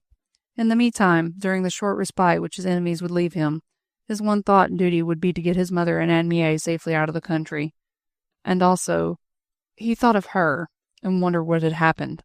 As he walked swiftly across the narrow footbridge, and reached the other side of the river, the events of the past few hours rushed upon his memory with terrible, overwhelming force. A bitter ache filled his heart at the remembrance of her treachery. The basis of it all was so appalling. He tried to think if he had ever wronged her, wondered if perhaps she loved someone else and wished him out of her way. But then he had been so humble, so unassuming in his love. He had arrogated nothing into himself, asked for nothing, demanded nothing in virtue of his protecting powers over her. He was torturing himself with this awful wonderment of why she had treated him thus. Out of revenge for her brother's death, that was the only explanation he could find, the only palliation for her crime. He knew nothing of her oath to her father, and, of course, had never heard of the sad history of this young, sensitive girl, placed in one terrible moment between her dead brother and her demented father. He only thought of common, sordid revenge for a sin he had been practically forced to commit. And how he had loved her. Yes, loved, for that was in the past now. She had ceased to be a saint or a Madonna. She had fallen from her pedestal so low that he could not find the way to descend and grope after the fragments of his ideal. At his own door he was met by Anne Mie in tears. "She has gone," murmured the young girl. "I feel as if I had murdered her." "Gone? Who? Where?" queried Déroulède rapidly, an icy feeling of terror gripping him by the heartstrings. "Juliette has gone," replied Anne Mie. "Those awful brutes took her away." "When?" "Directly after you left. That man Merlin found some ashes and scraps of paper in her room." "Ashes?" "Yes, and a torn letter case." "Great God!" "She said that they were love letters which she had been burning for fear you should see them." "She said so? Anne Mie, are you quite sure?" It was all so horrible, and yet he did not quite understand it all. His brain, which was usually so keen and so active, refused him service at this terrible juncture. "Yes, I am quite sure," continued Anne Mie in the midst of her tears. "And oh, that awful Merlin said some dastardly things. but she persisted in her story that she had another lover. Oh, Paul, I am sure is not true. I hated her because you loved her so, and I mistrusted her, but I cannot believe that she was quite as base as that. No, no, child, he said in a toneless, miserable voice. She was not so base as that. Tell me more of what she said. She said very little else, but Merlin asked her whether she had denounced you as to get you out of the way. He hinted that I was her lover too. Yes, murmured Anne Mie. She hardly liked to look at him. The strong face had become hard and set in its misery. And she allowed them to say all this? He asked at last. Yes, and she followed them without a murmur, and Merlin said she would have to answer before the Committee of Public Safety for having fooled the representatives of the people. She'll answer for it with her life, murmured Déroulède. And with mine, he added half-audibly. Anne Mie did not hear him. Her pathetic little soul was filled with a great and overwhelming pity of Juliette and for Paul. Before they took her away, she said, placing her thin, delicate-looking hands on his arm, I ran to her and bade her farewell. The soldiers pushed me roughly aside, but I contrived to kiss her. And then she whispered a few words to me. Yes, what were they? It was an oath, she said. I swore it to my father and to my dead brother. Tell him, repeated Anne Mie slowly. An oath. Now he understood, and oh, how he pitied her. How terribly she must have suffered in her poor, harassed soul when her noble, upright nature fought against this hideous treachery. That she was true and brave in herself, of that Déroulède had no doubt. And now this awful sin upon her conscience, which must be causing her endless misery. And alas, the atonement would never free her from the load of self-condemnation. She had elected to pay with her life for her treason against him and his family. She would be arraigned before a tribunal which would inevitably condemn her. Oh, the pity of it all. One moment's passionate emotion, a lifelong superstition and mistaken sense of duty, and now this endless misery, this terrible atonement of a wrong that could never be undone. And she had never loved him. That was the truth, the only sting he knew now. It rankled more than her sin, more than her falsehood, more than the shattering of his ideal. With a passionate desire for his safety, she had sacrificed herself in order to atone for the material evil which she had done. But there was the wreck of his hopes and of his dreams. Never, until now, when he had irretrievably lost her, did Déroulède realize how great had been his hopes, how he had watched, day after day, for a look in her eyes, a word from her lips to show him that she too, his unattainable saint, would one day come to earth and respond to his love. And now and then, when her beautiful face lighted up at the sight of him, when she smiled a greeting to him on his return from his work, when she looked with pride and admiration on him from the public bench in the assemblies of the convention, there he had begun to hope, to think, to dream. And it was all a sham, a mask to hide the terrible conflict that was raging within her soul, nothing more. She did not love him, of that he felt convinced. Manlike, he did not understand to the full that great and wonderful enigma which has puzzled the world since primeval times, a woman's heart. The eternal contradictions which go to make up the complex nature of an emotional woman were quite incomprehensible to him. Juliette had betrayed him to serve her own sense of what was just and right, her revenge and her oath. Therefore she did not love him. It was logic, sound common sense, and, aided by his own diffidence where women were concerned, it seemed to him irrefutable. To a man like Paul Déroulède, a man of thought, of purpose, and of action, the idea of being false to the thing loved, of hate and love being interchangeable, was absolutely foreign and unbelievable. He had never hated the thing he loved, or loved the thing he hated. A man's feelings in these respects are so much less complex, so much less contradictory. Would a man betray his friend? No, never. He might betray his enemy, the creature he abhorred, whose downfall would cause him joy. But his friend? The very idea was repugnant, impossible to an upright nature. Juliette's ultimate access of generosity in trying to save him, when she was at last brought face to face with the terrible wrong which she had committed, that he put down to one of those noble impulses of which he knew her soul to be fully capable.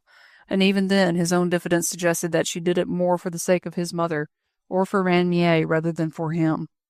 Therefore what mattered life to him now? She was lost to him forever, whether he succeeded in snatching her from the guillotine or not. He had but little hope to save her, but he would not owe his life to her. Anne Mie, seeing him wrapped in his own thoughts, had quietly withdrawn.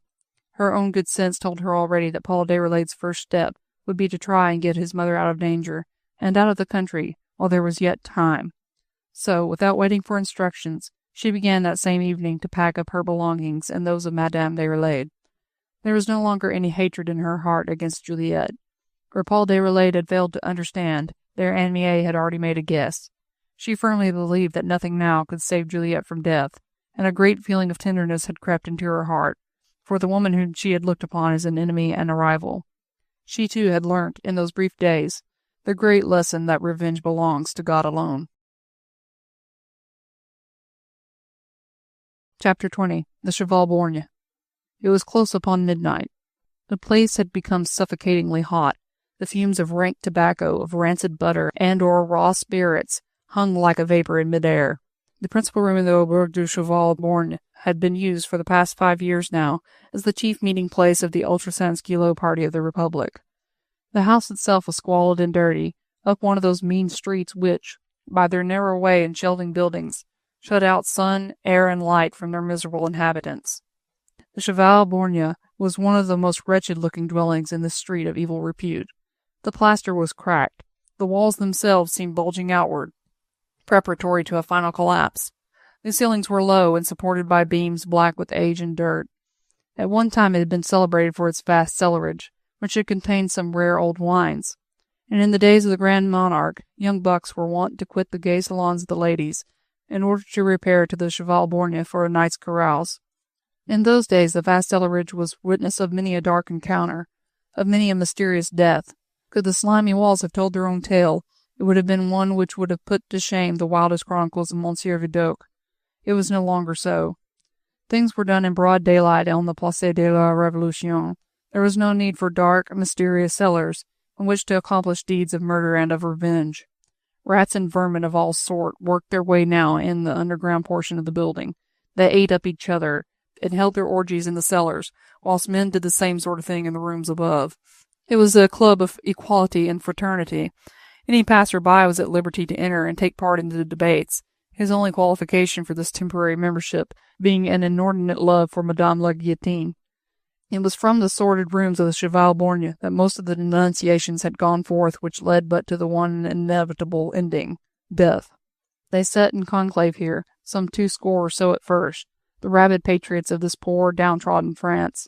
They talked of liberty mostly, with many oaths and curses against the tyrants, and then started a tyranny, an autocracy, 10,000 times more awful than any wielded by the dissolute Bourbons. And this was the temple of liberty, this dark, damp, evil-smelling brothel, with its narrow, cracked window-panes, which let in but an infinitesimal fraction of air, and that of the foulest, most unwholesome kind. The floor was of planks roughly put together. Now they were worm-eaten, bare, save for a thick carpet of greasy dust, which deadened the sound of booted feet.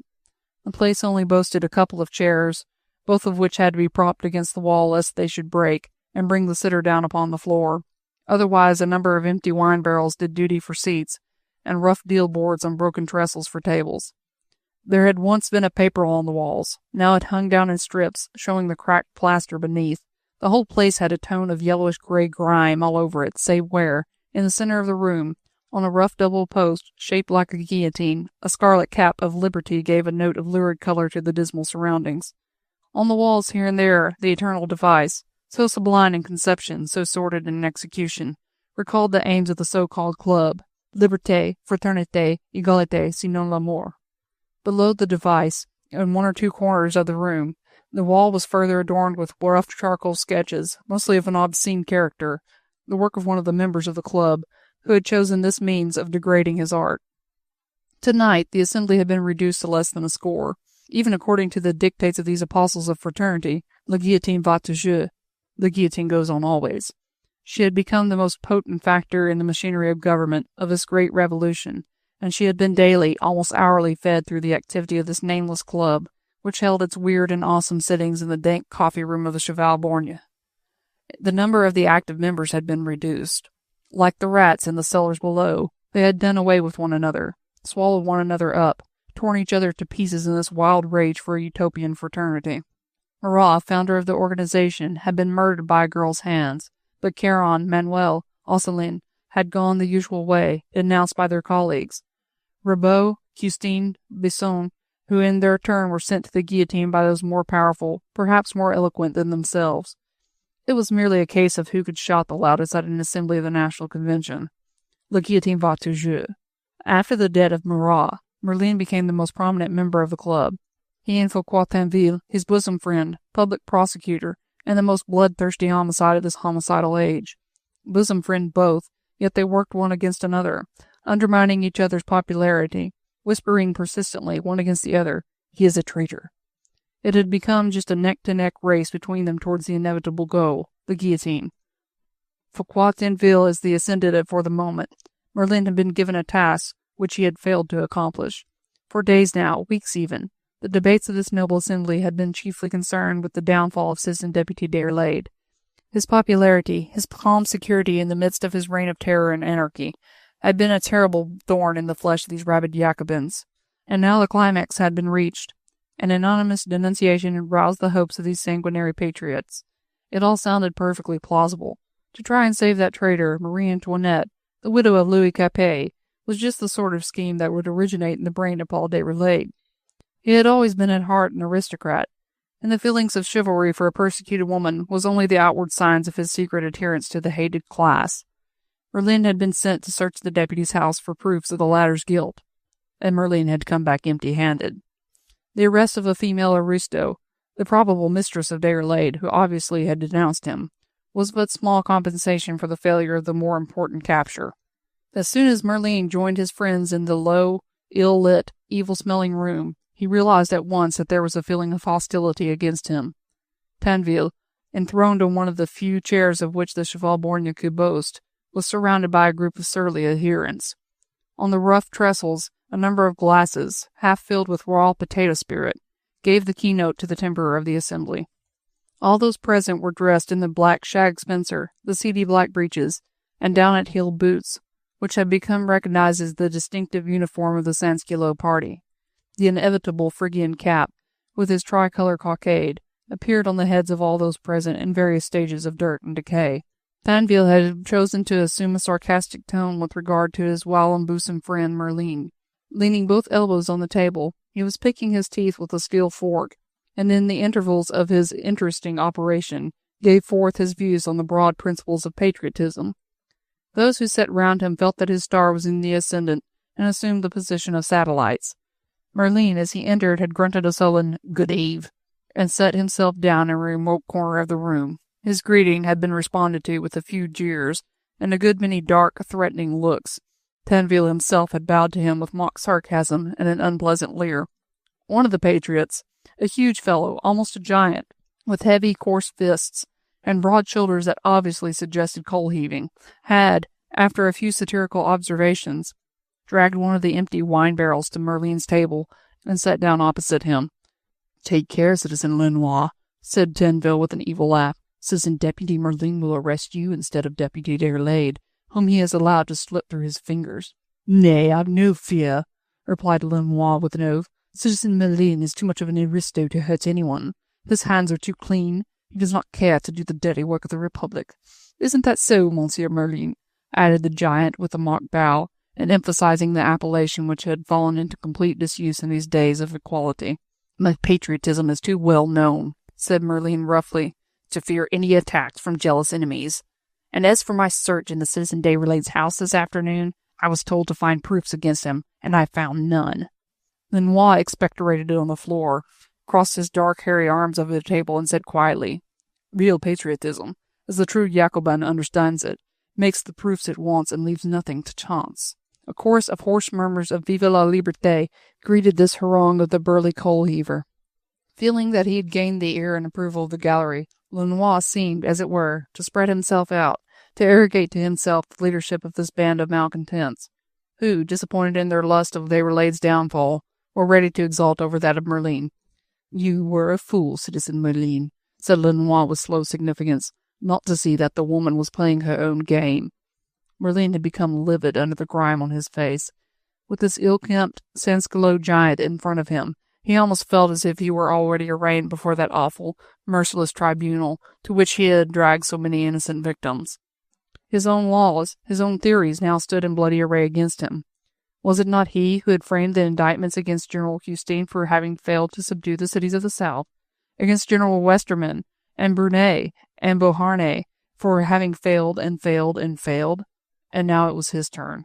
These bloodthirsty jackals had been cheated of their prey. They would tear him to pieces in compensation of their loss. How could I tell? He murmured roughly. The woman had denounced him. A chorus of angry derision greeted this feeble attempt at defense. By your own law, Citizen Deputy Merlin, commented Tinville sarcastically. It is a crime against the Republic to be suspected of treason. It is evident, however, that it is quite one thing to frame a law, and quite another to obey it. What could I have done? Hark at the innocent, rejoined Lenoir with a sneer. What could he have done? Patriots, friends, brothers, I ask you, what could he have done? The giant had pushed the wine cask aside. It rolled away from under him, and in the fullness of his contempt for Merlin and his impotence, he stood up before them all, strong in his indictment against treasonable incapacity. I ask you, he repeated with a loud oath, what any patriot would do, what you or I would have done, in the house of a man whom we all know is a traitor to the Republic? Brothers, friends, Citizen Deputy Merlin found a heap of burned paper in a grate. He found a letter case which had obviously contained important documents, and he asks us what he could do. Déroulède is too important a man to be tried without proofs. The whole mob of Paris would have turned on us for having arraigned him, for having dared lay hands upon his sacred person. Without proofs? Who said there were no proofs? Queried Lenoir. I found the burnt papers and torn letter case in the woman's room. She owned that they were love letters, and that she had denounced Déroulède in order to be rid of him. Then let me tell you, Citizen Deputy Merlin, that a true patriot would have found those papers in Déroulède's, and not the woman's room, that in the hands of a faithful servant of the Republic those documents would not at all have been destroyed, for he would have found one letter addressed to the widow Capet, which would have proved conclusively that Citizen Deputy Déroulède was a traitor. That is what a true patriot would have done, what I would have done. Pardi, since Déroulède is so important a personage, since we must all put on kid gloves when we lay hands upon him, then let us fight him with other weapons. Are we aristocrats that we should hesitate to play the part of jackal to this cunning fox? Citizen Deputy Merlin, are you the son of some ci-devant duke or prince that you dared not forge a document which would bring a traitor to his doom? Nay, let me tell you, friends, that the Republic has no use for curs, and calls him a traitor who allows one of her enemies to remain inviolate through his cowardice, his terror of that intangible and fleeting shadow, the wrath of a Paris mob, which had been delivered with an accompaniment of violent gesture and a wealth of obscene epithets, quite beyond the power of the mere chronicler to render. Lenoir had a harsh, strident voice, very high-pitched, and he spoke with a broad, provincial accent, somewhat difficult to locate, quite unlike the hoarse, guttural tones of the low-class Parisian. His enthusiasm made him seem impressive. He looked, in his ragged, dust-stained clothes, the very personification of the squalid herd which had driven culture, art, refinement to the scaffold in order to make way for sordid vice and satisfied lusts of hate. Chapter 21. A Jacobin Orator. Tinville alone had remained silent during Lenoir's impassioned speech. It seemed to be his turn now to become surly. He sat picking his teeth and staring moodily at the enthusiastic orator, who had so obviously diverted popular feeling in his own direction, and Tinville brooked popularity only for himself. It is easy to talk now, Citizen, Lenoir, is that your name? Well, you are a comparative stranger here, Citizen Lenoir, and have not yet proved to the Republic that you can do aught else but talk. If somebody did not talk, Citizen Tinville, is that your name? Rejoined Lenoir with a sneer. If somebody didn't talk, nothing would get done. You all sit here and condemn the Citizen Deputy Merlin for being a fool. And I must say I am with you there, but— Pardi, tell us your but, citizen, said Tinville, for the coal-heaver had paused, as if trying to collect his thoughts. He had dragged a wine barrel close to the trestle table and now sat astride upon it, facing Tinville and the group of Jacobins. The flickering tallow candle behind him threw into bold silhouette his square, massive head, crowned with its Phrygian cap, and the great breadth of his shoulders, with the shabby knitted spencer and low, turned-down collar. He had long, thin hands which were covered with successive coats of coal dust, and with these he constantly made weird gestures, as if in the act of gripping some live thing by the throat. "We all know that the Deputy Déroulède is a traitor, eh?" he said, addressing the company in general. "We do," came the uniform assent from all those present. "Then let us put to the vote. The ayes mean death, the noes freedom." "Aye, aye," came from every hoarse, parched throat. and 12 gaunt hands were lifted up demanding death for Citizen Deputy Déroulède. "The ayes have it," said Lenoir quietly. "Now all we need to do is decide how best to carry out our purpose."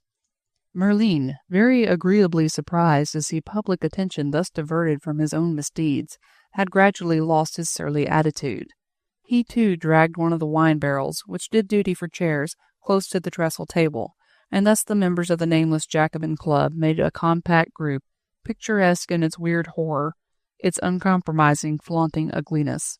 "I suppose," said Tinville, who was loth to give up his position as leader of these extremists, "I suppose, Citizen Lenoir, that you are in position to furnish me with proofs of the Citizen Deputy's guilt." "If I furnish you with such proofs, Citizen Tinville," retorted the other, "will you, as public prosecutor, carry the indictment through?" "It is my duty to publicly accuse those who are traitors to the Republic." "And you, Citizen Merlin," queried Lenoir, "will you help the Republic to the best of your ability to be rid of a traitor?" "My services to the cause of our great revolution are too well known," began Merlin, but Lenoir interrupted him with impatience. "Pardi! But we'll have no rhetoric now, Citizen Merlin. We all know that you have blundered, and that the Republic cares little for those of her sons who have failed. But whilst you are still Minister of Justice, the people of France have need of you for bringing other traitors to the guillotine." He spoke the last phrase slowly and significantly, lingering on the word other, as if he wished its whole awesome meaning to penetrate well into Merlin's brain. "What is your advice, then, Citizen Lenoir?" Apparently, by unanimous consent, the coal-heaver from some obscure province of France had been tacitly acknowledged the leader of the band. Merlin, still in terror for himself, looked to him for advice. Even Tinville was ready to be guided by him. All were at once in their desire to rid themselves of Déroulède, who by his clean living, his aloofness from their own hideous orgies and deadly hate, seemed a living reproach to them all, and they all felt that in Lenoir there must exist some secret dislike of the popular citizen deputy, which would give him a clear insight of how best to bring about his downfall. "What is your advice?" had been Merlin's query, and everyone there listened eagerly for what was to come. "We are all agreed," commenced Lenoir quietly, "that just at this moment it would be unwise to arraign the citizen deputy without material proof. The mob of Paris worship him, and would turn against those who had tried to dethrone their idol. Now Citizen Merlin failed to furnish us with proofs of Déroulède's guilt. For the moment he is a free man, and I imagine a wise one. Within 2 days he will have quitted this country, well knowing that, if he stayed long enough to see his popularity wane, he would also outstay his welcome on earth altogether." "Aye, aye," said some of the men approvingly, whilst others laughed hoarsely at the weird jest. "I propose, therefore," continued Lenoir after a slight pause, "that it shall be Citizen Deputy Déroulède himself who shall furnish to the people of France proofs of his own treason against the Republic." "But how? But how?" Rapid, loud, and excited queries greeted this extraordinary suggestion from the provincial giant. "By the simplest means imaginable," retorted Lenoir with imperturbable calm. "Isn't there a good proverb which our grandmothers used to quote, that if you only give a man a sufficient length of rope, he is sure to hang himself? We'll give our aristocratic citizen deputy plenty of rope, I'll warrant, if only our present Minister of Justice," he added, indicating Merlin, "will help us in the little comedy which I propose that we should play." "Yes, yes, go on," said Merlin excitedly. "The woman who denounced Déroulède, that is our trump card," continued Lenoir, now waxing enthusiastic with his own scheme and his own eloquence. "She denounced him, ergo, he had been her lover, whom she wished to be rid of. Why? Not, as Citizen Merlin supposed, because he had discarded her. No, no, she had another lover, she has admitted that. She wished to be rid of Déroulède to make way for the other, because he was too persistent, ergo because he loved her." "Well, and what does that prove?" queried Tinville with dry sarcasm. "It proves that Déroulède, being in love with the woman, would do much to save her from the guillotine." "Of course." "Pardi, let him try, say I," rejoined Lenoir placidly. "Give him the rope with which to hang himself." "What does he mean?" asked one or two of the men, whose dull brains had not quite as yet grasped the full meaning of this monstrous scheme. "You don't understand what I mean, citizens. You think I am mad or drunk or a traitor like Déroulède? Eh bien, Give me your attention 5 minutes longer, and you shall see. Let me suppose that we have reached the moment when the woman, what is her name? Yes, Juliette de Marny, stands in the Hall of Justice on her trial before the Committee of Public Safety. Citizen Foucault Tinville, one of our greatest patriots, reads the indictment against her. Papers surreptitiously burnt. The torn, mysterious letter case found in her room. If these are presumed in the indictment to be treasonable correspondence with the enemies of the Republic, condemnation follows at once, then the guillotine. There is no defense, no respite. The Minister of Justice, according to Article 9 of the law framed by himself, allows no advocate to those directly accused of treason. But, continued the giant with slow and calm impressiveness, in the case of ordinary civil indictments, offences against public morality, or matters pertaining to the penal code, the Minister of Justice allows the accused to be publicly defended. Place Juliette de Marny in the dock on a treasonable charge. She will be hustled out of the court in a few minutes, amongst a batch of other traitors, dragged back to her own prison, and executed in the early dawn, before Déroulède has had time to frame a plan for her safety or defense. If then he tries to move heaven and earth to rescue the woman he loves, the mob of Paris may, who knows, take his part warmly. They are mad where Déroulède is concerned, and we all know that two devoted lovers have ere now found favor with the people of France. A curious remnant of sentimentalism, I suppose, and the popular citizen deputy knows better than anyone else on earth how to play upon the sentimental feelings of the populace. Now, in the case of a penal offense, mark where the difference would be. The woman Juliette de Marny, arraigned for wantonness, for an offense against public morals, the burnt correspondence, admitted to be the letters of a lover, her hatred for Déroulède suggesting the false denunciation. Then the Minister of Justice allows an advocate to defend her. She has none in court, but think you Déroulède would not step forward and bring all the fervour of his eloquence to bear in favour of his mistress? Can you hear his impassioned speech on her behalf? I can. The rope, I tell you, citizens, with which he'll hang himself. Will he admit in open court that the burnt correspondence was another lover's letters? No, 1,000 times no.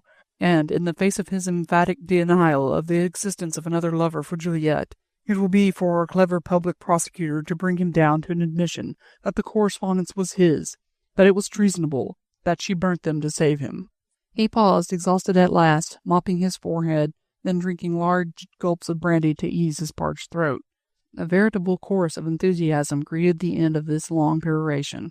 The Machiavellian scheme, almost devilish in its cunning, in its subtle knowledge of human nature and of the heartstrings of a noble organization like Déroulède's, commended itself to these patriots, who were thirsting for the downfall of a superior enemy.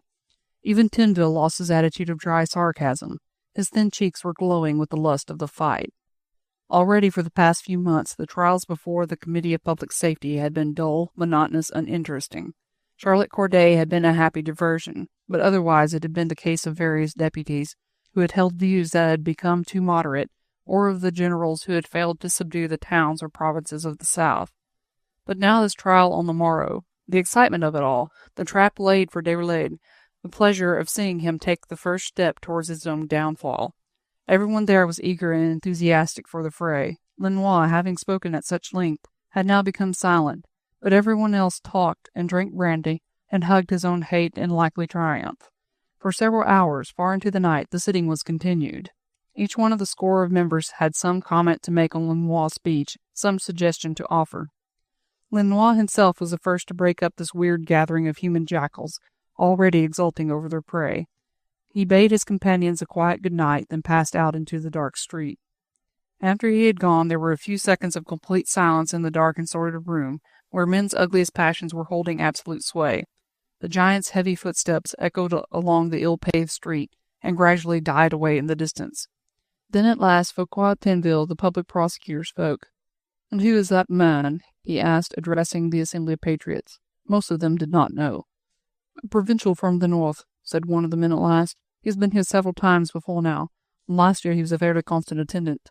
I believe he is a butcher by trade, and I fancy he comes from Calais. He was originally brought here by Citizen Brigade, who is good and patriot enough." One by one, the members of this bond of fraternity began to file out of the Cheval Borgne. They nodded curt good nights to each other, and then went to their respective abodes, which surely could not be dignified with the name of home. Tinville remained one of the last. He and Merlin seemed suddenly to have buried the hatchet, which a few hours ago had threatened to destroy one of the other of these whilom bosom friends. 2 or 3 of the most ardent of these ardent extremists had gathered round the public prosecutor and Merlin, the framer of the law of the suspect. "What do you say, citizens?" said Tinville at last quietly. "That man Lenoir, meseems, is too eloquent, eh?" "Dangerous," pronounced Merlin, whilst the others nodded approval. "But his scheme is good," suggested one of the men. "And we'll avail ourselves of it," assented Tinville. "But afterwards—" He paused, and once more everyone nodded approval. "Yes, he is too dangerous. We'll leave him in peace tomorrow, but afterwards." With a gentle hand, Tinville caressed the tall double post, which stood in the centre of the room, and which was shaped like the guillotine. An evil look was on his face, the grin of a death-dealing monster, savage and envious. The others laughed in grim content. Merlin grunted a surly approval. He had no cause to love the provincial coal-heaver who had raised a raucous voice to threaten him. Then, nodding one to the other, the last of the patriots, satisfied with this night's work, passed out into the night. The watchman was making his rounds, carrying his lantern, and shouting his customary cry, "Inhabitants of Paris, sleep quietly. Everything is in order. Everything is at peace." Chapter 22. The Close of Day. Déroulède had spent the whole of this same night in a wild, impassioned search for Juliette. Earlier in the day, soon after Anne Mie's revelations, he had sought out his English friend, Sir Percy Blakeney, and talked over with him the final arrangements for the removal of Madame Déroulède and Anne Mie from Paris. Though he was a born idealist and a utopian, while Déroulède never for a moment had any illusions with regard to his own popularity, he knew that any time, and for any trivial cause, the love which the mob bore him would readily turn to hate. He had seen Mirabeau's popularity wane, Lafayette's, Desmoulins. Was it likely that he alone would survive the inevitable death of so ephemeral a thing? Therefore, whilst he was in power, whilst he was loved and trusted, he had, figuratively and actually, put his house in order. He had made full preparations for his own inevitable downfall, for that probable flight from Paris of those who were dependent upon him. He had, as far back as a year ago, provided himself with the necessary passports, and bespoken with his English friend certain measures for the safety of his mother and his crippled little relative. Now it was merely a question of putting those measures into execution. Within 2 hours of Juliette de Marny's arrest, Madame Déroulède and Anne Mie had quitted the house in the Rue Ecole des Médecins. They had but little luggage with them, and were ostensibly going into the country to visit a sick cousin. The mother of the popular citizen deputy was free to travel unmolested. The necessary passports which the safety of the Republic demanded were all in perfect order, when Madame Déroulède and Anne Mie passed through the north gate of Paris an hour before sunset, on that 24th day of Fructidor. Their large travelling chaise took them some distance on the north road, where they were to meet Lord Hastings and Lord Anthony Dewhurst, 2 of the Scarlet Pimpernel's most trusted lieutenants, who were to escort them as far as the coast, and thence see them safely aboard the English yacht. On that score, therefore, Déroulède had no anxiety. His chief duty was to his mother and to Anne Mie, and that was now fully discharged. Then there was old Pimpernel. Ever since the arrest of her young mistress, the poor old soul had been in a state of mind bordering on frenzy, and no amount of eloquence on Déroulède's part would persuade her to quit Paris without Juliette. "If my pet lamb is to die," she said amidst heartbroken sobs, "then I have no cause to live. Let those devils take me along too, if they want a useless old woman like me. But if my darling is allowed to go free, then what would become of her in this awful city without me? She and I have never been separated. She wouldn't know where to turn for a home. And who would cook for her and iron out her kerchiefs, I'd like to know." Reason and common sense were, of course, powerless in face of this sublime and heroic childishness. No one had the heart to tell the woman that the murderous dog of the Revolution seldom loosened its fangs once they had closed upon a victim. All Déroulède could do was to convey Pimpernel to the old abode, which Juliette had quitted in order to come to him, and which had never been formally given up. The worthy soul, calmed and refreshed, deluded herself into the idea that she was waiting for the return of her young mistress, and became quite cheerful at sight of the familiar room. Déroulède had provided her with money and necessaries. He had but few remaining hopes in his heart, but among them was the firmly implanted one that Pimpernel was too insignificant to draw upon herself the terrible attention of the Committee of Public Safety. By the nightfall he had seen the good woman safely installed. Then only did he feel free. At last he could devote himself to what seemed to him the one, the only aim of his life, to find Juliette. A dozen prisons in this vast Paris. Over 5,000 prisoners on that night, awaiting trial, condemnation, and death. Déroulède at first, strong in his own power, his personality, had thought that the task would be comparatively easy. At the Palais de Justice they would tell him nothing. The list of new arrests had not been handled in by the commandant of Paris, Citizen Santerre, who classified and docketed the miserable herd of aspirants for the next day's guillotine. The lists, moreover, would not be completed until the next day, when the trials of the new prisoners would already be imminent. The work of the Committee of Public Safety was done without much delay. Then began Déroulède's weary quest through those 12 prisons of Paris. From the Temple to the Conciergerie, from Palais Condé to the Luxembourg, he spent hours in the fruitless search. Everywhere the same shrug of the shoulders, the same indifferent reply to his eager query. Juliette de Marny? Inconnue. Unknown. She had not yet been docketed, not yet classified. She was still one of that immense flock of cattle, sent in ever-increasing numbers to the slaughterhouse. Presently, tomorrow, after a trial which might last 10 minutes, after a hasty condemnation and quick return to prison, she would be listed as one of the traitors, whom this great and beneficent republic sent daily to the guillotine. Vainly did Déroulède try to persuade, to entreat, to bribe. The sullen guardians of these 12 charnel houses knew nothing of individual prisoners. But the citizen deputy was allowed to look for himself. He was conducted to the great vaulted rooms of the Temple, to the vast ballrooms of the Palais Condé, where herded the condemned and those still awaiting trial. He was allowed to witness there the grim farcical tragedies, with which the captives beguiled the few hours which separated them from death. Mock trials were acted there, Tinville was mimicked, then the Place de la Révolution, Samson the headman, and a couple of inverted chairs to represent the guillotine. Daughters of dukes and princes, descendants of ancient lineage, acted in these weird and ghastly comedies. The ladies, with hair bound high over their heads, would kneel before the inverted chairs and place the snow-white necks beneath this imaginary guillotine. Speeches were delivered to a mock populace, whilst a mock Santerre ordered a mock roll of drums to drown the last flow of eloquence of the supposed victim. No, the horror of it all, the pity, pathos, and misery of this ghastly parody, in the very face of the sublimity of death. Déroulède shuddered when first he beheld the scene, shuddered at the very thought of finding Juliette amongst these careless, laughing, thoughtless mimes. His own, his beautiful Juliette, with her proud face and majestic, queen-like gestures. It was a relief not to see her there. Juliette de Marny? Inconnue, was the final word he heard about her. No one told him that by Deputy Merlin's strictest orders she had been labelled dangerous, and placed in a remote wing of the Luxembourg Palace, together with a few who, unlike herself, were allowed to see no one, communicate with no one. Then, when the couvre-feu had sounded, when all public places were closed, when the night watchman had begun his rounds, Déroulède knew that his quest for that night must remain fruitless. But he could not rest. In and out the tortuous streets of Paris he roamed during the better part of that night. He was now only awaiting the dawn to publicly demand the right to stand beside Juliette. A hopeless misery was in his heart, a longing for a cessation of life. Only one thing kept his brain active, his mind clear, the hope of saving Juliette.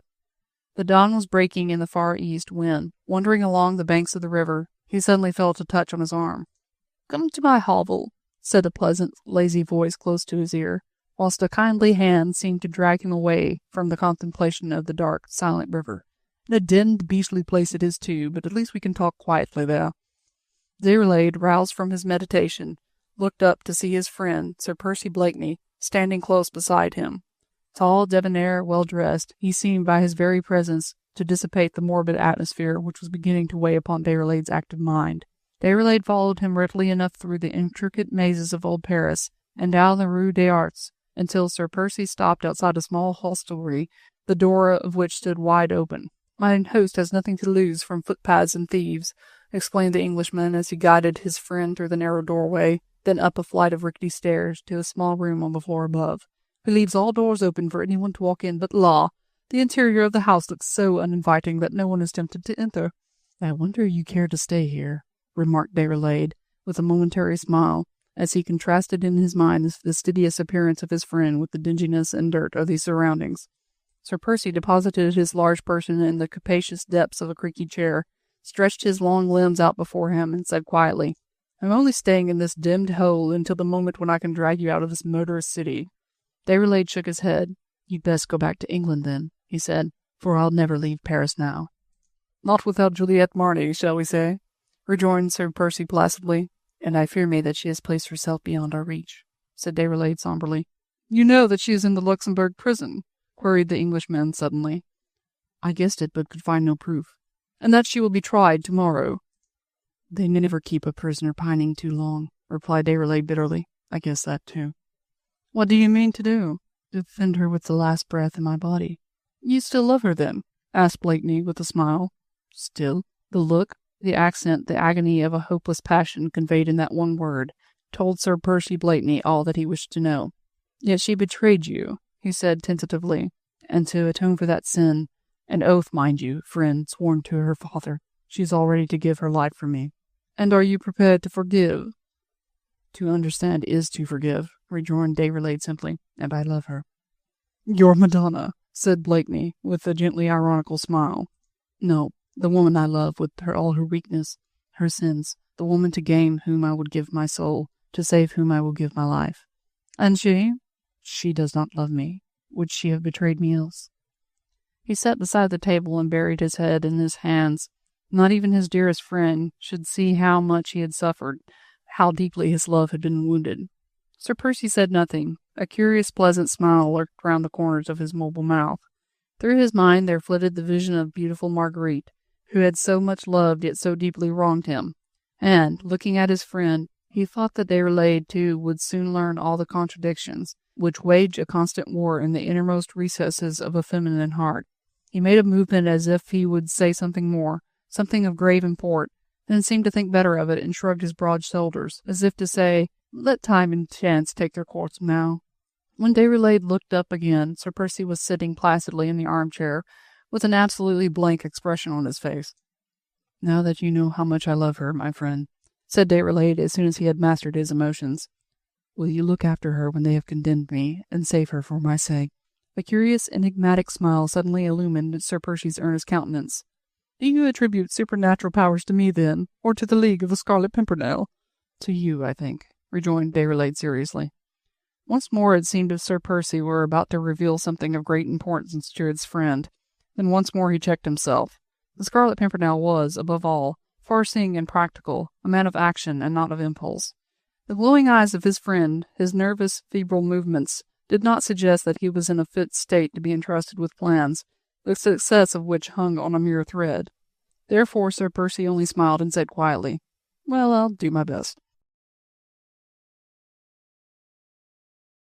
Chapter 23. Justice. The day had been an unusually busy one.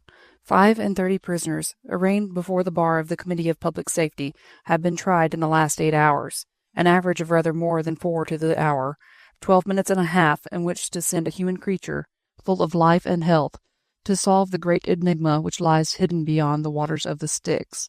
And Citizen Deputy Foucquier Tinville, the public prosecutor, had surpassed himself. He seemed indefatigable. Each of these 35 prisoners had been arraigned for treason against the Republic, for conspiracy with her enemies, and all had to have irrefutable proofs of their guilt brought before the Committee of Public Safety. Sometimes a few letters, written to friends abroad, and seized at the frontier. A word of condemnation of the measures of the extremists. An expression of horror at the massacres on the Place de la Révolution, where the guillotine creaked incessantly. These were irrefutable proofs. Or else perhaps a couple of pistols, or an old family sword seized in the house of a peaceful citizen, would be brought against a prisoner, is an irrefutable proof of his warlike dispositions against the Republic. Oh, it was not difficult.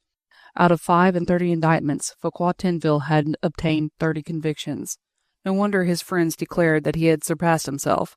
It had indeed been a glorious day, and a glow of satisfaction as much as the heat caused the public prosecutor to mop his high, bony cranium before he had adjourned for the much-needed respite for refreshment.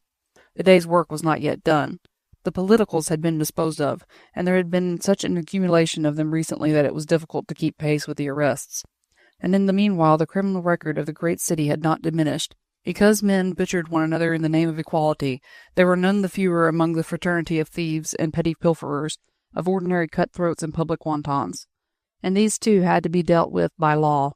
The guillotine was impartial, and fell with equal velocity on the neck of the proud duke and the gutter-born fille de joie, on a descendant of the Bourbons and the wastrel born in a brothel. The ministerial decrees favored the proletariat. A crime against the Republic was indefensible, but one against the individual was dealt with all the paraphernalia of an elaborate administration of justice. There were citizen judges and citizen advocates, and the rabble, who crowded in to listen to the trials, acted as honorary jury. It was all thoroughly well done. The citizen criminals were given every chance. The afternoon of this hot August day, one of the last of Glory's Fructidor, had begun to wane, and the shades of evening to slowly creep into the long, bare room where this travesty of justice was being administered. The citizen president sat at the extreme end of the room, on a rough wooden bench, with a desk in front of him littered with papers. Just above him, on the bare, whitewashed wall, the words, La République une et indivisible, and below them the device, Liberté, Égalité, Fraternité. To the right and left of the citizen president, 4 clerks were busy making entries in that ponderous ledger, that amazing record of the foulest crimes the world has ever known, the Bulletin des Tribunaux Révolutionnaires. At present no one is speaking, and the grating of the clerks' quill pens against the paper is the only sound which disturbs the silence of the hall. In front of the president, on a bench lower than his, sits citizen Foucault Tinville, rested and refreshed, ready to take up his occupation, for as many hours as his country demands it of him. On every desk a tallow candle, smoking and spluttering, throws a weird light and more weird shadows on the faces of clerks and president, on blank walls and ominous devices. In the center of the room a platform surrounded by an iron railing is ready for the accused. Just in front of it, from the tall raftered ceiling above, there hangs a small brass lamp with a green abat-jour.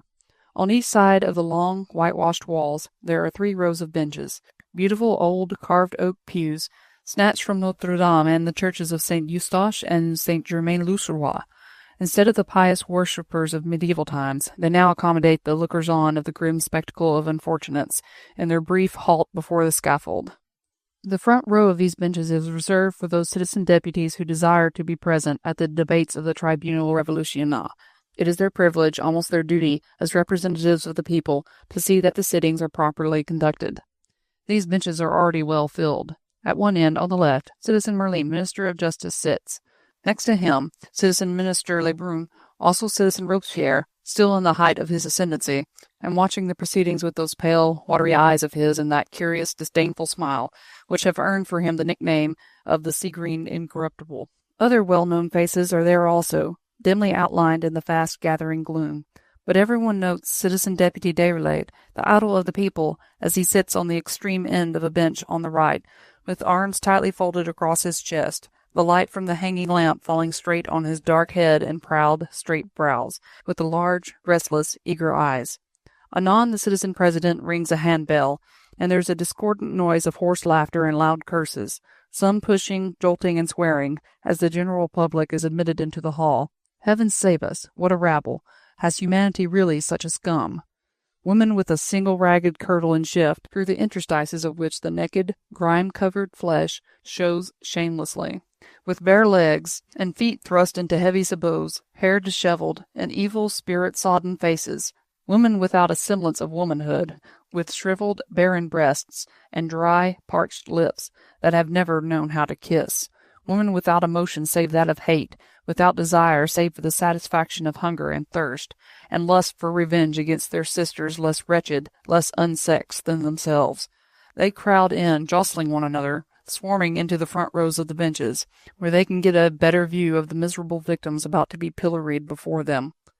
And the men without a semblance of manhood, bent under the heavy care of their own degradation, dead to pity, to love, to chivalry, dead to all save an inordinate longing for the sight of blood. And God help them all, for there were children too. Children, save the mark, with pallid, precocious little faces, pinched with the ravages of starvation, gazing with dim, filmy eyes on this world of rapacity and hideousness. Children who have seen death. Oh, the horror of it! Not beautiful, peaceful death, a slumber or a dream, a loved parent or fond sister or brother lying all in white amidst a wealth of flowers, but death in its most awesome aspect, violent, lurid, horrible. And now they stare around them with eager, greedy eyes, awaiting the amusement of the spectacle, gazing at the president with his tall Phrygian cap, at the clerks wielding their indefatigable quill pens, writing, at the flickering lights throwing clouds of sooty smoke up to the dark ceiling above. Then suddenly the eyes of one little mite, a poor, tiny midget not yet in her teens, alight on Paul Déroulède's face, on the opposite side of the room. "Tiens, Papa Déroulède," she says, pointing an attenuated little finger across at him, and turning eagerly to those around her, her eyes dilating in wishful recollection of a happy afternoon spent in Papa Déroulède's house, with fine white bread to eat in plenty, and great jars of foaming milk. He rouses himself from his apathy, and his great earnest eyes lose the look of agonized misery as he responds to the greeting of the little one. For one moment, oh, a mere fraction of a second, the squalid faces, the miserable, starved expressions of the crowd, soften at sight of him. There is a faint murmur amongst the women, which perhaps God's recording angel registered as a blessing. Who knows? Fouquet Tinville suppresses a sneer, and the citizen president impatiently rings his handbell again. "Bring forth the accused," he commands in stentorian tones. There's a movement of satisfaction among the crowd, and the angel of God is forced to hide his face again. Chapter 24. The Trial of Juliette. It is all indelibly placed on record in the Bulletin du Tribunal Révolutionnaire, under date 25th of Fructidor, year 1 of the Revolution. Anyone who cares may read, for the bulletin is in the archives of the Bibliothèque Nationale of Paris.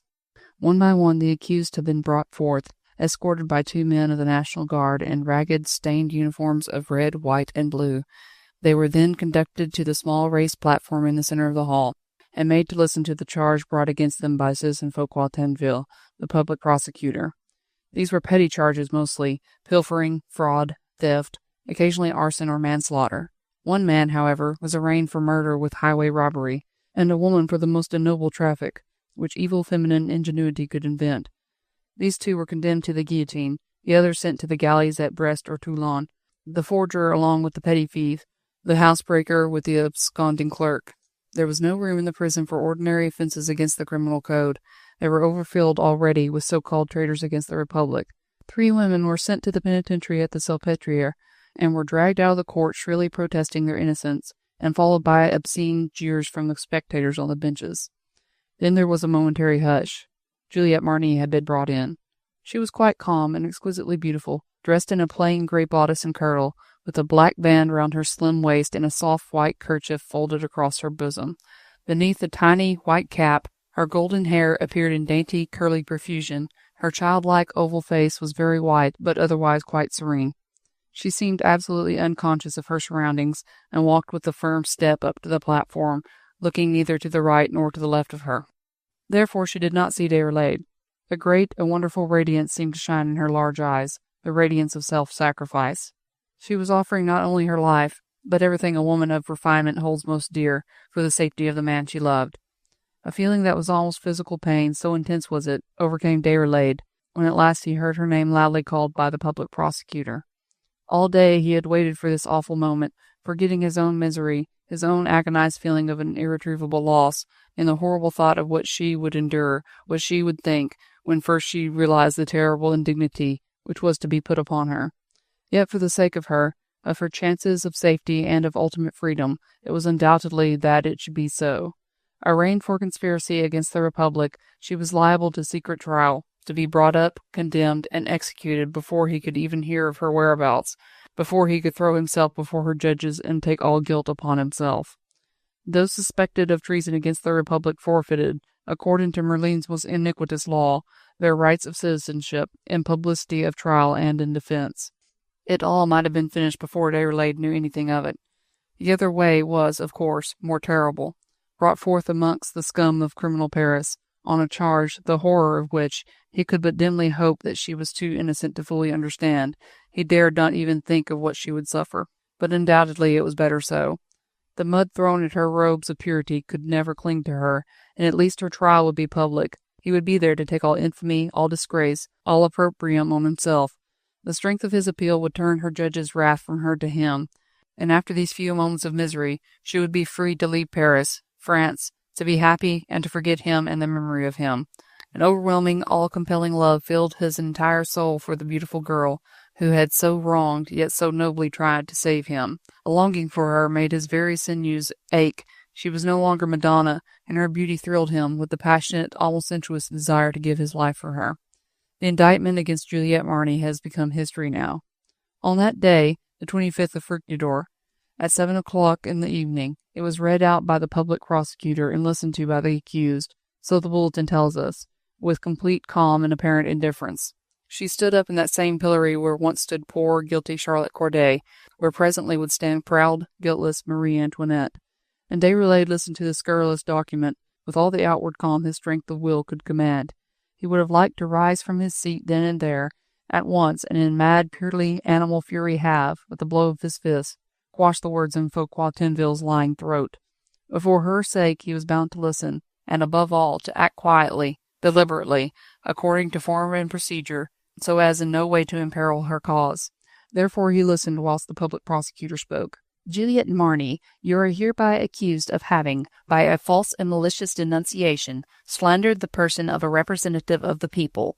You caused the Revolutionary Tribunal, through this same mischievous act, to bring a charge against this representative of the people, to institute a domiciliary search in his house, and to waste valuable time which otherwise belonged to the service of the Republic. And this you did not from a misguided sense of duty towards your country, but in wanton and impure spirit, to be rid of the surveillance of one who had your welfare at heart, and who tried to prevent your leading the immoral life which had become a public scandal, and which has now brought you before this court of justice, to answer to a charge of wantonness, impurity, defamation of character, and corruption of public morals. In proof of which I now place before the court your own admission that more than one citizen of the Republic has been led by you into immoral relationship with yourself, and further, your own admission that your accusation against Citizen Deputy Déroulède was false and mischievous, and further and finally, your immoral and obscene correspondence with some persons unknown, which you vainly tried to destroy.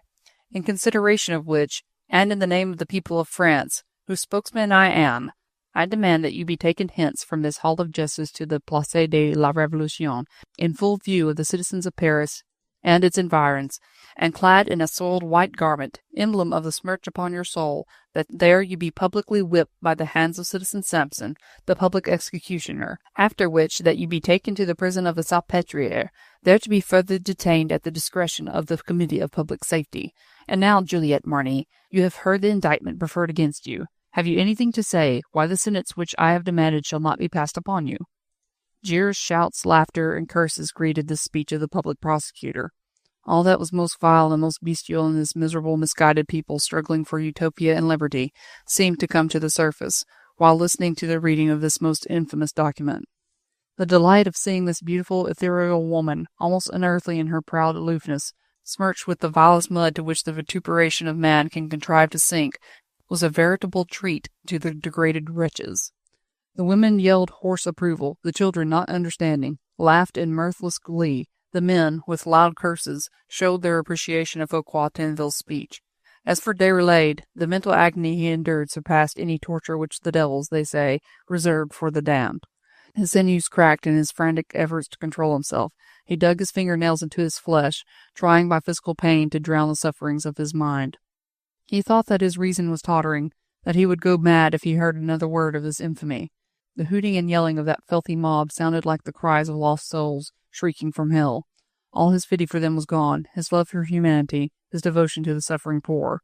A great and immense hatred for this ghastly revolution, and the people it professed to free, filled his whole being, together with a mad, hideous desire to see them suffer, starve, die a miserable, loathsome death. The passion of hate that now overwhelmed his soul was at least as ugly as theirs. He was, for one brief moment, now at one with them in their inordinate lust for revenge. Only Juliette, throughout all this, remained calm, silent, and passive.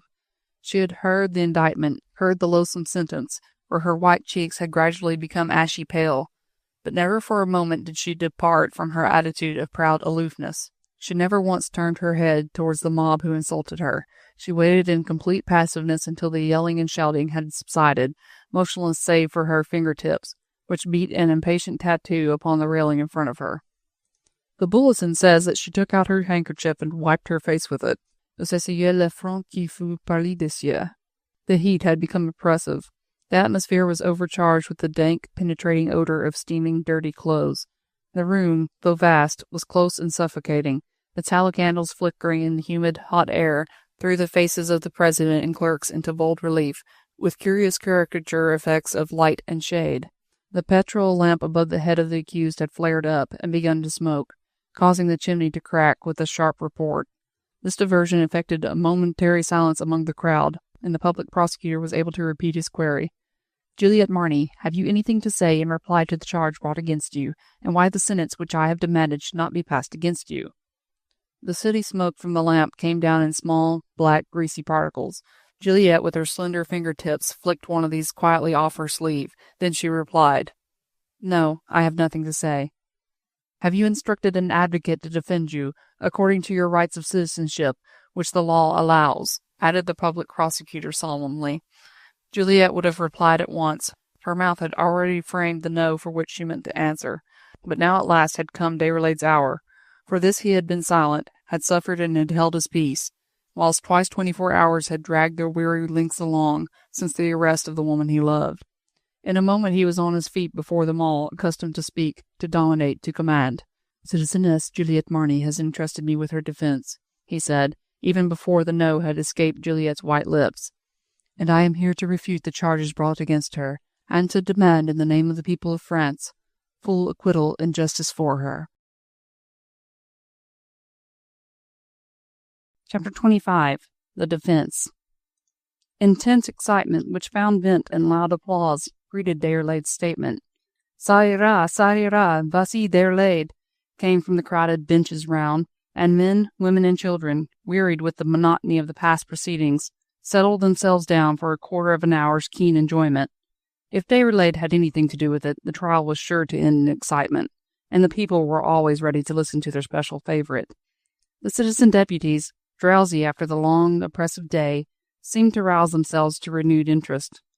Lebrun, like a big, shaggy dog, shook himself free from creeping somnolence.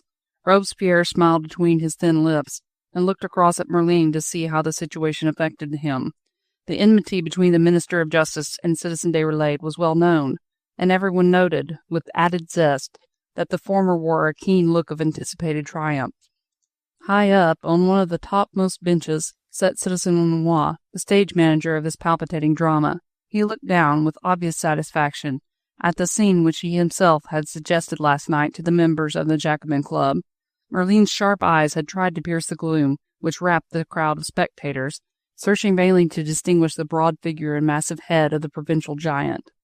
The light from the petrol lamp shone full on Déroulède's earnest, dark countenance as he looked Juliette's infamous accuser full in the face, but the tallow candles, flickering weirdly on the president's desk, threw Tinville's short, spare figure and large, unkempt head into curious, grotesque silhouette.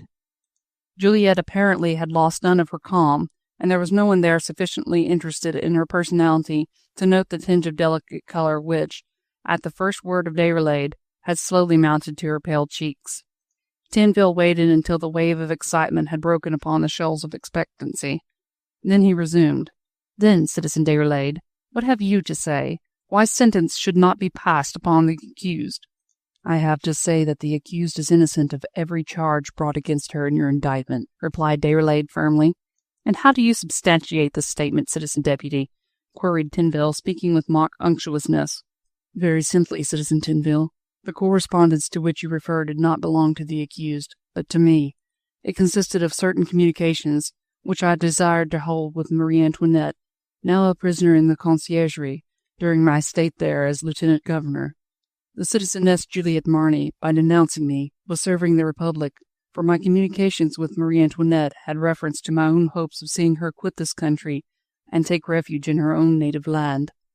Gradually, as Déroulède spoke, a murmur, like the distant roar of a monstrous breaker, rose among the crowd on the upper benches. As he continued quietly and firmly, so it grew in volume and in intensity, until his last words were drowned in one mighty, thunderous shout of horror and execration. Déroulède, the friend and idol of the people, the privileged darling of this unruly population, the father of the children, the friend of the women, the sympathizer in all troubles, Papa Déroulède as the little ones called him, he, a traitor, self-accused, plotting and planning for an ex-tyrant, a harlot who had called herself a queen, for Marie Antoinette the Austrian, who had desired and worked for the overthrow of France. He, Déroulède, a traitor. In one moment, as he spoke, the love which in their crude hearts they bore him, that animal primitive love, was turned to sudden, equally irresponsible hate. He had deceived them, laughed at them, tried to bribe them by feeding their little ones. Bah, the bread of the traitor. It might have choked the children. Surprise at first had taken their breath away. Already they had marveled why he should stand up to defend a wanton. And now, probably feeling that he was on the point of being found out, he thought it better to make a clean breast of his own treason. Trusting in his popularity, in his power over the people. Bah! No one extenuating circumstance did they find in their hardened hearts for him. He had been their idol, enshrined in their squalid, degraded minds, and now he had fallen, shattered beyond recall, and they hated and loathed him as much as they had loved him before. And this his enemies noted, and smiled with complete satisfaction. Merlin heaved a sigh of relief. Sinville nodded his shaggy head in token of intense delight. What that provincial coal-heaver had foretold had indeed come to pass.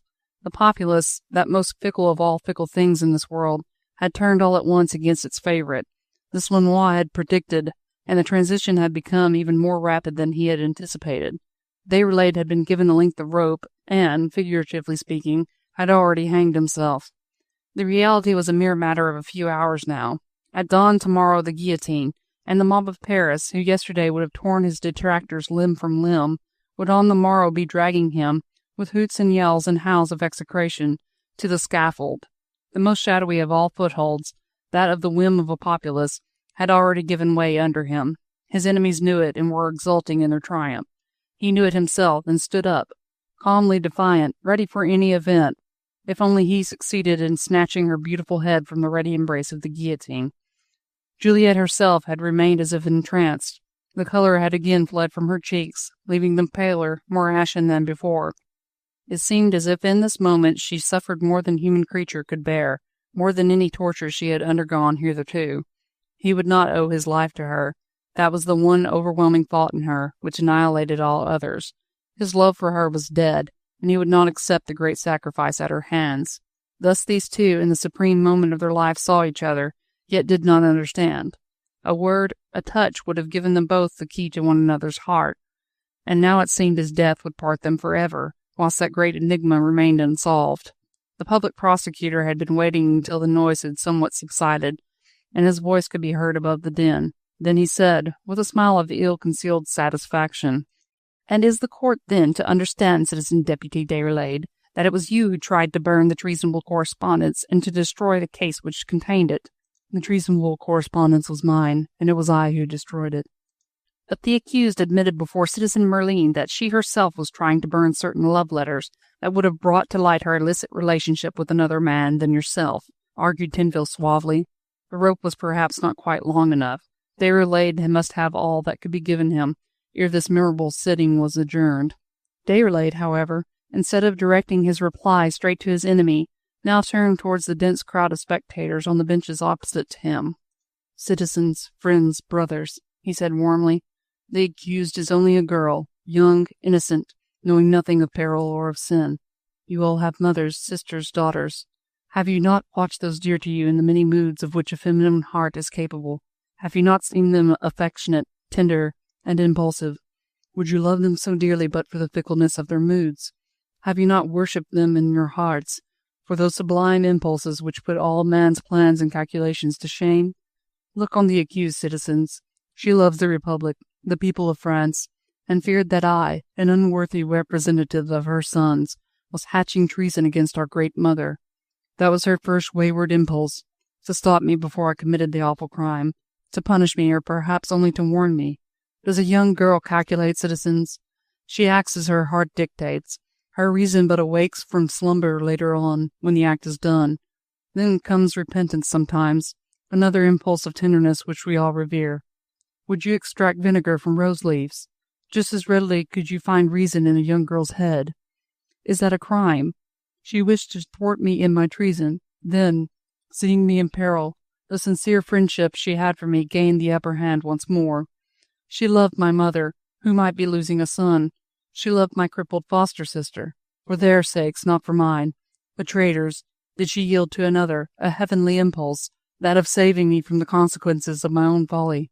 Was that a crime, citizens? When you are ailing, do not your mothers, sisters, wives tend you? When you are seriously ill, would they not give their heart's blood to save you? And when, in the dark hours of your lives, Some deed which you would not openly avow before the world overweighs your soul with its burden of remorse. Is it not again your womenkind who come to you, with tender words and soothing voices, trying to ease your aching conscience, bringing solace, comfort, and peace? And so it was with the accused citizens. She had seen my crime and longed to punish it. She saw those who had befriended her in sorrow, and she tried to ease their pain by taking my guilt upon her shoulders.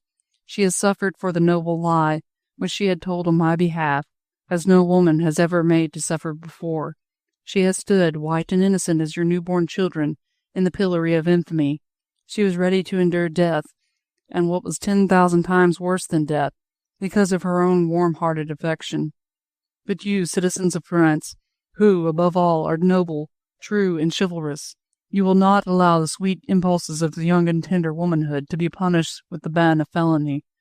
To you, women of France, I appeal in the name of your childhood, your girlhood, your motherhood.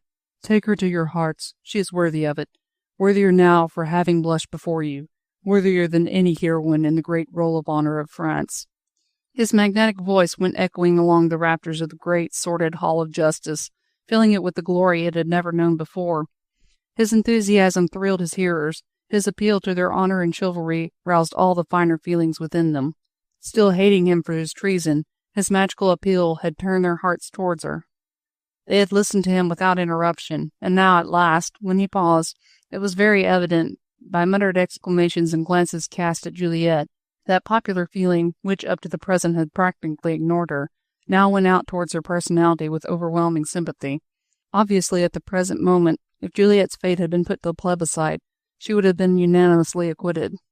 Merlin, as Déroulède spoke, had once or twice tried to read his friend Fouquet Tinville's enigmatical expression, but the public prosecutor, with his face in deep shadow, had not moved a muscle during the citizen deputy's noble peroration. He sat at his desk, chin resting on hand, staring before him with an expression of indifference, almost of boredom.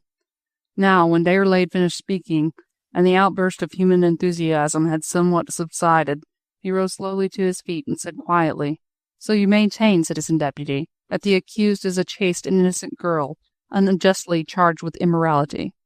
"I do," protested Déroulède loudly.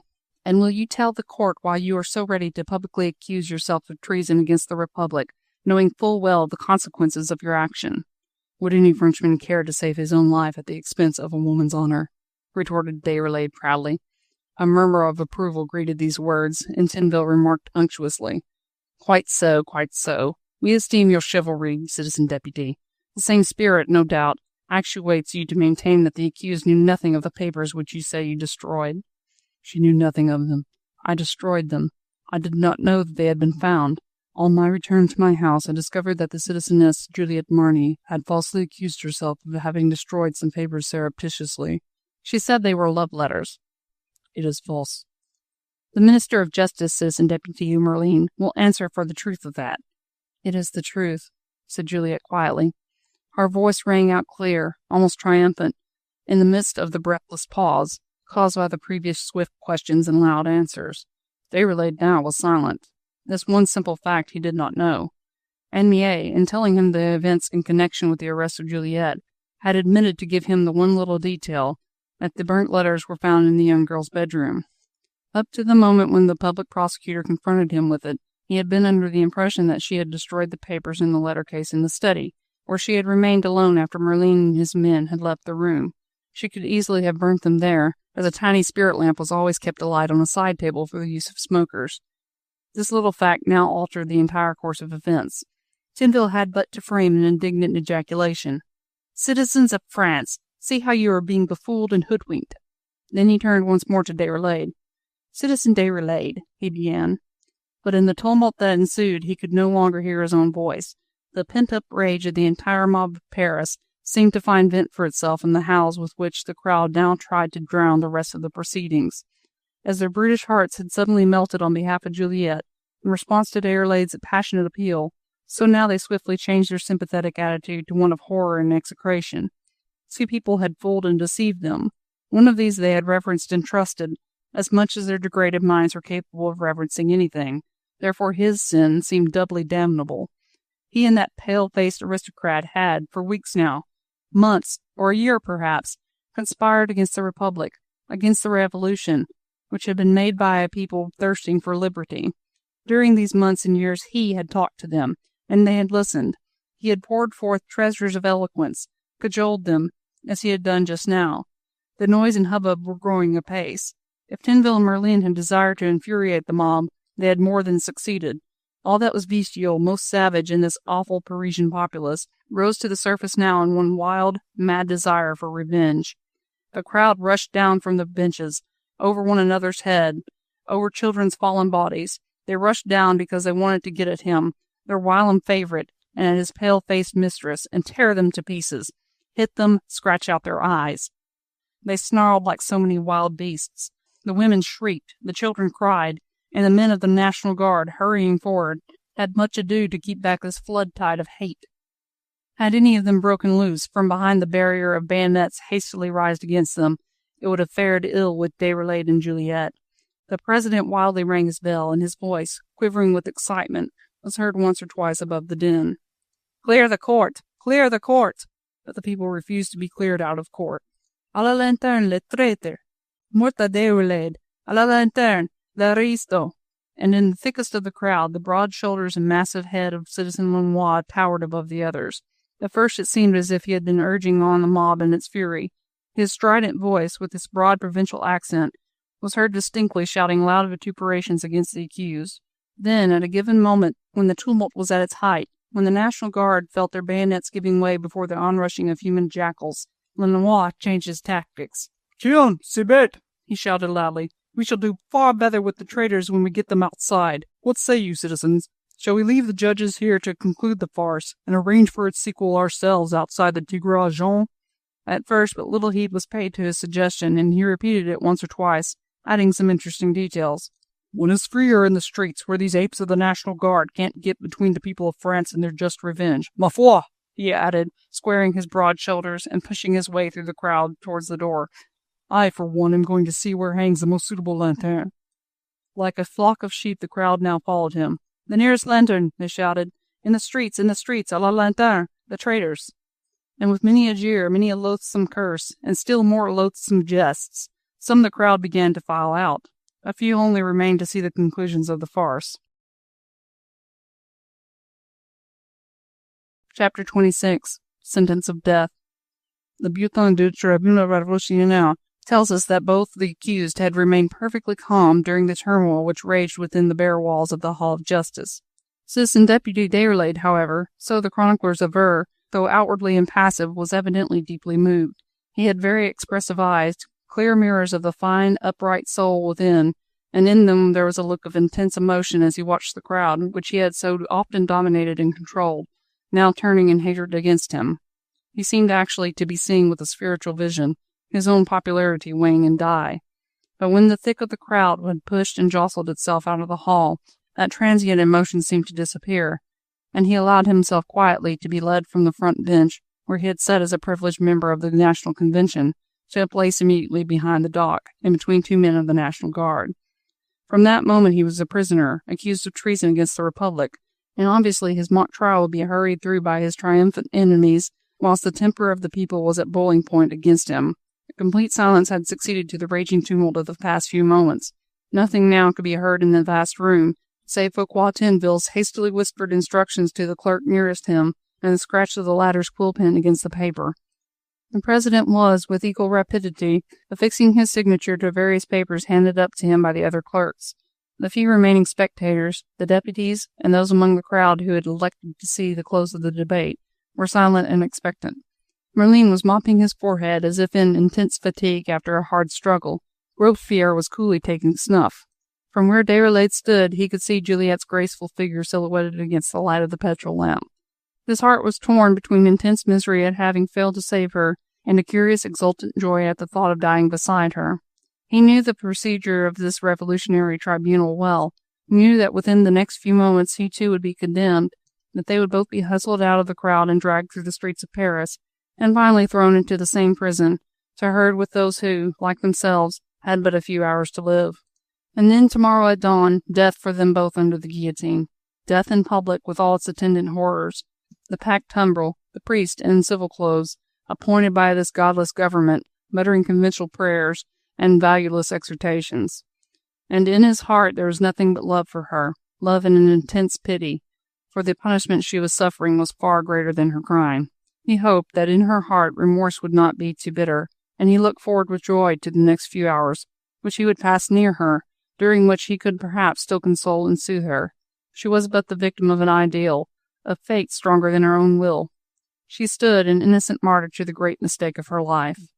But the minutes sped on. Fouquet Tinville had evidently completed his new indictments. The one against Juliette de Marny was read out first.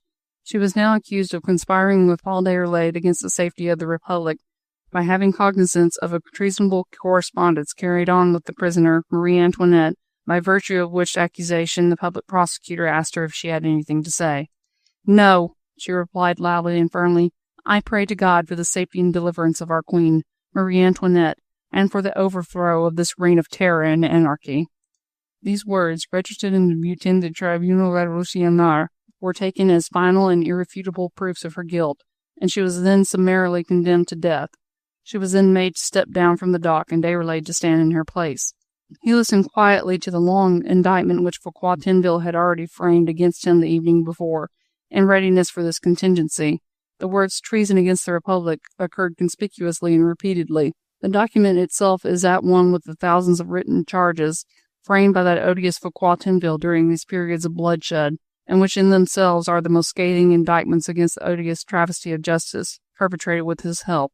Self-accused and avowedly a traitor, Déroulède was not even asked if he had anything to say. Sentence of death was passed on him, with a rapidity and callousness peculiar to these proceedings, after which Paul Déroulède and Juliette de Marny were led forth, under strong escort, into the street. Chapter 27. The Fructidor Riots. Many accounts, more or less authentic, have been published of the events known to history as the Fructidor Riots. But this is how it all happened. At any rate, it is the version related some few days later in England to the Prince of Wales by no less than a personage than Sir Percy Blakeney, and who indeed should know better than the Scarlet Pimpernel himself. Déroulède and Juliette de Marny were the last of the batch of prisoners who were tried on that memorable day of Fructidor. There had been such a number of these that all the covered carts in use for the conveyance of prisoners to and from the Hall of Justice had already been dispatched with their weighty human load. Thus it was that only a rough wooden cart, hoodless and rickety, was available, and into this Déroulède and Juliette were ordered to mount. It was now close on 9 o'clock in the evening. The streets of Paris, sparsely illuminated here and there with solitary oil lamps slung across from house to house on wires, presented a miserable and squalid appearance. Thin, misty rain had begun to fall, transforming the ill-paved roofs into morasses of sticky mud. The Hall of Justice was surrounded by a howling and shrieking mob, who, having imbibed all the stores of brandy in the neighboring drinking bars, was now waiting outside in the dripping rain for the express purpose of venting its pent-up, spirit-sodden lust of rage against the man whom it had once worshipped, but whom now it hated. Men, women, and even children swarmed round the principal entrances of the Palais de Justice, along the bank of the river as far as the Pont aux Champs, and up towards the Luxembourg Palace, now transformed into the prison, to which the condemned would no doubt be conveyed. Along the river bank and immediately facing the Palais de Justice, a row of gallows-shaped posts, at intervals of 100 yards or more, held each a smoky petrol lamp at a height of some 8 feet from the ground. One of these lamps had been knocked down, and from the post itself there now hung ominously a length of rope, with a noose at the end. Around this improvised gallows a group of women sat, or rather squatted, in the mud. Their ragged shifts and kirtles, soaked through with the drizzling rain, hung dankly on their emaciated forms. Their hair, in some cases gray, and in others dark or straw-colored, clung matted round their wet faces, on which the dirt and the damp had drawn weird and grotesque lines. The men were restless and noisy, rushing aimlessly hither and thither, from the corner of the bridge, up the Rue du Palais, fearful lest their prey be conjured away ere their vengeance was satisfied. Oh, how they hated their former idol now! Citizen Lenoir, with his broad shoulders and powerful, grime-covered head, towered above the throng. His strident voice, with its raucous provincial accent, could be distinctly heard above the din, egging on the men, shouting to the women, stirring up hatred against the prisoners, wherever it showed signs of abating in intensity. The coal heaver, hailing from some distant province, seemed to have set himself the grim task of provoking the infuriated populace to some terrible deed of revenge against Déroulède and Juliette. The darkness of the street, the fast-falling mist which obscured the light from the meager oil lamps, seemed to add a certain weirdness to this moving, seething multitude. No one could see his neighbor.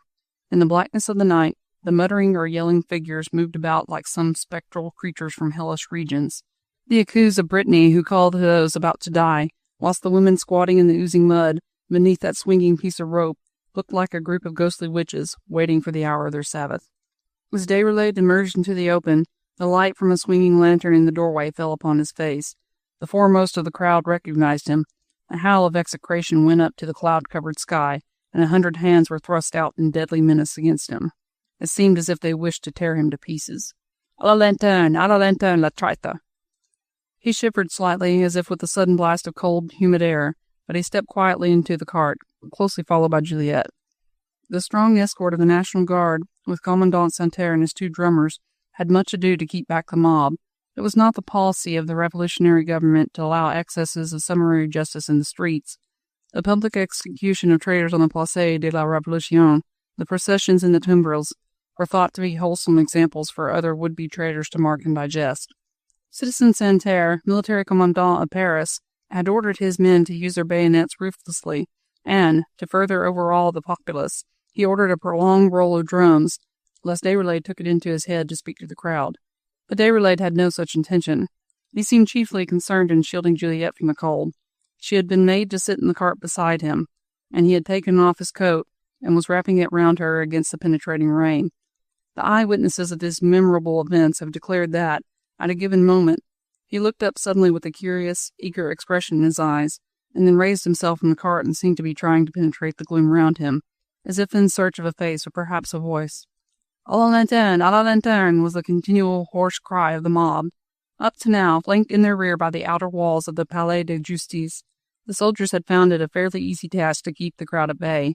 But there came a time when the cart was bound to move out into the open, in order to convey the prisoners along, by the Rue du Palais, up to the Luxembourg prison. This task, however, had become more and more difficult every moment. The people of Paris, who for 2 years had been told by its tyrants that it was supreme lord of the universe, was mad with rage at seeing its desires frustrated by a few soldiers. The drums had been greeted by terrific yells, which effectually drowned their roll. The first movement of the cart was hailed by a veritable tumult. Only the women who squatted round the gallows had not moved from their position of vantage.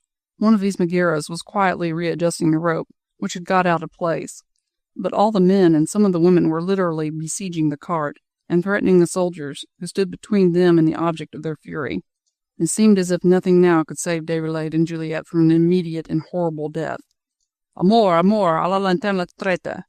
Santerre himself, who had shouted himself hoarse, was at a loss what to do. He had sent one man to the nearest cavalry barracks, but reinforcements would still be some little time coming, whilst in the meanwhile his men were getting exhausted, and the mob, more and more excited, threatened to break through their line at every moment. There was not another second to be lost.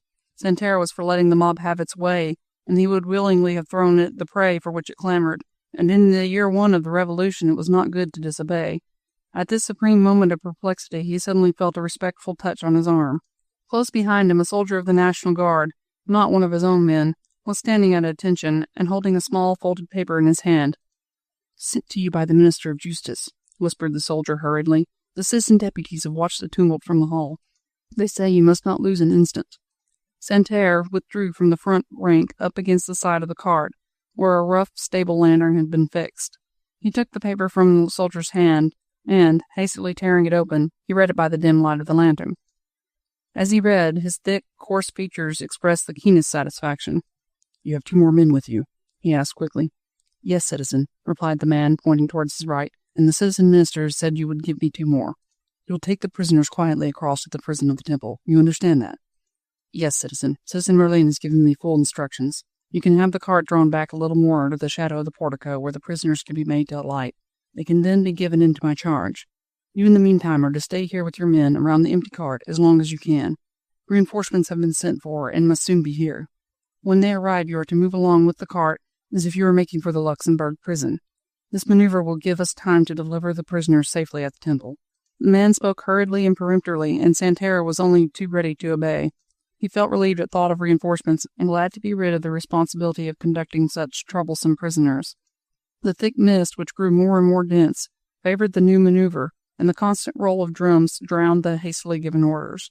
The cart was drawn back into the deepest shadow of the great portico, and whilst the mob were howling their loudest and yelling out frantic demands for the traitors, Déroulède and Juliette were summarily ordered to step out of the cart. No one saw them, for the darkness here was intense. "Follow quickly," whispered a raucous voice in their ears as they did so, "or my orders are to shoot you where you stand." Neither of them had any wish for resistance. Juliette, cold and numb, was clinging to Déroulède, who had placed a protecting arm round her. Santerre had told off 2 of his men to join the new escort of the prisoners, and presently the small party, skirting the walls of the Palais de Justice, began to walk rapidly away from the scene of the riot. Déroulède noted that some half-dozen men seemed to be surrounding him and Juliette, but the drizzling rain blurred every outline. The blackness of the night, too, had become absolutely dense, and in the distance the cries of the populace grew more and more faint. Chapter 28. The Unexpected. The small party walked on in silence. It seemed to consist of a very few men of the National Guard, whom Santerre had placed under the command of the soldier who had transmitted to him the orders of the citizen deputies. Juliette and Déroulède both vaguely wondered whither they were being led, to some other prison mayhap, away from the fury of the populace. They were conscious of a sense of satisfaction at thought of being free from that pack of raging wild beasts. Beyond that they cared nothing. Both felt already the shadow of death hovering over them. The supreme moment of their lives had come, and had found them side by side. What neither fear nor remorse, sorrow nor joy could do, that the great and mighty shadow accomplished in a trice. Juliette, looking death bravely in the face, held out her hand and sought that of the man she loved. There was not one word spoken between them, not even a murmur. Déroulède, with the unerring instinct of his own unselfish passion, understood all that the tiny hand wished to convey to him. In a moment everything was forgotten save the joy of this touch. Death, or the fear of death, had ceased to exist. Life was beautiful, and in the soul of these 2 human creatures there was perfect peace, almost perfect happiness.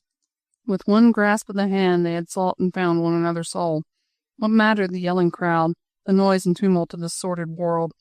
They had found one another, and, hand in hand, shoulder to shoulder, they had gone off wandering into the land of dreams, where dwelt neither doubt nor treachery, where there was nothing to forgive. He no longer said, "She does not love me. Would she have betrayed me else?" He felt the clinging, trustful touch of her hand, and knew that, with all her faults, her great sin and her lasting sorrow, her woman's heart, heaven's most priceless treasure, was indeed truly his. And she knew that he had forgiven, nay, that he had not to forgive, for love is sweet and tender, and judges not. Love is love, whole, trustful, passionate. Love is perfect understanding and perfect peace. And so they followed their escort whithersoever it chose to lead them. Their eyes wandered aimlessly over the mist-laden landscape of this portion of deserted Paris. They had turned away from the river now, and were following the Rue des Arts. Close by on the right was the dismal little hostelry, La Cruche Cassée, where Sir Percy Blakeney lived. Déroulède, as they neared the place, caught himself vaguely wondering what had become of his English friend. But it would take more than the ingenuity of the Scarlet Pimpernel to get 2 noted prisoners out of Paris today. Even if— "Halt!" The word of command rang out clearly and distinctly through the rain-soaked atmosphere. Déroulède threw up his head and listened. Something strange and unaccountable in that same word of command had struck his sensitive ear. Yet the party had halted, and there was a click as of bayonets or muskets leveled ready to fire.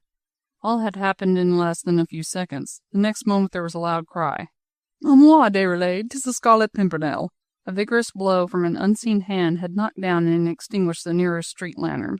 Déroulède felt that he and Juliette were being hastily dragged under an adjoining doorway, even as the cheery voice echoed along the narrow street. Half a dozen men were struggling below in the mud, and there was a plentiful supply of honest English oaths. It looked as if the men of the National Guard had fallen upon one another, and had it not been for those same English oaths, perhaps Déroulède and Juliette would have been slower to understand. "Well done, Tony. Gadzooks, folks, that was a smart bit of work." The lazy, pleasant voice was unmistakable, but God in heaven, where did it come from? Of one thing there could be no doubt. The 2 men dispatched by Santerre were lying disabled on the ground, whilst 3 other soldiers were busy pinioning them with ropes. What did it all mean? "La, friend Déroulède, had you not thought, I trust, that I would leave Mademoiselle Juliette in such a dimmed and comfortable hole?" And there, close beside Déroulède and Juliette, stood the tall figure of the Jacobin orator, the bloodthirsty citizen Lenoir. The 2 young people gazed and gazed, then looked again, dumbfounded, hardly daring to trust their vision, for through the grime-covered mask of the gigantic coal-heaver a pair of merry blue eyes was regarding them with lazy amusement. "La, I do look a miserable object, I know," said the pseudo-coal-heaver at last, "but 'twas the only way to get those murderous devils to do what I wanted. 1,000 pardons, mademoiselle. 'Twas I brought you to such a terrible pass, but la, you are amongst friends now. Will you deign to forgive me?" Juliette looked up. Her great, earnest eyes, now swimming in tears, sought those of the brave man who had so nobly stood by her and the man she loved. "Blakeney," began Déroulède, but Sir Percy quickly interrupted him. "Hush, man, we have but a few moments. Remember you are in Paris still, and the Lord only knows how we shall all get out of this murderous city tonight. I have said that you and mademoiselle are among friends. That is all for the moment. I had to get you together, or I should have failed. I could only succeed by subjecting you and mademoiselle to terrible indignities. Our league could plan but one rescue, and I had to adopt the best means at my command to leave you condemned and led away together. Faith," he added with a pleasant laugh, "my friend Tinville will not be pleased when he realizes that Citizen Lenoir has dragged the citizen deputies by the nose." Whilst he spoke, he had led Déroulède and Juliette into a dark and narrow room on the ground floor of the hostelry, and presently he called loudly for Brogard, the host of this uninviting abode. "Brogard!" shouted Sir Percy. "Where is that ass Brogard? La, man!"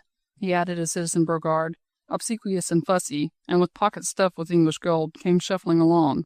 "Where do you hide your engaging countenance? Here, another length of rope for the gallant soldiers. Bring them in here and give them that potion down their throats as I have prescribed. Demmit, I wish we need not have brought them along, with that devil Santerre might have been suspicious else.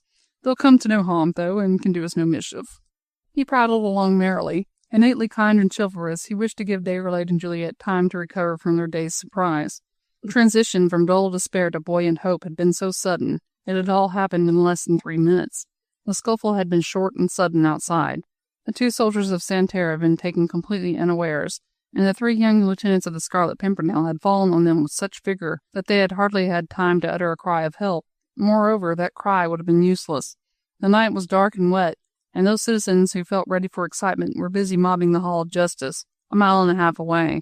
1 or 2 heads had appeared at the small windows of the squalid houses opposite, but it was too dark to see anything, and the scuffle had very quickly subsided. All was silent now in the Rue des Arts, and in the grimy coffee-room of the Cruche Cassée 2 soldiers of the National Guard were lying bound and gagged, whilst 3 of the others were gaily laughing, and wiping their rain-soaked hands and faces. In the midst of them all stood the tall, athletic figure of the bold adventurer who had planned this impudent coup. "Ah, we've got so far, friends, haven't we?" he said cheerily. "And now for the immediate future. We must all be out of Paris tonight, or the guillotine for the lot of us tomorrow." He spoke gaily, and with that pleasant drawl of his, which was so well known in the fashionable assemblies of London, but there was a ring of earnestness in his voice, and his lieutenants looked up at him, ready to obey him in all things, but aware that danger was looming threateningly ahead. Lord Anthony Dewhurst, Sir Andrew Ffoulkes, and Lord Hastings, dressed as soldiers of the National Guard, had played their part to perfection. Lord Hastings had presented the order to Santerre, and the 3 young bucks, at the word of command from their chief, had fallen upon and overpowered the 2 men whom the Commandant of Paris had dispatched to look after the prisoners. So far all was well, but how to get out of Paris? Everyone looked at the Scarlet Pimpernel for guidance. Sir Percy now turned to Juliette, and with the consummate grace which the elaborate etiquette of the times demanded, he made her a courtly bow. "Mademoiselle de Marny," he said, "allow me to conduct you to a room, which, though unworthy of your presence, will, nevertheless, enable you to rest quietly for a few minutes, whilst I give my friend Déroulède further advice and instructions. In the room you will find a disguise which I pray you to don with all haste. La, they are filthy rags, I own, but your life and ours depend upon your help." Gallantly he kissed the tips of her fingers, and opened the door of an adjoining room to enable her to pass through. Then he stood aside, so that her final look as she went might be for Déroulède. As soon as the door had closed upon her, he once more turned to the men. "Those uniforms will not do now," he said peremptorily. "There are bundles of abominable clothes here, Tony. Will you all don them as quickly as you can? We must all look as filthy a band of sans-culottes tonight as ever walked the streets of Paris." His lazy drawl had deserted him now. He was the man of action and of thought, the bold adventurer who held the lives of his friends in the hollow of his hand. The 4 men hastily obeyed. Lord Anthony Dewhurst, one of the most elegant dandies of London society, had brought forth from a dank cupboard a bundle of clothes, mere rags, filthy but useful. Within 10 minutes the change was accomplished, and 4 dirty, slouchy figures stood confronting their chief. That's capital, said Sir Percy merrily. Now for Mademoiselle de Marny. Hardly had he spoken a word when the door of the adjoining room was pushed open, and a horrible apparition stood before the men. A woman in filthy bodice and skirt, with face covered in grime, her yellow hair, matted and greasy, thrust under a dirty and crumpled cap. A shout of rapturous delight greeted this uncanny apparition. Juliette, like the true woman she was, had found all her energy and spirits now that she felt she had an important part to play. She woke from her dream to realize that noble friends had risked their lives for the man she loved and for her. Of herself she did not think. She only remembered that her presence of mind, her physical and mental strength, would be needed to carry the rescue to a successful end. Therefore, with the rags of a Paris tricoteuse, she had also donned her personality. She played her part valiantly, and one look at the perfection of her disguise was sufficient to assure the leader of the band of heroes that his instructions would be carried through to the letter. Déroulède, too, now looked the ragged sansculotte to the life, with bare and muddy feet, frayed breeches, and shabby, black shag spencer. The four men stood waiting together with Juliette, while Sir Percy gave them his final instructions. "We'll mix with the crowd," he said. "It is for us to see that that unruly crowd does what we want. Mademoiselle de Marny, 1,000 congratulations. I entreat you to take hold of my friend Déroulède's hand and not let go of it on any pretext whatever. Law, not a difficult task, I ween," he added with his genial smile. "And yours, Déroulède, is equally easy. I enjoin you to take charge of Mademoiselle Juliette, and on no account to leave her side until we are out of Paris." "Out of Paris," echoed Déroulède with a troubled sigh. "Aye," rejoined Sir Percy boldly, "out of Paris, with a howling mob at our heels, causing the authorities to take double precautions. And above all, remember, friends, that our rallying cry is the shrill call of the sea-mew, thrice repeated. Follow it until you are outside of the gates of Paris. Once there, listen for it again. It will lead you to freedom and safety at last. Aye, outside Paris, by the grace of God." The hearts of his hearers thrilled as they heard him. Who could help but follow this brave and gallant adventurer, with the magic voice and the noble bearing? "And now en route," said Blakeney finally. "That ass Santerre will have dispersed the pack of yelling hyenas with his cavalry by now. They'll to the temple prison to find their prey, will in their wake. À moi, my friends, and remember the seagull's cry." Déroulède drew Juliette's hand in his. "We are ready," he said, "and God bless the Scarlet Pimpernel." Then the 5 men, with Juliette in their midst, went out into the street once more. Chapter 29. Pere Lachaise. It was not difficult to guess which way the crowd had gone. Yells, hoots, and hoarse cries could be heard from the farther side of the river. Citizen Santerre had been unable to keep the mob back until the arrival of the cavalry reinforcements.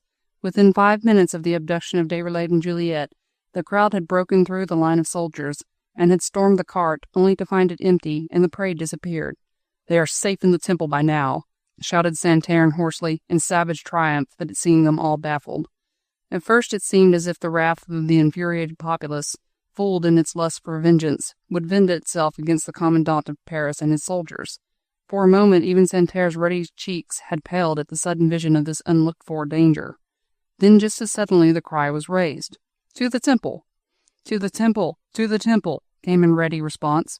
The cry was soon taken up by the entire crowd, and in less than 2 minutes the purlieus of the Hall of Justice were deserted, and the Pont Saint-Michel, then the Cité, then the Pont au Change, swarmed with the rioters. Thence along the north bank of the river, and up the Rue du Temple, the people still yelling, muttering, singing "Ça ira," and shouting "à la lanterne, à la lanterne." Sir Percy Blakeney and his little band of followers had found the Pont Neuf and the adjoining streets practically deserted. A few stragglers from the crowd, soaked through with the rain, their enthusiasm damped, and their throats choked with the mist, were sulkily returning to their homes. The desultory group of 6 sansculottes attracted little or no attention, and Sir Percy boldly challenged every passer-by. "The way to the Rue du Temple, citizen?" he asked once or twice, or "Have they hung the traitor yet? Can you tell me, citizeness?"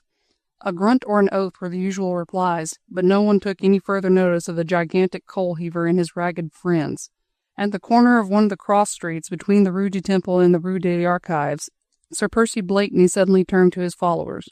"We are close to the rabble now," he said in a whisper, and speaking in English. "Do you all follow the nearest stragglers, and get as soon as possible into the thickest of the crowd. We'll meet again outside the prison, and remember the seagull's cry." He did not wait for an answer, and presently disappeared into the mist. Already a few stragglers, hangers-on of the multitude, were gradually coming into view, and the yells could be distinctly heard. The mob had evidently assembled in the great square outside the prison, and was loudly demanding the object of its wrath. The moment for cool-headed action was at hand.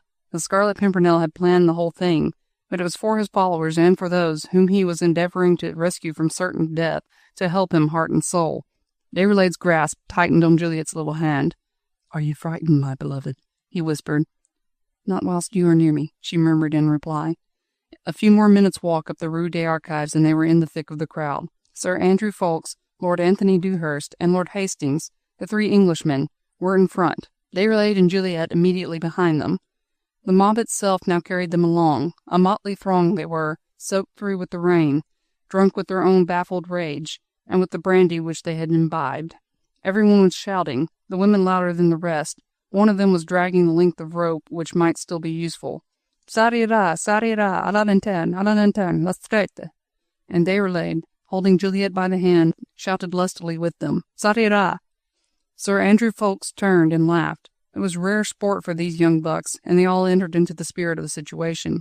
They all shouted, "À la lanterne," egging and encouraging those around them. Déroulède and Juliette felt the intoxication of the adventure. They were drunk with the joy of their reunion, and seized with the wild, mad, passionate desire for freedom and for life and love. So they pushed and jostled on in the mud, followed the crowd, sang and yelled louder than any of them. Was not that very crowd the great bulwark of their safety? As well have sought for the proverbial needle in the haystack as for two escaped prisoners in this mad, heaving throng. The large open space in front of the Temple prison looked like one great, seething black mass. The darkness was almost thick here. The ground was like a morass, with inches of clayey mud which stuck to everything, whilst the sparse lanterns hung to the prison walls beneath the portico threw practically no light into the square. As the little band, composed of the three Englishmen and of Déroulède, holding Juliette by the hand, emerged into the open space, they heard a strident cry, like that of a sea-mew thrice repeated, and a hoarse voice shouting from out the darkness. "Ma foi, I'll not believe that the prisoners are in the Temple now. It is my belief, friends, citizens, that we have been fooled once more." The voice, with its strange, unaccountable accent, which seemed to belong to no province of France, dominated the almost deafening noise. It penetrated through, even into the brandy-sodden minds of the multitude, for the suggestion was received with renewed shouts of the wildest wrath. Like one great, living, seething mass, the crowd literally bore down upon the huge and frowning prison. Pushing, jostling, yelling, the women screaming, the men cursing, it seemed as if that awesome day, the 14th of July, was to have its sanguinary counterpart tonight, as if the Temple were destined to share the fate of the Bastille. Obedient to their leader's orders, the three young Englishmen remained in the thick of the crowd. Together with Déroulède, they contrived to form a sturdy rampart round Juliette, effectually protecting her against rough buffetings. On their right, towards the direction of Menilmontant, the sea-mew's cry at intervals gave them strength and courage. The foremost rank of the crowd had reached the portico of the building, and, with howls and snatches of their gutter song, were loudly clamoring for the guardian of the grim prison. No one appeared. The great gates with their massive bars and hinges remained silent and defiant. The crowd was becoming dangerous. Whispers of the victory of the Bastille 5 years ago engendered thoughts of pillage and of arson. Then the strident voice was heard again. "Pardi! The prisoners are not in the Temple. The dolts have allowed them to escape and now are afraid of the wrath of the people." It was strange how easily the mob assimilated this new idea. Perhaps the dark, frowning block of massive buildings had overawed them with its peaceful strength. Perhaps the dripping rain and oozing clay had damped their desire for an immediate storming of the grim citadel. Perhaps it was merely the human characteristic of a wish for something new, something unexpected. Be that as it may, the cry was certainly taken up with marvelous, quick-change rapidity. "The prisoners have escaped! The prisoners have escaped!" Some were for proceeding with the storming of the Temple, but they were in the minority. All along, the crowd had been more inclined for private revenge than for martial deeds of valor. The Bastille had been taken by daylight. The effort might not have been so successful on a pitch-black night such as this, when one could not see one's hand before one's eyes, and the drizzling rain went through to the marrow. "They've got through one of the barriers by now," suggested the same voice from out the darkness. "The barriers! The barriers!" came in sheep-like echo from the crowd. The little group of fugitives and their friends tightened their hold on one another. They had understood at last. "It is for us to see that the crowd does what we want," the Scarlet Pimpernel had said. He wanted it to take him and his friends out of Paris, and by God, he was like to succeed. Juliette's heart within her beat almost to choking. Her strong little hand gripped Déroulède's fingers with the wild strength of mad exultation.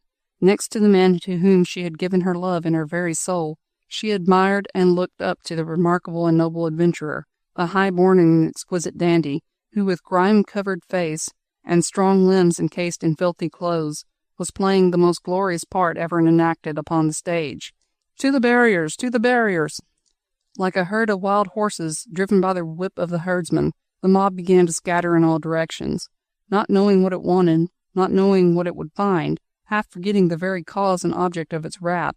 It made one gigantic rush for the gates of the great city through which the prisoners were supposed to have escaped. The three Englishmen and Déroulède, with Juliette well protected in their midst, had not joined the general onrush as yet. The crowd in the open place was still very thick. The outward branching streets were very narrow. Through these the multitude, scampering, hurrying, scurrying, like a human torrent let out of a whirlpool, rushed down headlong towards the barriers. Up the Rue Turbigo to the Belleville Gate, the Rue des Filles, and the Rue de Chemin Vert, towards Popincourt, they ran, knocking each other down, jostling the weaker ones on one side, trampling others underfoot.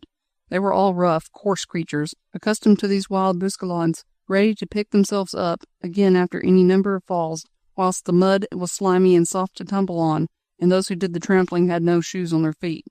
They rushed out from the dark, open place, these creatures of the night, into streets darker still. On they ran, on, now in thick, heaving masses, anon in loose, straggling groups, some north, some south, some east, some west. But it was from the east that came the seagull's cry. The little band ran boldly towards the east.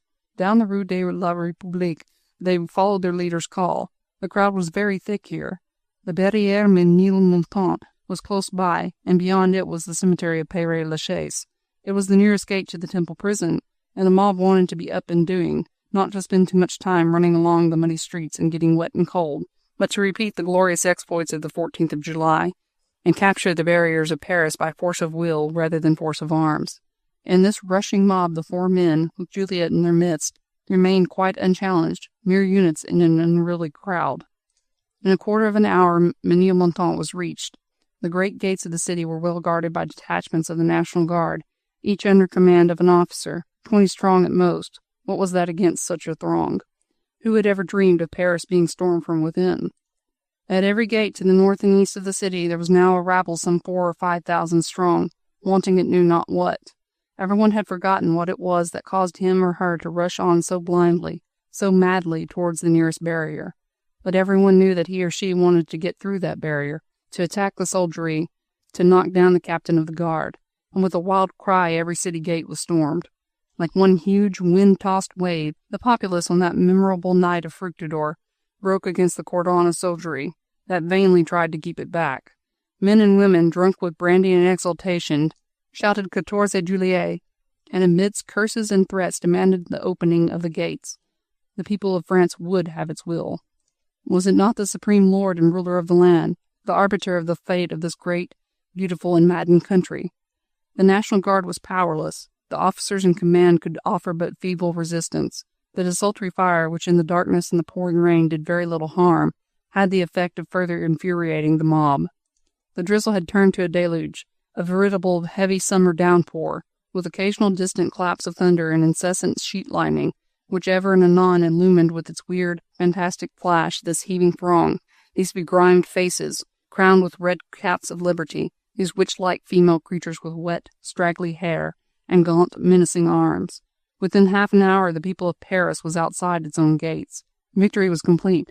The guard did not resist. The officers had surrendered.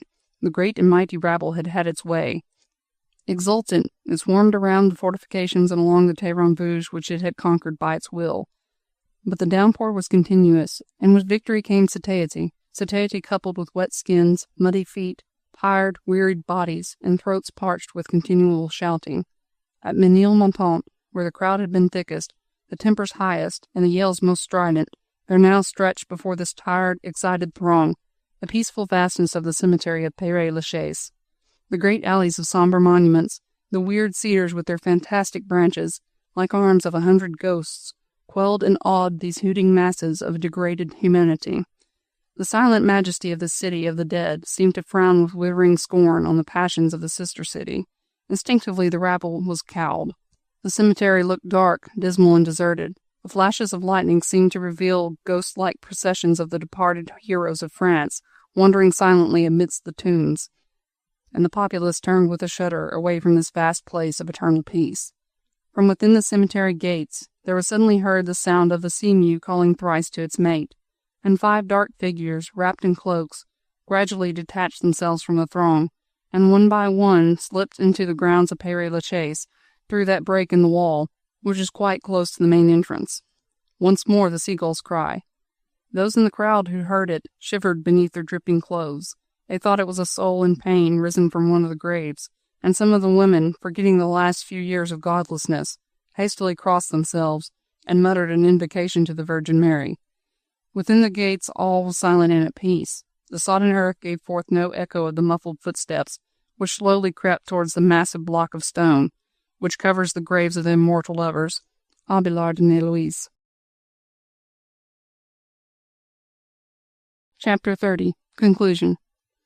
There is but little else to record. History has told us how, shamefaced, tired, dripping, the great, all-powerful people of Paris quietly slunk back to their homes, even before the first cock-crow in the villages beyond the gates acclaimed the pale streak of dawn. But long before that, even before the church bells of the great city had tolled the midnight hour, Sir Percy Blakeney and his little band of followers had reached the little tavern which stands close to the farthest gate of Pere Lachaise. Without a word, like 6 silent ghosts, they had traversed the vast cemetery and reached the quiet hostelry where the sounds of the seething revolution only came, attenuated by their passage through the peaceful city of the dead. English gold had easily purchased silence and goodwill from the half-starved keeper of this wayside inn. A huge traveling chaise already stood in readiness, and 4 good Flanders horses had been pawing the ground impatiently for the past half-hour. From the window of the chaise, old Pimpernel's face, wet with anxious tears, was peering anxiously. A cry of joy and surprise escaped Déroulède and Juliette, and both turned, with a feeling akin to awe, towards the wonderful man who had planned and carried through this bold adventure. "Nay, my friend," said Sir Percy, speaking more especially to Déroulède, "if you only knew how simple it all was. Gold can do so many things, and my only merit seems to be the possession of plenty of that commodity. You told me yourself how you had provided for old Pimpernel. Under the most solemn assurance that she would meet her young mistress here, I got her to leave Paris. She came out most bravely this morning in one of the market carts. She is so obviously a woman of the people that no one suspected her. As for the worthy couple who keep this wayside hotel, they have been well paid, and money soon procures a chaise and horses. My English friends and I, we have our own passport, and one for Mademoiselle Juliette, who must travel as an English lady with her old nurse, Pimpernel. There are some decent clothes in readiness for us all in the inn. A quarter of an hour in which to don them, and we must be on our way. You can use your own passport, of course. Your arrest has been so very sudden that it has not yet been cancelled. We have an 8-hour start of our enemies. They'll wake up tomorrow morning, begad, and find that you have slipped through their fingers." He spoke with easy carelessness, and that slow drawl of his, as if he were talking airy nothings in a London drawing-room, instead of recounting the most daring, most colossal piece of effrontery the adventurous brain of man could conceive. Déroulède could say nothing. His own noble heart was too full of gratitude towards his friend to express it all in a few words. And time, of course, was precious. Within the prescribed quarter of an hour, the little band of heroes had doffed their grimy, ragged clothes, and now appeared dressed as respectable bourgeois of Paris, en route for the country. Sir Percy Blakeney had donned the livery of a coachman of a well-to-do house, whilst Lord Anthony Dewhurst wore that of an English lackey. 5 minutes later, Déroulède had lifted Juliette into the travelling chaise, and in spite of fatigue, of anxiety and emotion, it was immeasurable happiness to feel her arm encircling his shoulders in perfect joy and trust.